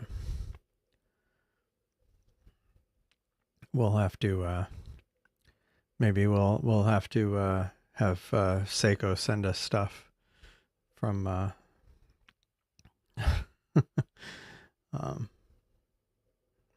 purchase the stuff and send it to us. I do wonder how easy would, yeah, I'm not going to even speculate. But yeah, I mean, I was wondering about that, like what kind of effect that would have on some of the astronomy stuff, since a lot of it is yeah, 60%. Yeah, Yeah, I don't know. I mean, there's been numbers thrown around, but we'll see. But on the other hand, I don't want to be caught off guard by it, so yeah. So I don't know. Well, and yeah. Well, and especially yeah, with the astronomy stuff, a lot of yeah, a lot of the optics, a lot of the sensors. Yeah. It's well, and I mean, a lot of stuff is made. A lot of the stuff is made in China, but then even like, yeah, I was just thinking like some yeah, no, I thought it could end up being yeah. So again, that's why I'm thinking about trying to. But again, we'll see how it all plays out. I have a few other things to consider, but an Astro camera definitely high on the list. Yeah. Yeah, it's unfortunate. It's really unfortunate. But um yeah. Yeah, so I don't know. I don't know. But we'll see. But yeah, I'm hoping the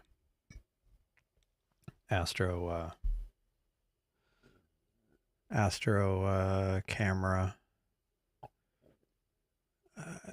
Yeah, see, I'm kind of debating. Sorry, I'm just like thinking, kind of pondering. Yeah, so let me bring up something here. So I've kind of programmed in a bunch of different, you know, uh, what did I just do? I locked my screen accidentally.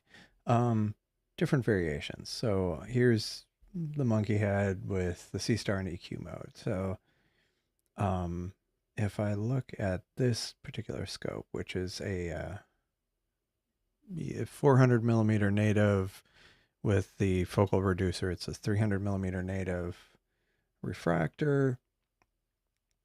And if instead, like that one, actually maybe this isn't the best example, but let's look at the Heart Nebula, or maybe yeah, let's look at the Heart Nebula because that's a fairly big one.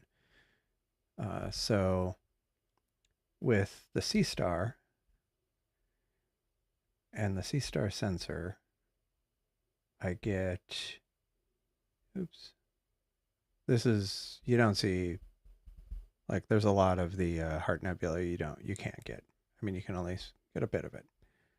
But we can get around that with Mosaic. So if instead I have like a refractor and that QHY, that QHY camera with the that has the filter wheel is a 585 sensor, and the 585 is a 1/1.2 inch sensor, and it gives you more of the with this specific telescope. Oh wait, with the that's with the reducer. So with this specific telescope, you actually get much of the Heart Nebula.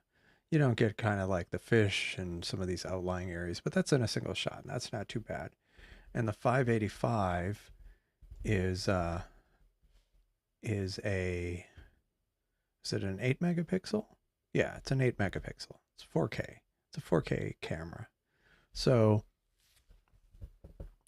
whereas the Seestar it's a quarter of the resolution. It's half X and half Y. So so this is nice. But then I'm like, like a micro four thirds camera, or yeah, a micro four thirds or a four thirds thing like the 294. Well, and so the price on IMX 585, the non-cooled ones are $400. Cooled ones are a bit more, not too bad. But then the 294 is a 4/3 camera, and those jump up more towards $800. Now this one is it 11 megapixel? 11 megapixel camera. So it's more resolution, and it gives you a much bigger field of view. I'd be able to, with that specific telescope, I'd be able to get like the whole heart in one shot, which is cool. But that increases the price. It's still under $1,000, but it increases the price. And then if you're adding like narrowband filters, or if you do a mono camera and then you do individual filters, like that starts adding up. But then if I were to go with like a 571, but that's a lot more expensive. Yeah, those are more like, but it's like 26 megapixel. It's over $1,000, but the field of view, like not only would you get the heart, you could also get like the baby nebula, like, or, a sensor like that with M42. I mean, you're looking at nice wide field of view, like so much so that you could get M42 and the horse head in one shot. That would be cool. But again, the cost of the camera and then the filters. I mean, on the other hand, it's such a good camera that, I mean, it would last. I mean, I feel like I'd get a lot of mileage out of it. Let's put it that way. And it would be 26 megapixels, which is 13 times the size of the Seestar. So it'd be like doing a 3x4 mosaic with the Seestar, and but also higher quality sensor. But it would be over $1,000 just for the camera. So I don't know. I don't know. But that's where I'm kind of the dilemma. I don't think I'm going to go for the full APS-C, although that's what I would like to have. I think realistically, is this already done? Yeah, this is done. Okay, so I can find another target for this. So that's kind of the dilemma of where I am. I am kind of leaning towards maybe a 585 based camera, like that QHY or maybe one of the other ones. But I don't know. Because then 585 would, yeah, I mean, that would be good. It would give me a nice, would be able to take M4, this whole field without mosaicing, doing a mosaic, which realistically is a good field. Anyway, so let us see, what do, oh, see, look, Orion's like, it's witch head.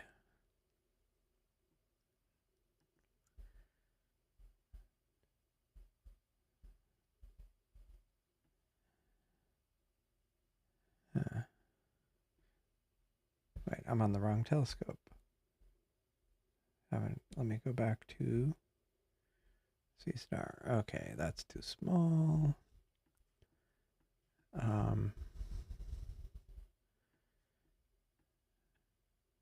Do I want...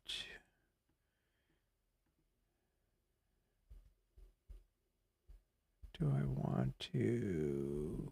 Wait, which one's this? Okay, no. I think the monkey head's high enough, so I think I'm going to go ahead and do the monkey head maybe with this one. I mean, this has been going on for, it's gotten a good solid 25 minutes of data, 100 frames, 0 drops. That's great. I just need to get a lot more data. And the good thing about EQ mode is the framing is more reproducible. So I'm going to go NGC 2175.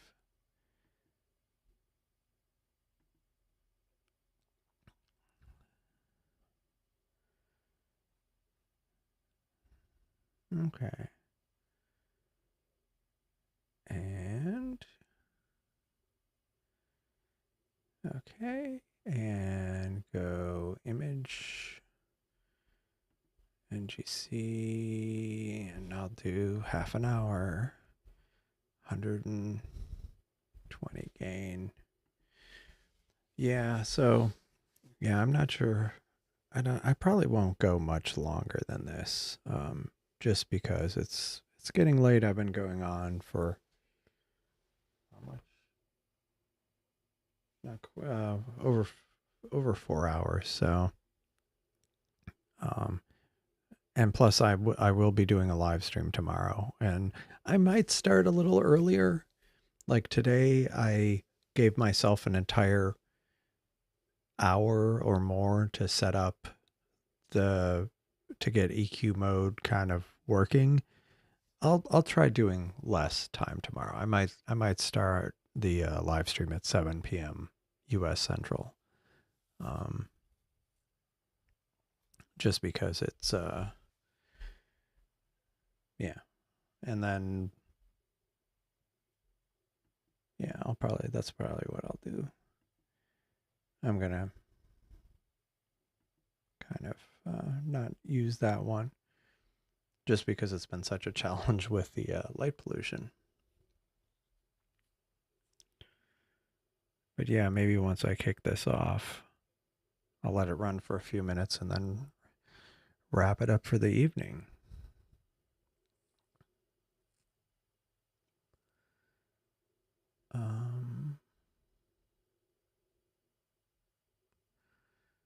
Yeah, I see the layout now on, I can't get a good view of it, but I see it on the stream. It's a little different. What did I miss?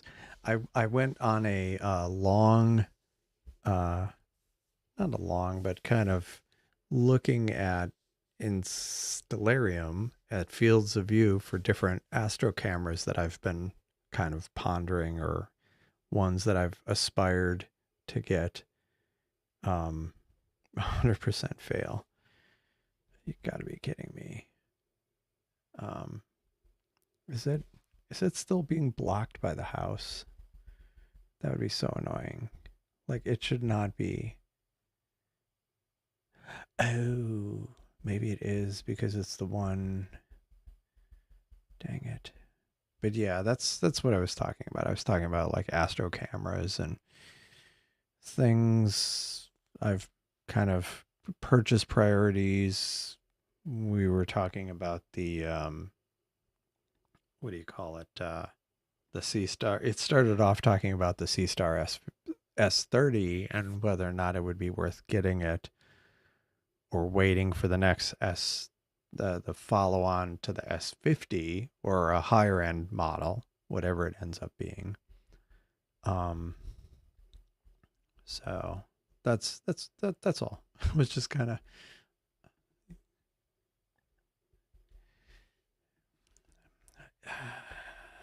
funny you should mention that. I actually had looked at. Let me see if this is bombing. Oh, okay. It actually did stack one image. Let me see if it actually. Oh, interesting.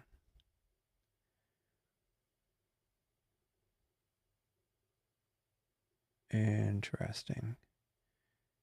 It's moving, so it's not obstructed. It's just having difficulty tracking. Weird. Yeah. So let me look at that.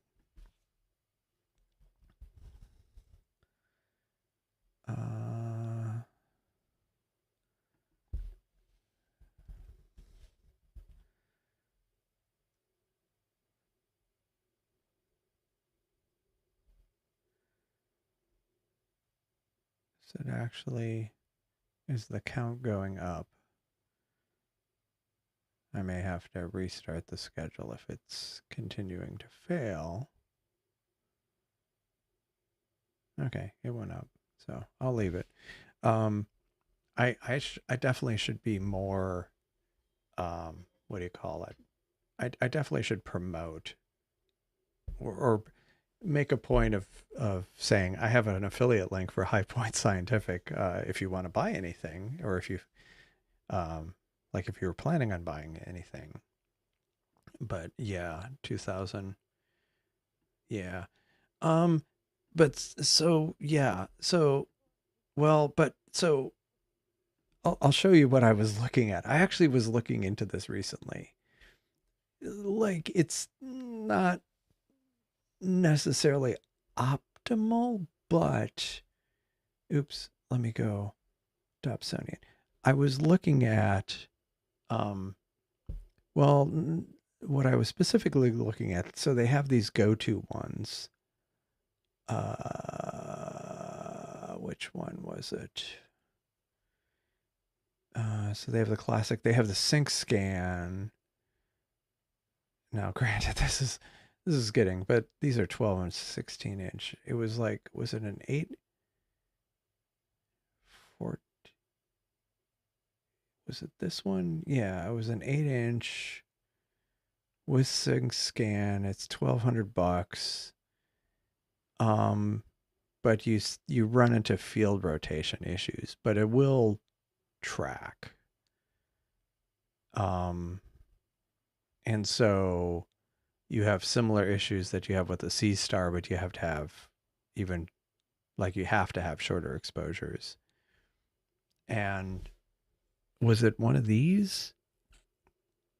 I think I had seen somebody where they actually, but once you start doing that, you start getting into more expensive territory. But it was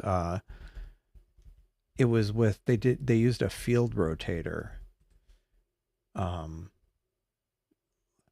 which granted those can be expensive. But I remember somebody talking about they were able to do it. Now, would it be worth doing that? I don't know. I mean, they are inexpensive. Now, the other thing I had looked at instead of that was, yeah. But so the thing I was like, well, maybe not that, but maybe instead of one of those, just get like some of these. The price aren't too bad. I mean, a 6-inch. Like basically, I was debating getting some kind of I don't know what kind yet, like with some kind of reflector. This was interesting. But yeah, like the Carbon Star 6-inch 850, pretty fast. How much is that one? Is it like F4? Yeah, F4. So I mean,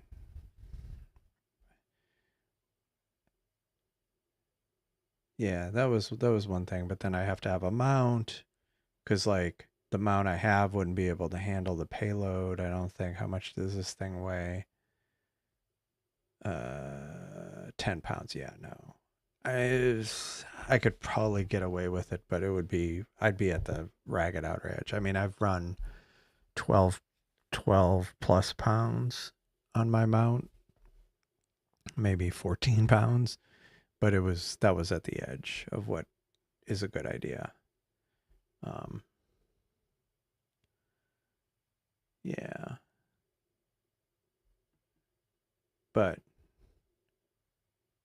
yeah, like this is basically what I was thinking of is getting some kind of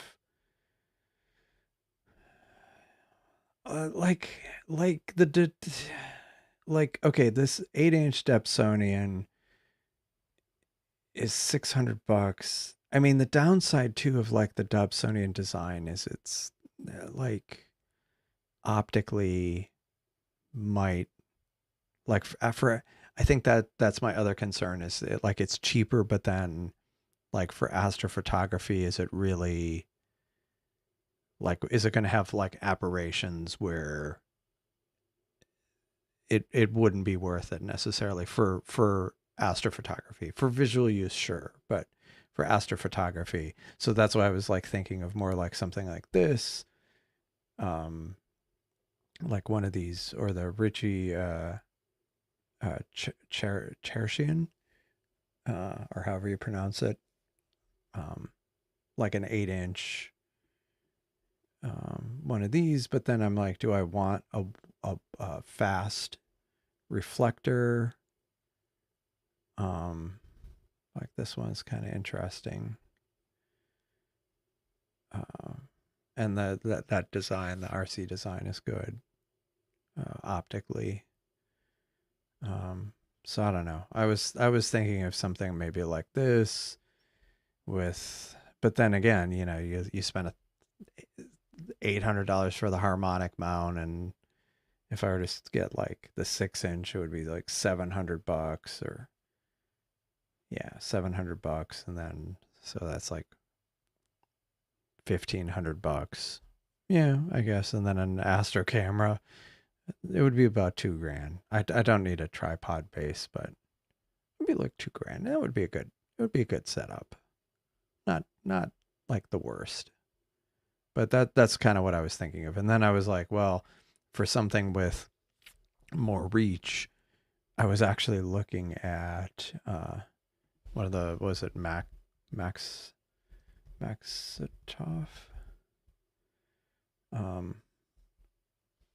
like yeah, some of those can be kind of expensive, but those are like F15, and so for like planetary stuff, get something inexpensive like that maybe. I don't know. Yeah. Yeah. Yeah, the F aperture. Which one was that one? Uh, is it the 8-inch F4? Oh yeah, this one? No, this one.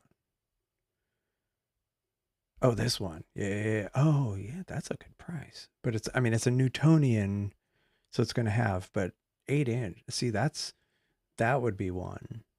And how much does this weigh? 18 pounds. Sorry, I didn't mean to do that. 18 pounds. Yeah, so I definitely would have to get a new mount. But that could be that would be I mean it's cheap. I should say it's inexpensive. Um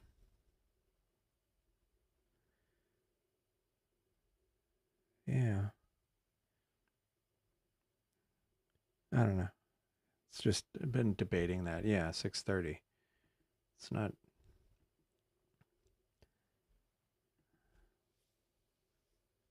yeah. Yeah, like I say, I'd been kind of and see like this thing, the sync scan is 1200, and it's basically a Newtonian, but you can get for like half the price you can just get the tube, or like it's not exactly the same, but you could get a tube that doesn't have the mount, but then like you can spend some of that I mean, you'd spend more than that, but you could spend some of that money, or spend the difference on a proper equatorial mount, and you'd end up much further ahead, as far as what you could do with it, especially with like the strain wave. Get like the inexpensive, the chewy ones, like the $850 one, because like that telescope would be at the limit of what you could do without the counterweight. With the counterweight, you could run that, you could support that telescope with the low end Chewy one mount. And then, yeah. And you could run it with the strain wave, you could run it alt-azimuth if you want to, or you can run it equatorial.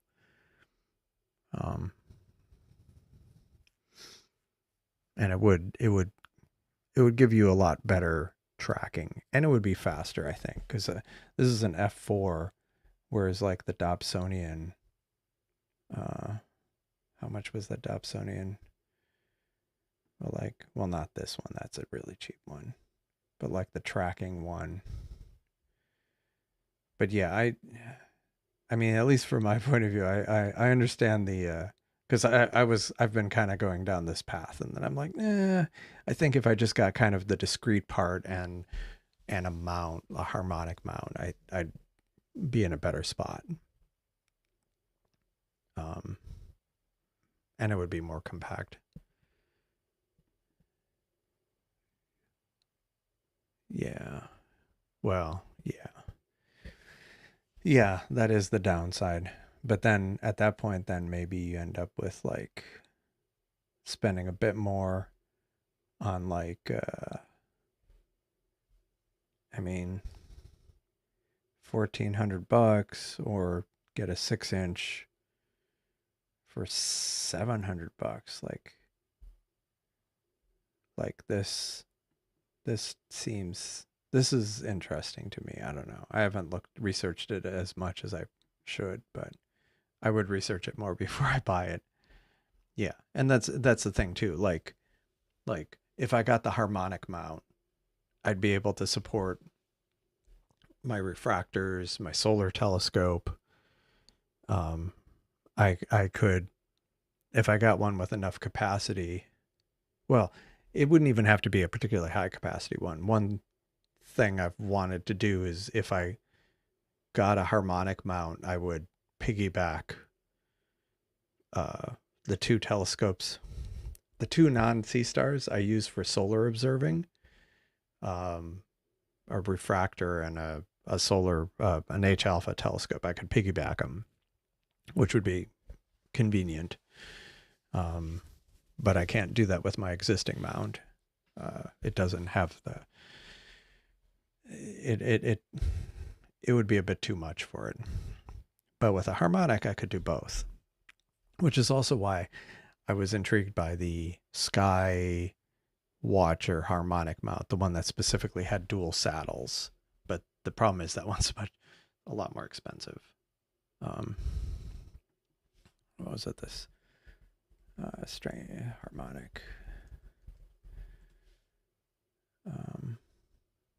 I should have. Yeah, it's this one where it actually has the dual saddles, but it's 1,600. Like I could get two of those Dewey strain wave,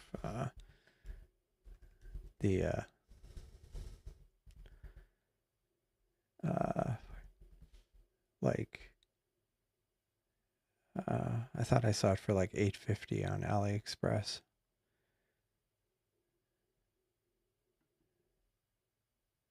No, this isn't the right one. But yeah, like I could get two of those for the price of one of those. So like anyway, but you have the convenience of just a single mount with two saddles. But I would just piggyback it probably. But I do like the idea of maybe maybe not a Newtonian, but like or an RC maybe. Although it's F9. Yeah.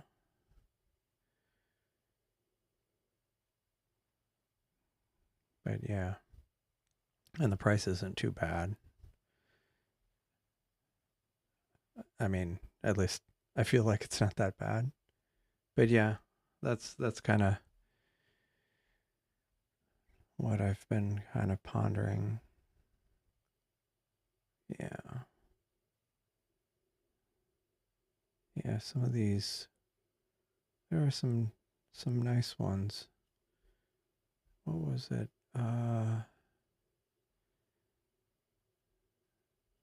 Apertura. Let's see which. Yeah, Carbon Star. So these are new. This is a Newtonian 6-inch.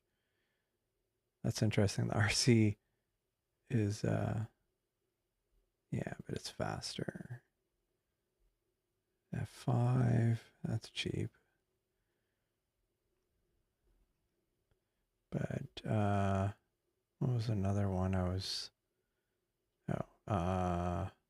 Sharp Star. What was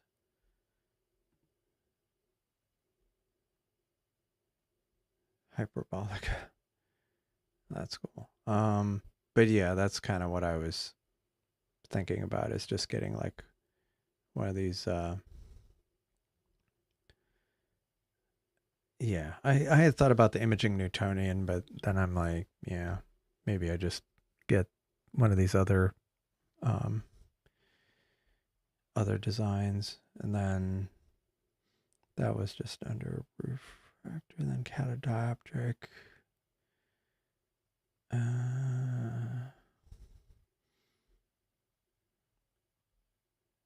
Still have Mead. Let's see, in stock. And, but yeah. Yeah. Yeah, I mean, for visual astronomy, I think it would be cool. I think I'd, and yeah. That would be nice. One thing I used to do. So let's do this. Let's do this exercise. This is one thing I would always do on the Apple store, is I'd go in and just like pick like the maximum, um, and just see what the damage was on it. So let's see. Let's go price high to low. Okay. Oh, okay. So you could get this, just an 11-inch for 8,000. Uh, yeah, but that feels too small. That feels too small. Um, so let's go. That's under catadioptric. Let's look at reflecting. Go high to low. Oh yeah, that's 16-inch for $8,000. Just the tube. That looks good. Let's see, what else do they have? Astrographs. Actually, the one that has, oh, there you go. It's 36 centimeter. So that's how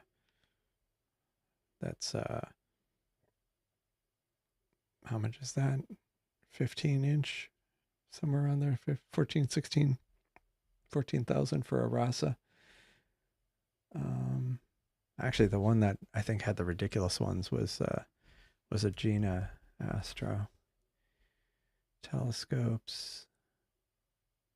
Let's go. Price. And we don't want to do ascending. We want descending price. 20,000 for a 16-inch mead. Out of stock. No, out of stock, or out of business for that matter. Yeah, I'll have to skip over the mead ones. Oh, there's that Rasa again. Oh, look at this. A 20. a 8-inch refractor for 15 grand. Yeah. Or you could get this solar one. So you get that, and then you got to get the mount, an appropriate mount for it. Telescope mounts. Now, the one I thought was kind of cool, if you're just going to be kind of shooting for the moon there, you have the Skywatcher Observatory. Okay, this is the one you were. Oh no, this is the EQ8, 9 grand. Now this one was kind of interesting. It's an alt azimuth mount for $8,000. And I think the thing with it is it's alt azimuth, but it rotates the tube, the optical tube, instead of rotating the camera or something like that. It was something like that. That's how it could track objects for longer periods of time. But yeah, the telescope rotator. Yeah, it install it on the thing. It rotates the entire optical tube assembly. And that part is just, that part alone is $1,300. Anyway, I'll stop. I'm not mortgaging any, not doing a second mortgage to pay for a telescope.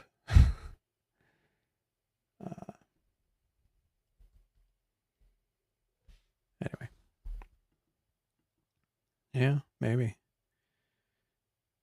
Yeah. Okay, 14 inches.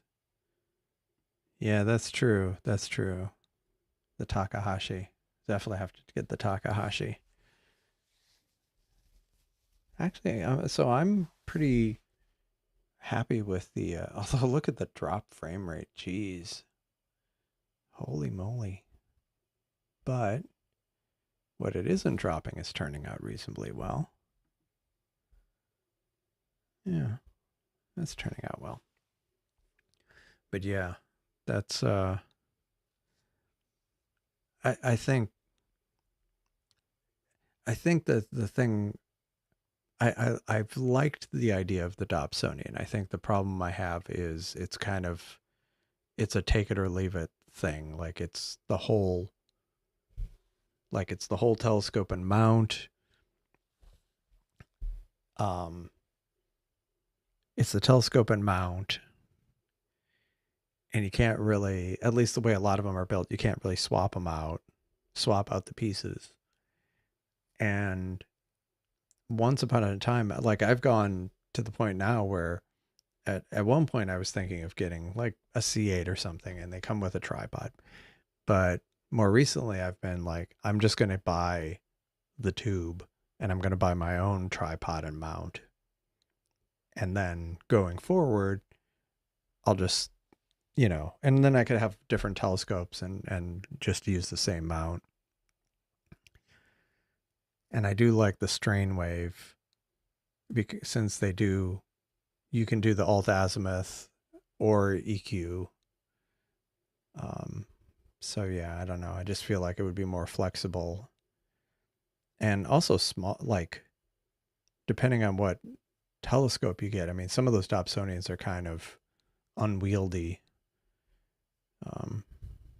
So I don't know. That's kind of where I'm at. Yeah. Yeah. Yeah. Yeah. Although I don't know.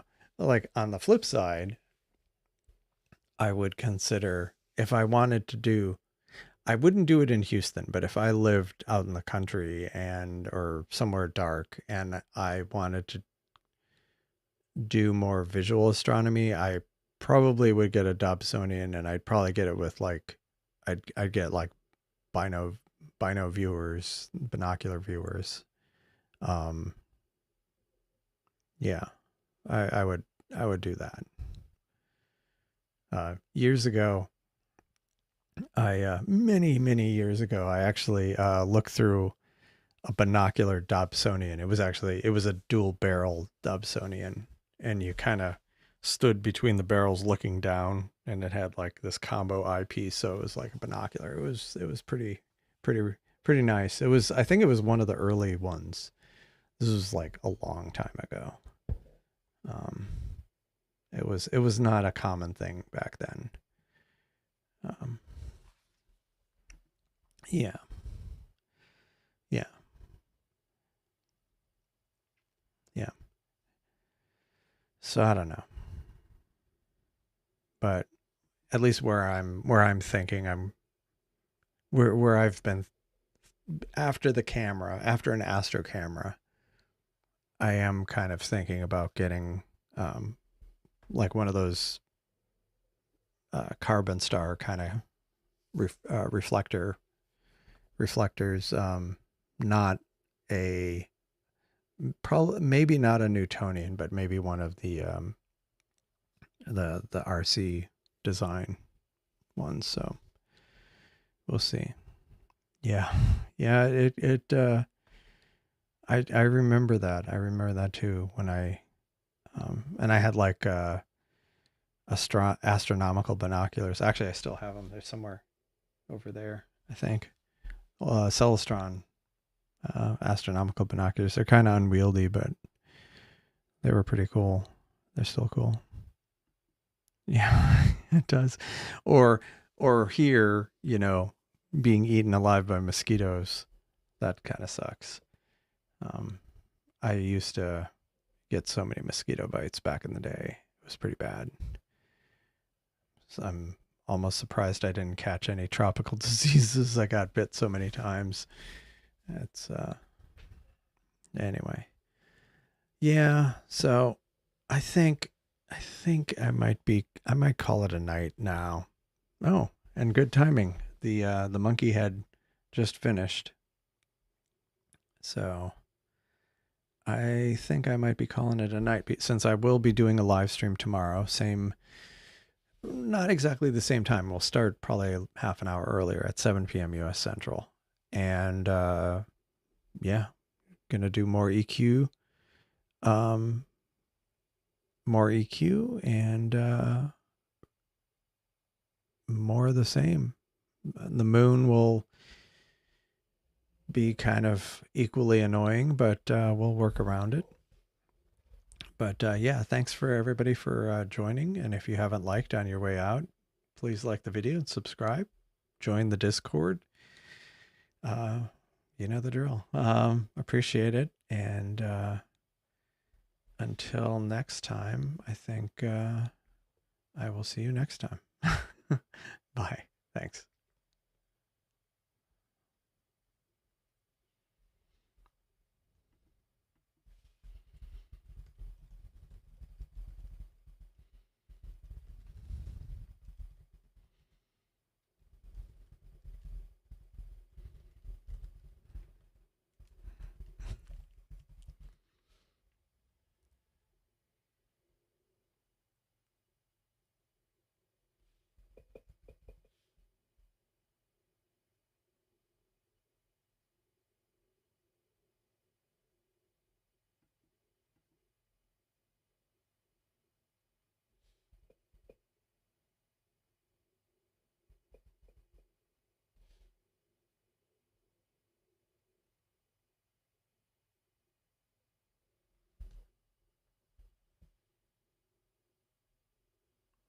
I'm still on air.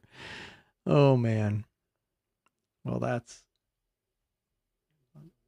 that's awkward. All right, let's try this again.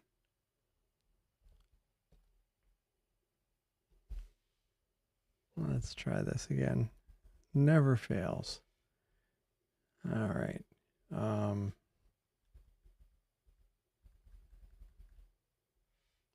right.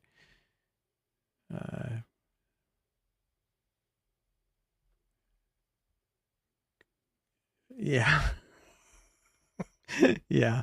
Yeah, a little misfire I realized after it was over. Anyway, good night. Let's see if I can do this. See,